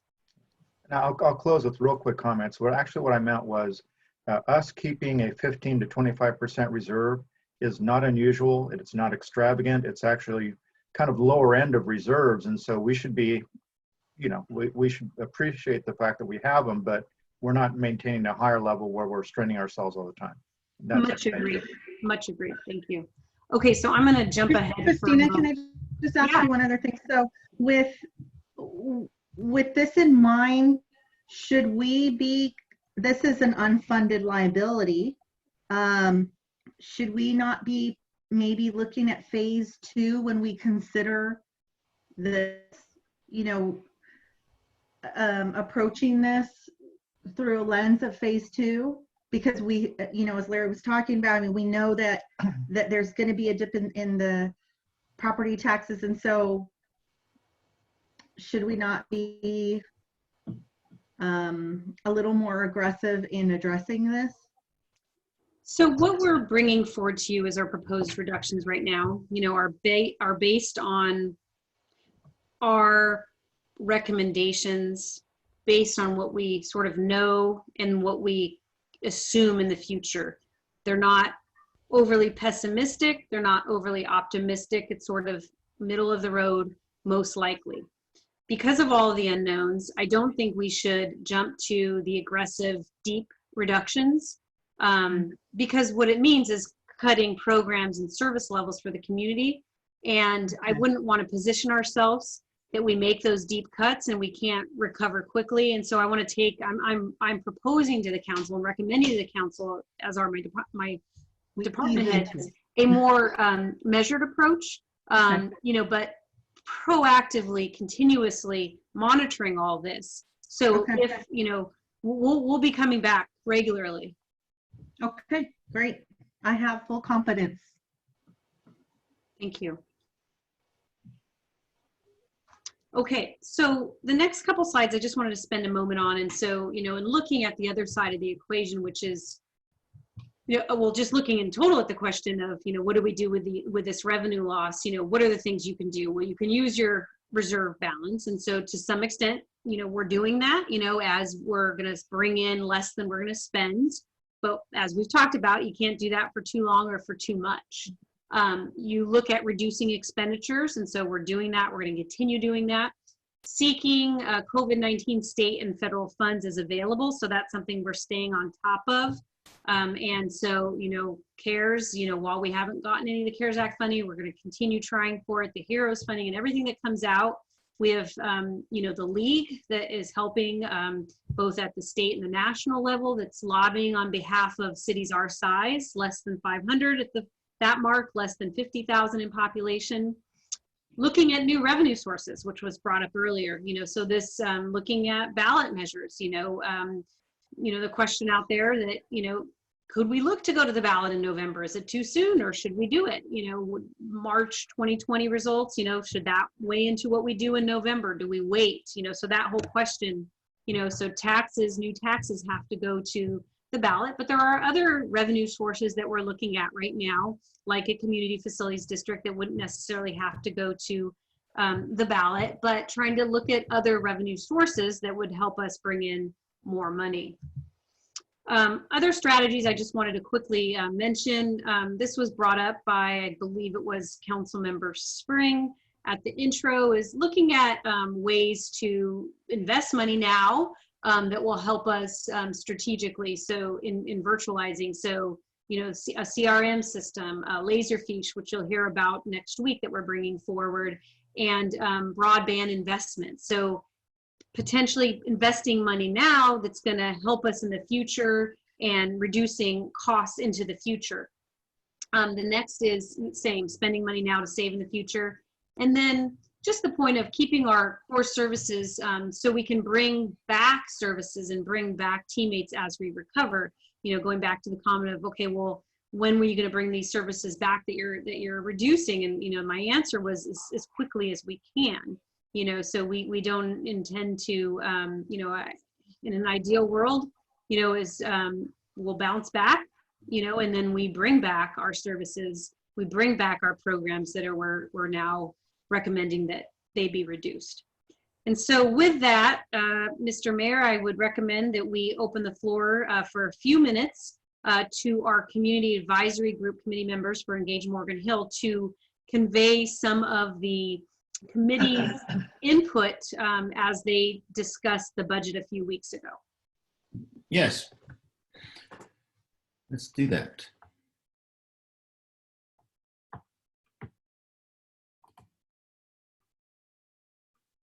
Okay, so I see Rick's hand is up. If we could open.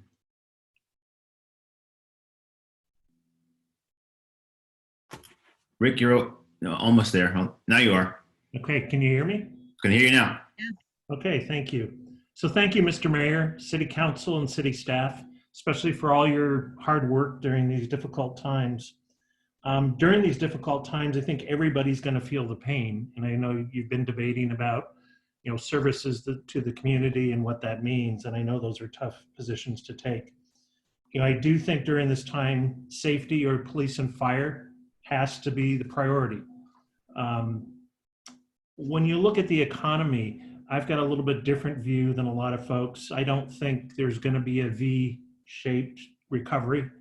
Keynesian economics notes that there's multiplier effects both on economic declines and expansions.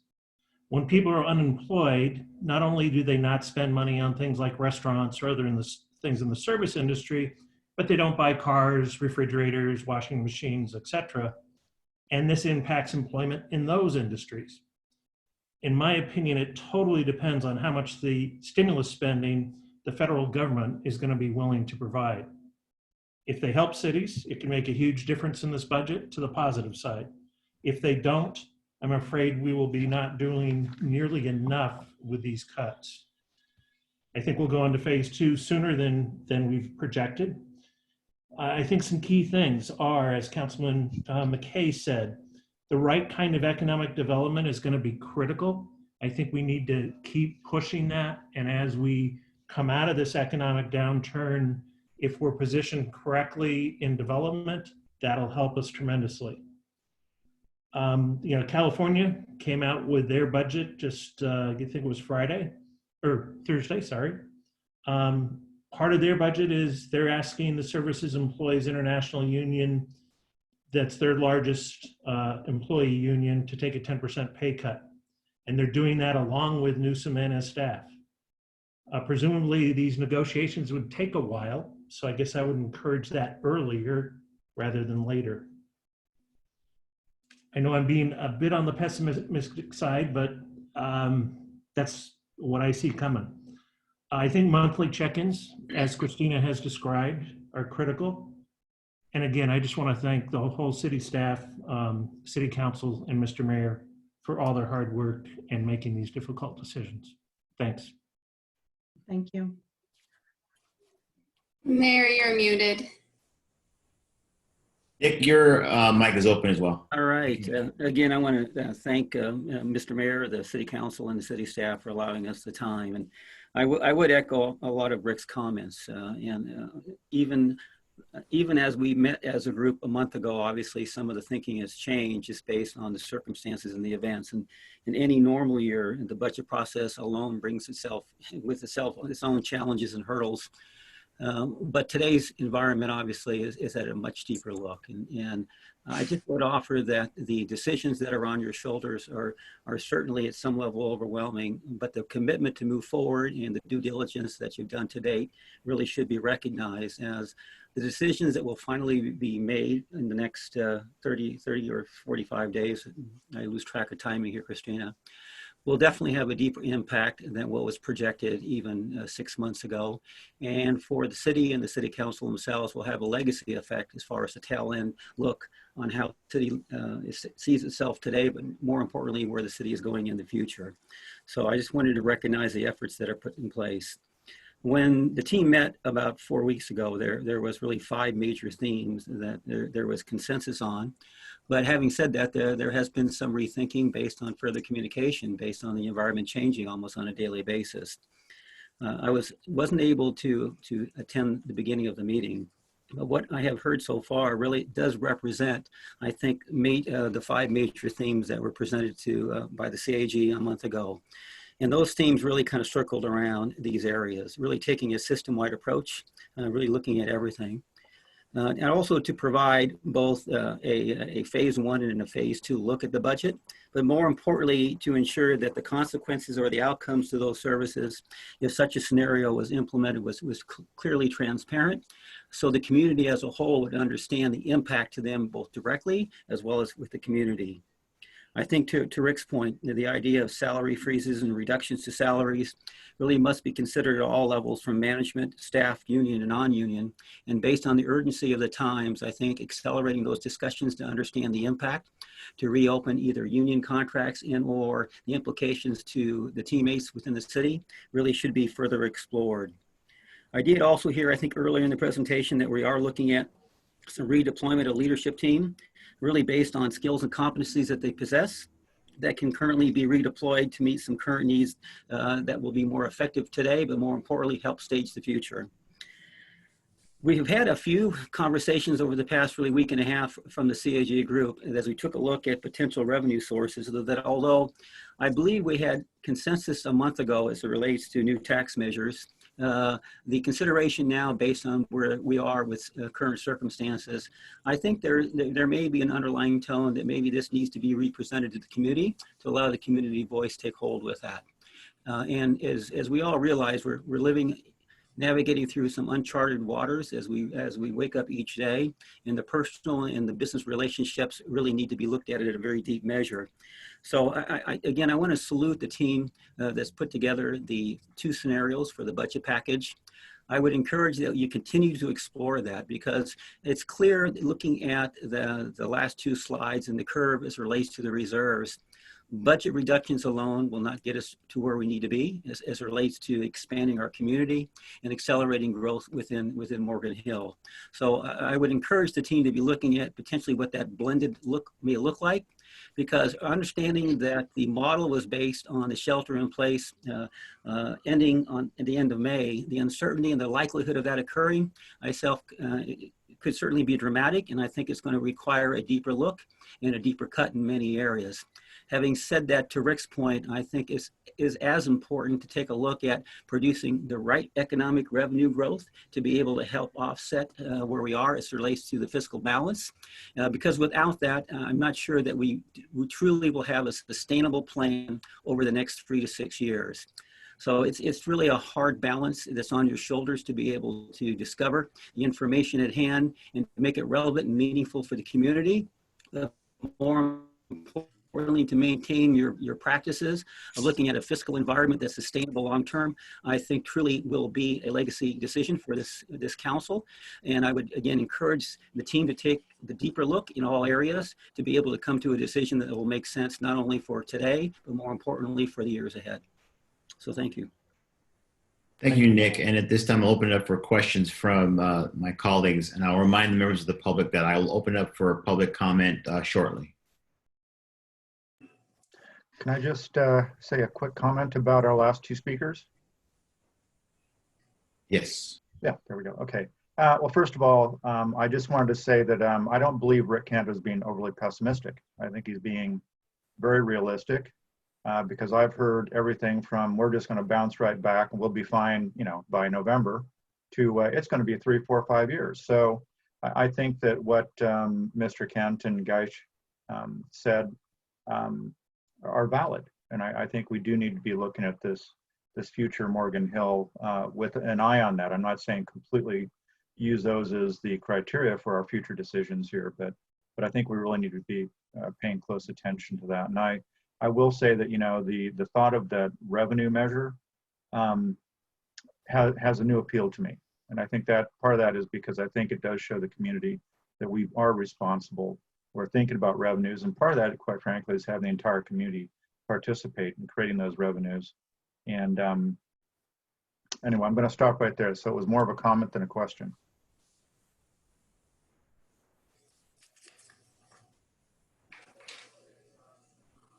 Any other colleagues want to ask Mayor, just questions? a quick question.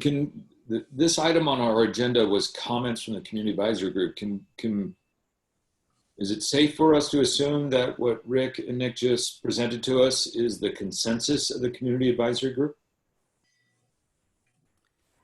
Maureen? Yes, if I could jump in. The community advisory group, as they both suggested, met about a month ago after the recommended budget was released and had a very detailed conversation. And we came away with their recommendations at the time, which essentially were represented by what they said, and we're supposed to be representative of the group. You know, we checked back in with them to ensure that here's what we heard. Is everyone in agreement? And so I would say yes, their comments were representative. We asked to have one or two of them speak rather than trying to have the whole group share their comments. Perfect, thank you. I appreciate that. And to both Rick and to Nick, thanks for joining us today and sharing the community advisory group's thoughts. Appreciate that.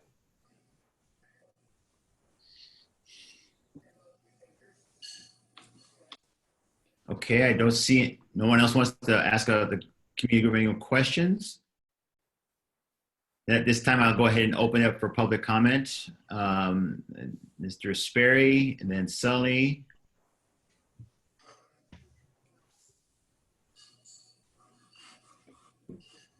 Hi, this is Paul Sperry. Can you guys hear me? Yes. Yes. Okay, great. I tried earlier this morning. Anyway, long story short, I'm a small business owner. I've been since 2006. Rich, I did some work on your property. But anyway, thank you for your service to the public. You guys, your mayor and the team. Anyway, a couple of things from my perspective. The identity of Morgan Hill. Right now, my opinion, Morgan Hill is known as a youth sports mecca. And that's pretty much it. Also a bedroom community for Silicon Valley. I'm not really sure, I'm clear on what the vision is for Morgan Hill moving forward. What are we to become in the future?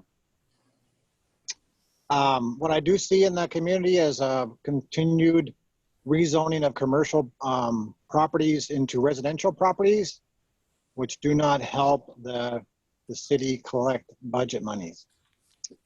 Another observation I have is, why not bring the Silicon Valley companies into Morgan Hill? We are in the Silicon Valley. Google has huge expansion plans. Facebook has huge expansion plans. These companies are expanding very large footprints in the Bay Area.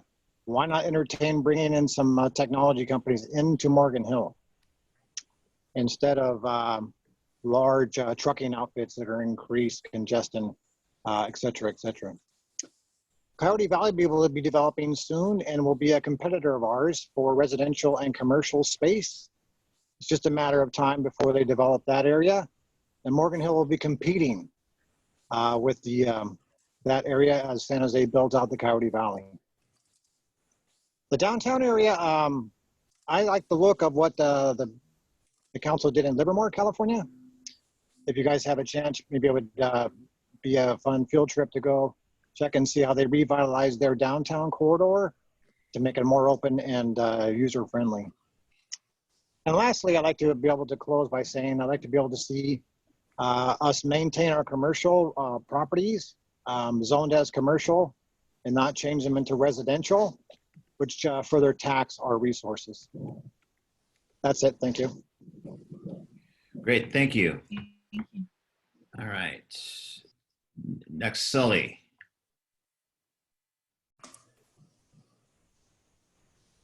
Thank you. Can everybody hear me? Can hear you now. Thank you very much. I'd like to just, I'm part of the Engage Committee also, and I agree with everything that was said by Rick and Nick, and especially tailing on to what Nick said regarding maybe perhaps we should relook at looking at a tax measure of some sort. We were, as a group, against doing that because we didn't think the timing was right, and we didn't think that the citizens would be in favor of it. However, I'm beginning to change my mind a little bit given the fact that I've seen other communities, and I believe Mayor London Breeze came out officially on television the other day and said, hey, we may be looking at a tax measure because this is serious. We need to recoup these funds so we can satisfy the community needs, and we don't have funds to do it. So I believe communication is very important in how we go about doing that, how we get that specific word out to the community as to what our needs are, what their needs are, and what they would like the city to do in the future. Because if we don't get the community involved, our group is great. We have 35 people, but we have a community of 47,000. So we need to, community engagement is great, but community communication is the ultimate thing. So thank you very much. Welcome. Now we have Galaxy S10e.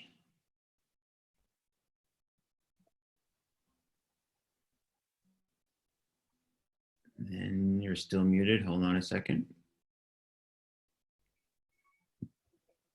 There we go. Yes. So this is S10e. We can barely hear you. Okay. Can Yeah, you know, it's your phone's going in and out. Okay. Well, okay. So I'm gonna try to move to a different spot. Maybe that'll work. Can you type Okay. your How about question? now? I'm pretty on right now. So Yeah, there's. it's really a question. It's not Galaxy S10. We can't really hear you. We're hearing like every fourth word. Okay. And then just put in.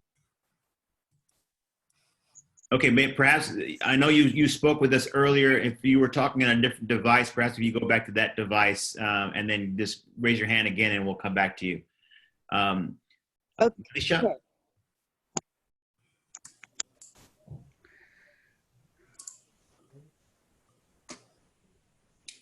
And you're about to be Hi, Mayor. Our next speaker is Militia. He's muted right now. Okay, can you guys hear me? Yep. Yes. Okay. So first of all, I just wanted to thank all of you guys, the city and the staff and everyone in the city.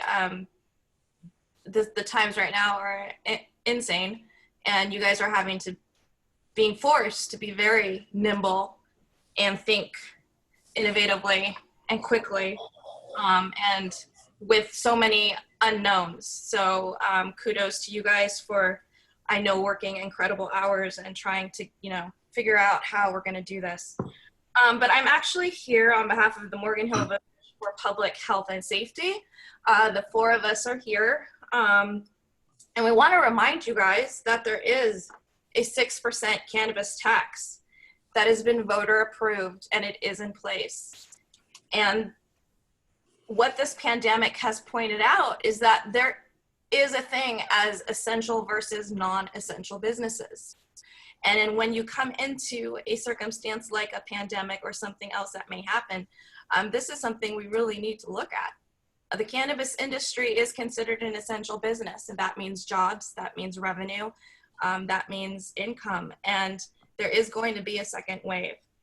I know I'm here with my other colleagues. We are all ready to stand together, and we are all ready to work together with the city and the police department and with the public, even though we are competitors in this issue to help save the city and help our residents. We are in this together. If you don't know, cannabis is actually being looked at for a COVID treatment possibility. The anti-inflammatory components of cannabis is being looked at right now. And I know in the past, the comment has been that, well, you can simply just go to San Jose. And I know that's easy to say, to make that drive, just make the drive. But until you've been sick or you've been a caregiver, you can't understand the exhaustion that you endure on a day-to-day basis and the efforts that it takes to maintain just normalcy.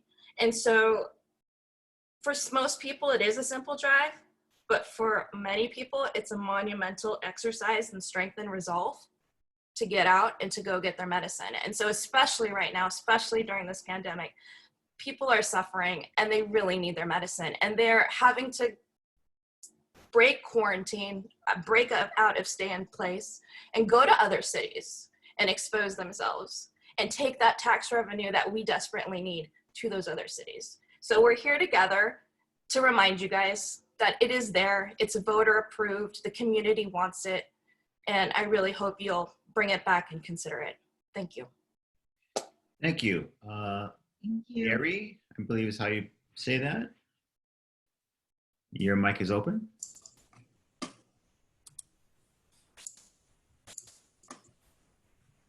Hi, Ryan. You're good to go. Oh, is it Ryan? That's not the name I see on there. Ryan Leary. It's his last name. Leary. Okay. Except we can't hear him. He's unmuted.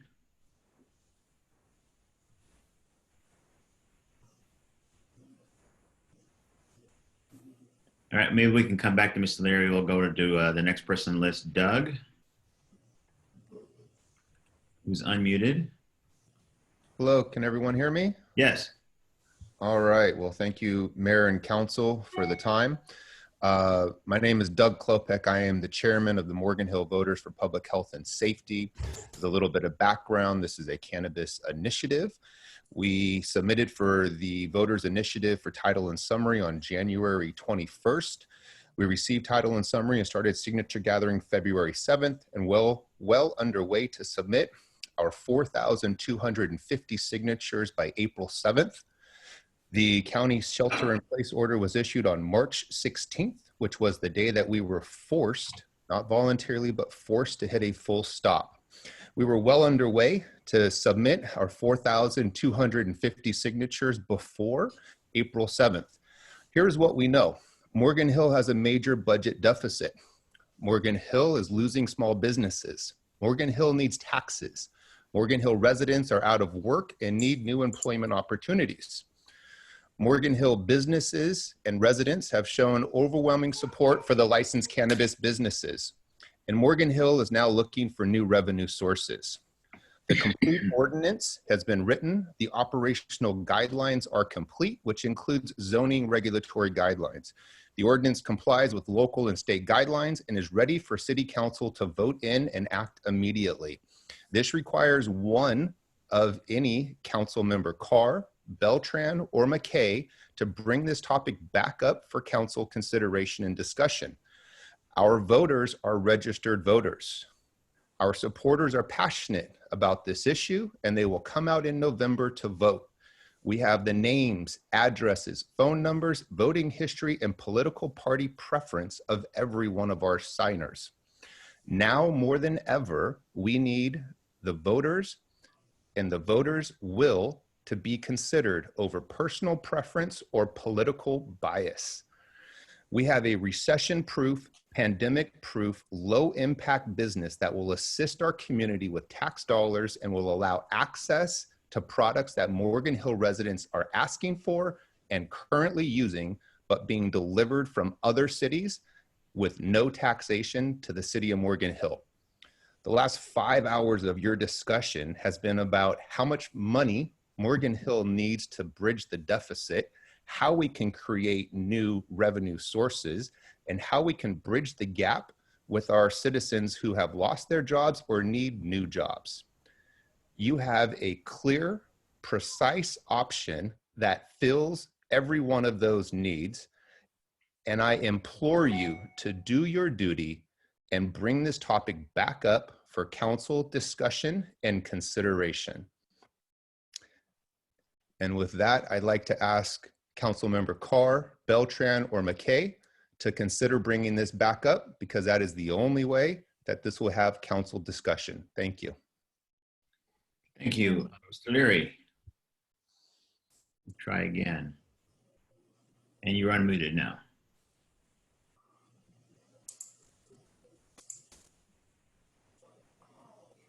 We're still unable to hear you, Ryan.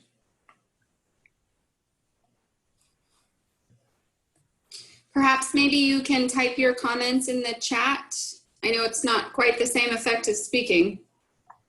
And then we'll move on to Galaxy S10 to see if you got a better connection. And you're unmuted now. Yes. Oh, can you hear me? Can you hear me at all? We can hear you a little bit. Okay. I think we'll go ahead and type it in the chat section. Yeah, that'd probably be better. I don't want to waste any time. Okay, Thank you. thanks. Thank you. And then Armando 3.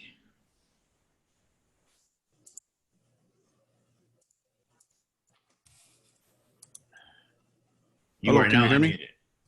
unmuted. Okay, thank you. Welcome. I want to thank the council and the city manager for tackling this fiscal calamity that we're facing. It's not only at the city level, but it's also the county, the state, and the federal governments that's going to be facing this major crisis, and are going to have these challenges that you're undertaking. But first, I want to say that I am not seeking or want to use any of the marijuana stuff, or they say the people of Morgan Hill want to have the cannabis, and I want to say that I do not want it, and I certainly have no need for it. So I want to make that point clear.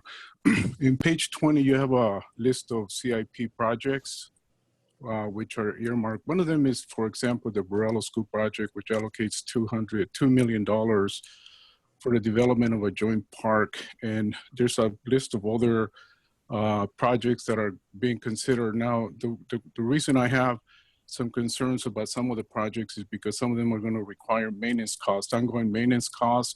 A park requires a tremendous amount of maintenance at the initial phases. And so I'm concerned about the fact that some of those projects may require ongoing maintenance, even at the initial stages of the development. So I'm wondering if there's going to be flexibility to look at some of those projects and maybe curtail them, or maybe even cut them off, so that we could save the money that we're going to need for other vital services. And I just see the Borrello School Project Park as a good example of that, because I think it's going to cost a lot of money to maintain that park. And really, if we could allocate some of that money, some of the $2 million to other, maybe even some of the other capital projects that are listed there, I think we'll be better off. I just don't see a need for a park right now, given the budget crisis. Maybe 2 or 3 months ago, it was a priority, but I do not see it as a priority now. And we don't know what's going to happen with the schools. The school is at 8,500 students right now. We used to be at 9,500. So actually we have a reduction of students enrolling in the school. So I would just ask the council to look at that list and prioritize which ones of those projects are more important and which ones are not going to incur ongoing maintenance costs, so that we could save money along the line. And I would ask the city council and the managers to look at that list and prioritize. Thank you. Okay, thank you very much. And Mr. Baranowski. Hi, this is. And thank you for allowing me this last comment, or late comment, I should say. It may be just destiny, fate, or irony that on the day of talking about the need to look long-term and new development, and with some of the speakers just now talking about how that needs to couple with community communication and trust, especially for any tax revenue, was the morning that we got the draft EIR for a very controversial project on a critical strategic piece of land, one of the last major 60 acres worth of property. I haven't had a chance, obviously, to go through that EIR yet, but I can tell you that I've been flooded from that 5 minutes after that email hit with comments about what's going on. I'd been given a bit of a heads up that it was coming. What I can tell you is that with or without shelter in place, Morgan Hill Responsible Gold Coalition will not allow that project to proceed. It's very unfortunate that Trammell Crow didn't hear the community message, that what they're proposing is not what the community wants. It does represent the opportunity for a development that would be good for the long-term job creation that's so desperately needed in Morgan Hill, but not what's proposed. As we move forward, you will have the choice to fight us or work with us.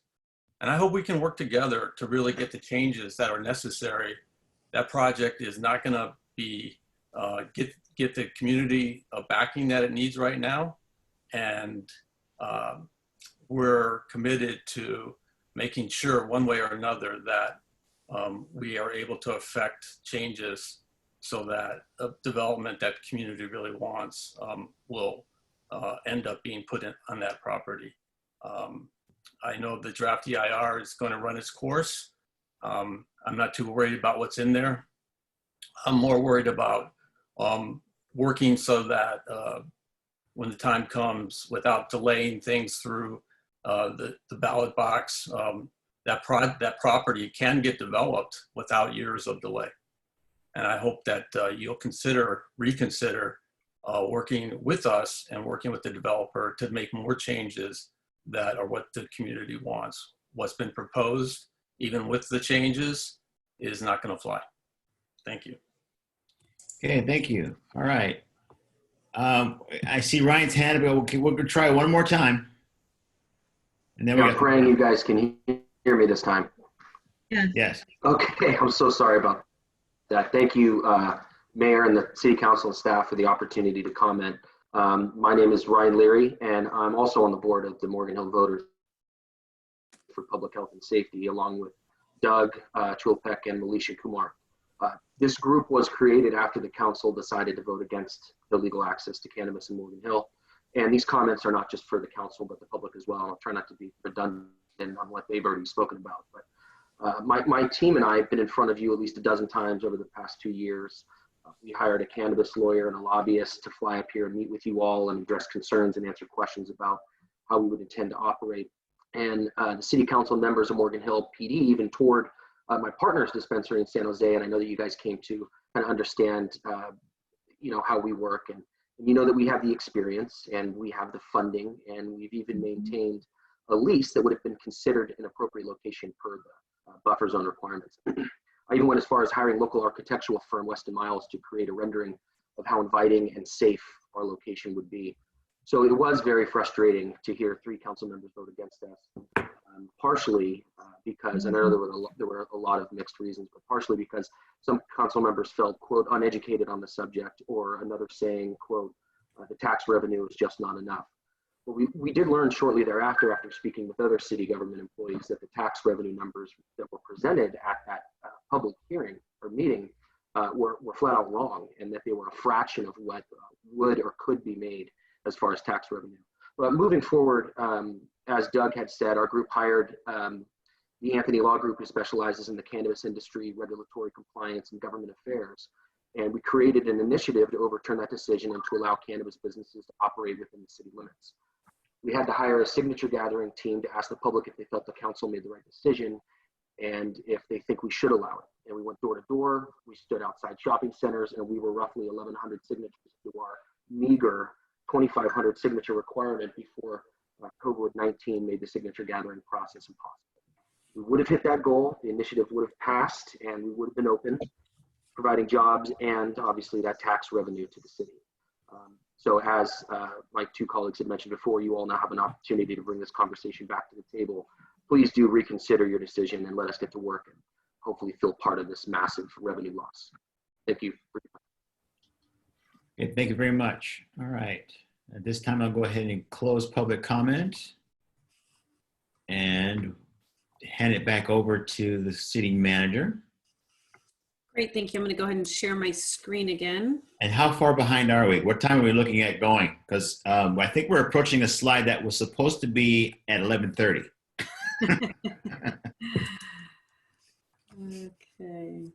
Yeah, so topical areas that we have left. So we're going to just talk very briefly about the enterprise funds. And then we have some slides on our work plan and how the proposed reductions would impact our work plan. And then we have slides on our capital improvement program. And so we may want to consider potentially deferring maybe the capital discussion, until next Wednesday, and then we can focus on our work plan and any questions that you might have in other areas, and then going through the budget reductions. That might be a plan. Well, before we do that, how much more time do you think we need to go past 3? I'm aware of one potential hard stop at 4 from one of the council members. We said our stop was at 3. Yvonne is waving her hand. She's saying 3 is her hard stop. Okay. Yeah. So it is 2:23 right now. It gives us 40 minutes. Okay. If we're going to do a hard stop of 3, then what I would recommend is deferring the discussion on the enterprise funds and capital, and then just quickly going through what changes in the work plan, so you have sort of a context about what our budget reductions represent, and then just turning it back over for next steps. No, sounds good. And as long as we leave a little bit of time for public comment as well, and then knowing that we're short on time, I'll just ask my colleagues to, if they have questions, make them very brief. Mayor, I can give a couple of minutes. I can give some flexibility. I've just got someone with the kids, so. Okay. But We'll if you stop at need- 3. We're going to stop at 3. All right. Okay. Yeah, could I also recommend that, a lot of the questions could probably be answered offline, maybe, so Okay, we can we get can do through that it, all too. see it. That sounds Just good. Write the questions down so that we can continue without the interruptions of questions. I hate to do Sounds that. good, John. Thank you. Let's move forward. Okay. Okay, so I'm going to skip forward to our work plan here. So I'm not going to go through every slide, but what we attempted to do is to show what our work plan was, and then how our budget reductions might impact our work plan. So if we look at, when this is by council goal, and so the first one is fiscal sustainability. You'll see the strike through on the revenue measure, but I've heard from some of the council members that that might still be a possibility for this year. And so I would then bring that back, and we'll bring that back for discussion at a future time. And then we have affordable housing and homelessness. That's our second, and these are in no particular order other than fiscal sustainability. But none of these work plan items that you've already seen on housing and homelessness change. We are still moving forward with all of these. Many are required, many we need to do. And looking at community engagement and messaging. And so one that we did strike through here is the census. This is going to be completed in August. Last I saw, we were above 70% for response rate in Morgan Hill, so that's excellent. And then we've added the bold ones. So continue to explore, implement, and improve upon the use of tools that allow for virtual meetings, communications, and engagement. We've done a lot in this area, getting us to these Zoom meetings, but there's other things that we need to do, and so we're going to have some dedicated time on that. Similarly, continue to monitor and evaluate communication and engagement tools and strategies with a continuous improvement focus. This has just been a topic lately, just making sure that we communicate as effectively as possible and engage as effectively as possible with our community. So we wanted to make sure that we added that here. For economic development, we are going to talk about this starting as early as next Wednesday. So you could see the bolded business resiliency program. I won't spend any more time on this, but this will be back with you on Wednesday. Transportation, so this continues. The High Speed Rail Authority Environmental Impact Report is out as of April 24th. Comments are due back by June 8th. We'll be back to you on June 3rd to review the comments that we will have prepared. Continuing efforts on hail, and then our advocacy work. And a lot of that right now is focused on the expansion of Highway 101. Okay, so with that, I don't believe there's any specific slides that I want to share. We've gone through these, and we're going to do the capital improvement program next Wednesday. So I do want to just mention a couple things here as far as timelines go. So June 17th is when our budget hearing and adoption is scheduled for, and then next Wednesday, May 20th, we'll come back and we'll talk about capital and then enterprise funds as well. And so with that, questions, comments, and we could take it from there. So Christina, May 20th, that's our regular city council meeting. And then on the 17th, we'll bring back the budget for council. But it seems to me like we might need some more time for this. Is there a possibility in scheduling, another time to talk specifically about the budget with the community in some type of a extended workshop? And I hate to just blow through all of this. I know we've all got the time constraints, but we're talking about some pretty significant changes. Yeah, so we'll agendize budget for Wednesday, and then we can, after we get through capital and the wastewater and water funds, we can assess, what areas council wants to delve into and schedule that. Okay. If that's what council's desire, yeah.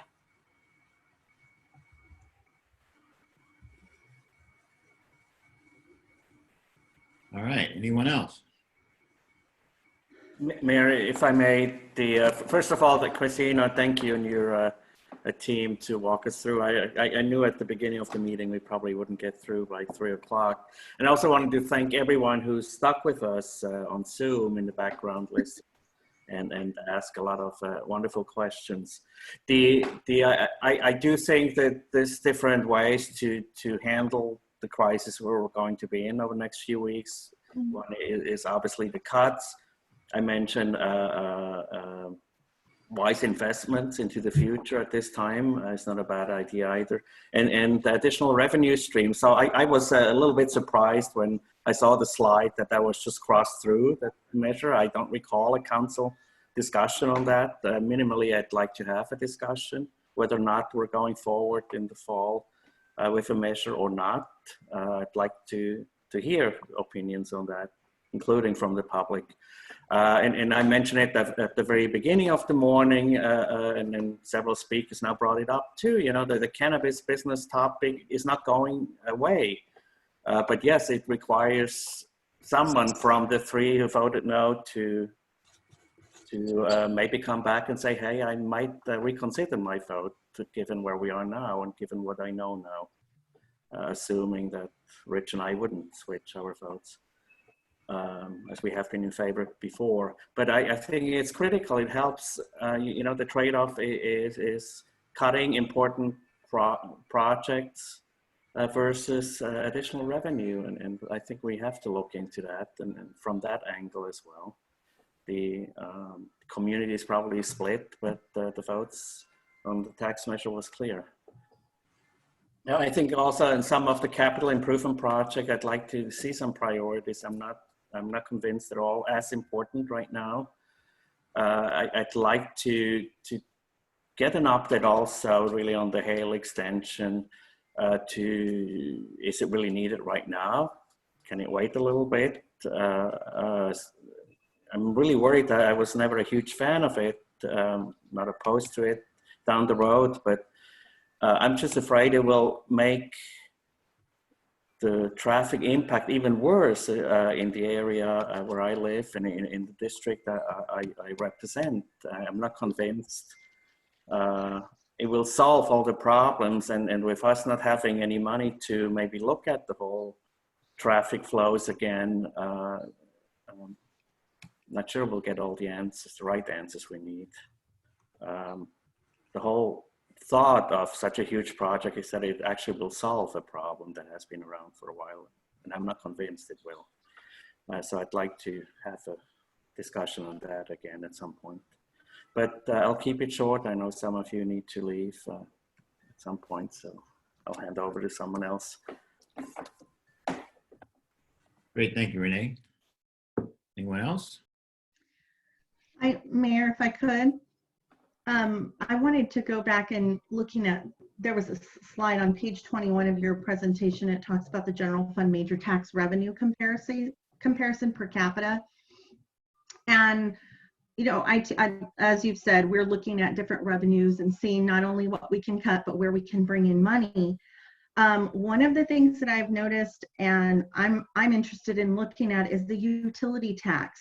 If you look at this fund, you see we have no utility tax. And I know there's been some discussion about it before, and you talking about, possibly starting some conversations about that. But that, when we look at comparatively why we have lower taxes comparatively to other cities, that's one of the major reasons, is that there's also the, you know, there's a differential in the property tax and business license, where I don't necessarily think that's somewhere where we want to increase now, but if we could look at the utility tax, that would be something that I'd be interested in doing. And seeing where, you know, I don't remember what the background was on that, but I do remember you mentioning that, Christina. The capital improvement projects, I think this will be a really interesting conversation, and probably where we may have to, you know, really kind of decide and show where our priorities lie for the city, because we have to decide which projects we're going to be funding and going forward with right now, as well as in the future. So on one side where we're cutting, but then where are we looking to spend this money? So I'm really interested to have that conversation. I think there were a couple of important points brought up. I'm not saying I'm for either, you know, or again, I'm just listening to what people are saying. I hear you, and one of them talking about the park, the Borello Park. I admit that it does make me wonder and think, you know, our schools are not in session right now. The same thing that I've talked about with the Magical Park and having this maintenance fund, and then do we have a maintenance fund on that? And so these are some of the things that I just want to share with the community and you that are on top of my mind. And I think that's really, you know, for now where I'm at. I want to thank you, and I want to thank the team. I want to thank my colleagues. I think we've all showed up here ready to give and take, and hear what your best recommendations are, and even to the public. I mean, they've come forward and spent the time on their Friday because people care where we're moving with this. So thank you. This was phenomenal, the way you walked us through, the way that you really gave a breakdown of, you know, everything that we're looking at. And I think there's more to look at. You know, even our funds, I see there's some funds here for the capital improvement of the rehab. So I think there'll be a lot to talk about. Thank you, Mayor.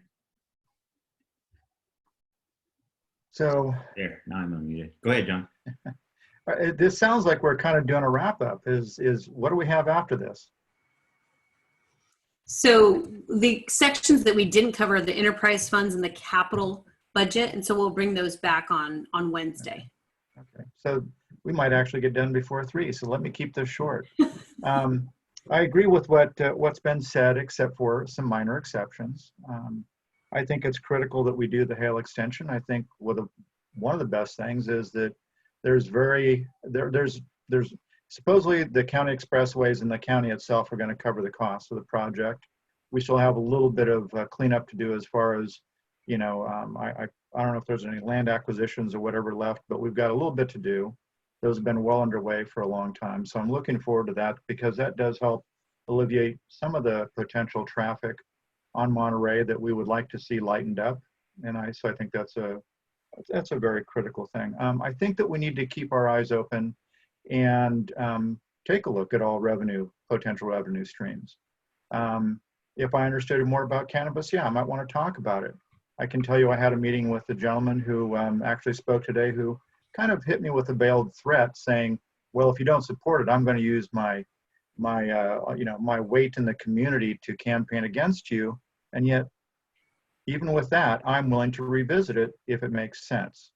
I want to make sure that we are looking into everything, but I also want to make sure that we're not forgetting that we need to keep some investment in place. I had already mentioned economic development. I think that we need to make sure that we have that positioning, and, you know, the continued efforts to bring the right businesses to Morgan Hill, as much as that will vary from person to person in this community. I think that we need to make sure that our communications department has as much information as we can, you know, have as much opportunity to inform the community as possible. Sorry, Jim, I didn't mean to put you to sleep. But I think it is important that we end up putting up enough support behind our communication community, because we're getting more and more questions about what we're doing. We see that we're getting Public Records Act requests, and I would like to see that removed from planning and move that more into communication or something like that. It's just, I think that this community is going to continue to look for more and more information from us. And I think that we need to be in a position to respond to the community. So those are the things I'm looking at. Otherwise, in general, I think that, you know, I went through this whole budget with a fine-tooth comb. And, you know, thank you for Christina for spending the time with me and discussing that. It's just really tough to see where we can cut anymore. So thank you for everything you've done. Thank you, everybody. Thank you. And that's part of the problem. Am I getting feedback from somewhere, or is that? Anyway, can everyone hear me okay? Yes. Okay. Yeah, part of the problem with always running a lean ship is that when you have tough seas, there's very little to cut. And what you do end up cutting is stuff that is really, really important. I want to commend the team, though, for looking through this budget and being able to, one, keep as many employees as possible, not only just for their own peace of mind, but just to make sure the city runs properly. We still have to remember that we have a city to run. And when it comes to the donations for the partners that we have, you know, having to cut them is difficult. But we have to remember that for some of the organizations, we are not their main funding source. So going back and giving them $1 or $2 more may not be significant, but we have to remember that we'd have to take that $1 or $2 more from some other group. And there are other groups in Morgan Hill, that, not just in Morgan Hill, but other groups that we fund that do rely on us for a main funding source. So we just can't look at one organization and say, well, we need to give them more because they do this and they do that. There's a whole host of organizations that are all very important in their own realms. So we have to basically look at what our staff recommends and really go and be guided by that, because I believe that they've made the best decisions for the times that we're in right now. And also, I want to remind everyone that the budget that we're looking at is based on a relaxation of the shelter in place ending this month. We don't know that's a fact. So I don't want to, you know, be a pessimistic person, but it could get worse. So this is looking at if the county relaxes. The governor's already started to relax other parts of the state, and he's left it up to the individual counties. Our county has said we're not there yet, and partly because of the fact that we were hit very hard. We have the most cases in the Bay Area in our county. So the reason why the curve has been flattened and being smashed is because of what we're doing right now. And I think it'd be more detrimental to prematurely open up businesses and allow people to freely move around and then have the COVID-19 come up again and then shutting it down. I think that would have even a more detrimental effect, because I think we'd be shut down even longer. So I think we really have to stay the course and just listen to the county and listen to Dr. Cody, who I think has made some excellent decisions. So with that, I will open it up to public comment. I have a couple of comments, if I might get a moment. Okay. I thought I was the last one, but okay, Larry, go ahead. Thank you, Mayor. I appreciate it. I as well want to thank the staff team for putting this presentation on, and the budget team that has put this very difficult document together.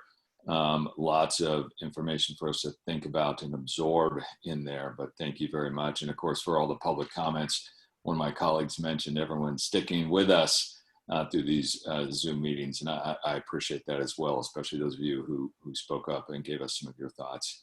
I think our management team is leading by example in this budget, and I commend them for that, in the cuts that they're willing to take in this.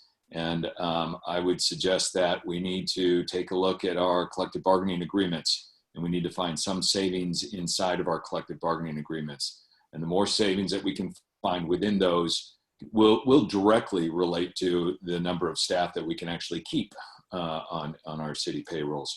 So I would encourage us to do that, and for our leaders of our employee groups, I know they'll be great partners with us in having those conversations and trying to find places where there may be some savings in there. It's important that we keep our values when considering these budgets. And I think, for me going through this, and I'm sure this is shared by all my colleagues, is just an emphasis on doing as little harm as possible. I would love to be able to say do no harm, but we know that this budget and the cuts that we're going to have to make are going to be harmful to our community. So as little harm as possible to our efforts to rebuild our economy and to get businesses going again, as little impacts to our residents as possible. And I think those are guiding principles that for the public out there that you're hearing from all of my colleagues and the comments they're making and then the suggestions and the things we're looking for. I think it's super important as well that we stay true to the principles that guide the sustainable budget strategy. They've been laid out here for us again. Those were developed during the Great Recession and aided the city in working through those difficult budget times. And staying as true to those as we can will help us in this time. A suggestion that I'm going to make that it doesn't need adoption of the budget, but I think we need to play some stronger advocacy roles as a council and as a city. I was struck by some of the things that Leslie talked about in development, and that we still have all of these vast requirements of the state that really do nothing to move Morgan Hill forward, but simply require us to do a bunch of reporting to the state that are costly and are the reason why we're moving all those planning staff into the long range budget. I think we ought to be very aggressive in petitioning the state and our local state leaders on asking for those items to be postponed during this emergency so that we don't have to be doing an update to our housing element and all the other reporting requirements, requiring us to move our planning staff away from things that could be beneficial to us today in order to just simply meet these reporting requirements that the state has for us. So I would hope that we could, do that right away. It takes no action on our part. It just it takes advocacy efforts on all of ours. So hopefully we'll be able to get those going. We're going to talk more about capital in the future, so I'm not going to spend much time on that, except that we all, I know, are looking at our capital investments as ways of investing in the future. And I'm going to agree with my colleague, Mr. McKay, that the Hale Avenue extension is critical for that. It's been planned for in this community for quite some time. The funding is coming through County Measure B, and we are as shovel ready as any project ever was to get that one going. And so I would hate for us to postpone any of that. It is critical for other investments in our future. And the way that we talk about cuts is, I think it's important for our community in the way that we actually address it. And I want us to think about the difference between perhaps cuts and structural change. When we think about cuts, we're thinking about, I've got to cut back my monthly budget at my home this month because I just need to be tighter on some things. And next month, I'll be able to make that up. This is something we should be looking at right now as an opportunity to make some structural changes in our city and the way that we operate. We shouldn't assume that we're going to make cuts and refill those things next year or 2 years down the road if things get better. But this is an opportunity for us to say, what is our new normal? How do we deliver services under this new normal and under the emergency services that we're under so that we can actually be sustainable in the future and not have to keep going with these spikes, peaks and spikes that are going on now? It's truly an opportunity for us to rethink so that we can be more structurally sound.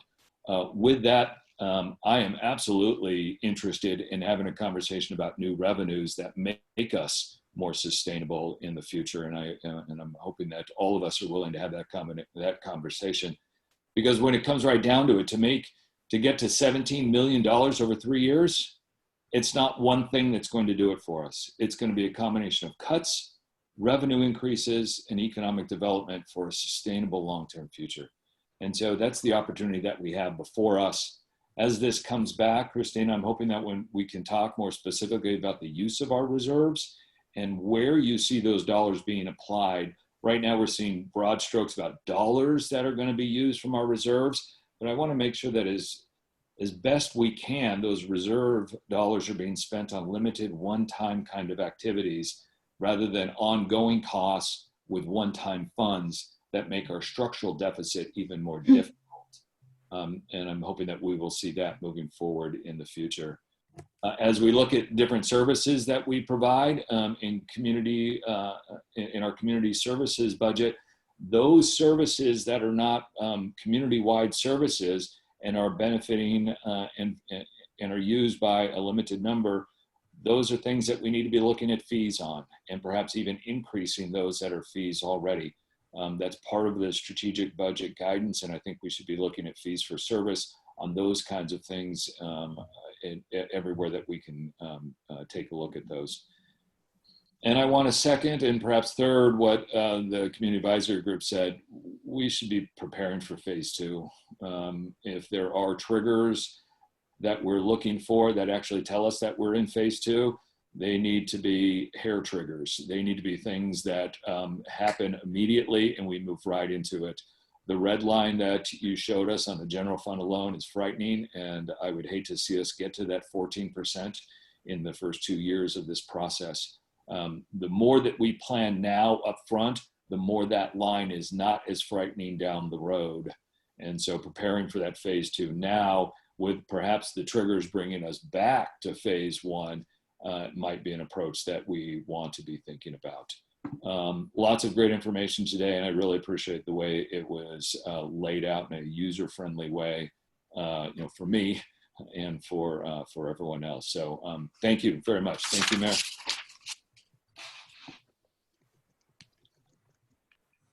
Unmute myself. There we go. Thank you, Larry. Okay, and at this time, before I turn it back over to Christina, I'll open it up for any final public comment. Give some people an opportunity to raise their hand if they'd like. And while we're waiting for that, I want to echo the sentiment that was given not only by Larry, but all the council members. This is a very difficult time, but I wouldn't want to go through this time with anyone other than the teammates that we have. We are in excellent hands, and I really appreciate all of their hard work. I can't express how proud I am to be part of this organization. I really can't, because ever since I've been involved in this council and in this city, I have seen the best of what Morgan Hill has to offer. So I want to again echo my colleagues' sentiment. Again, thank you, because yeah, we're being driven. And we're not in control. We're nowhere near the steering wheel. And we're heading towards a cliff. But again, we will come through this together as long as we maintain our focus. And I will stop bloviating because I see that there is a hand. Doug, we'll open up your mic. Okay, you're open. Hi, and thank you for this second opportunity here. I'll keep it really short and sweet.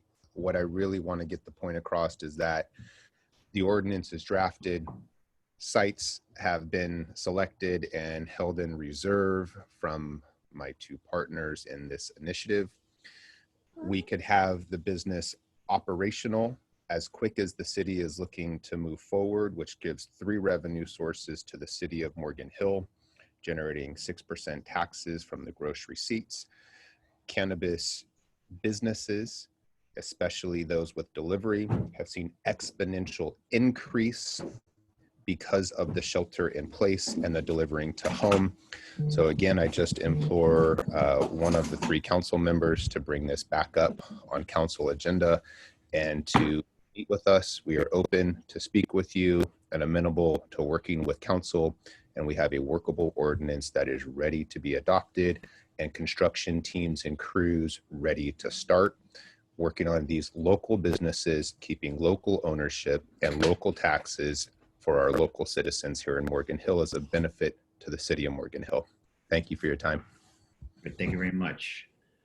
Thank you. And I don't see any other hands going up, so I will go ahead and turn this back over to Christina.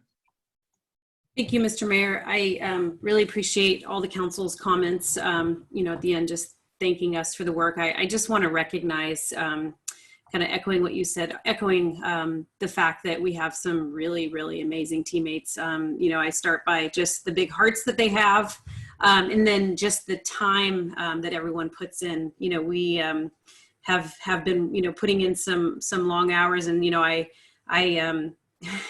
you know, I'm fortunate that, you know, all of your leadership team is willing to do that in this process, and always, you know, so just the time, and then, you know, also just the brains and the creativity and the innovation, and, you know, coming up with very strategic ideas and being willing to share those and kind of out of the box sort of ideas, and quickly being able to react. And so I just want to thank each and every one of my teammates and all of the council members as well. So thank you, and you will continue this conversation next week and more as we lead into the adoption on the 17th. So thank you, and have a great afternoon all. Great. Thank you, everybody. Thank you. Bye-bye. Bye. Bye-bye. Thank you very much.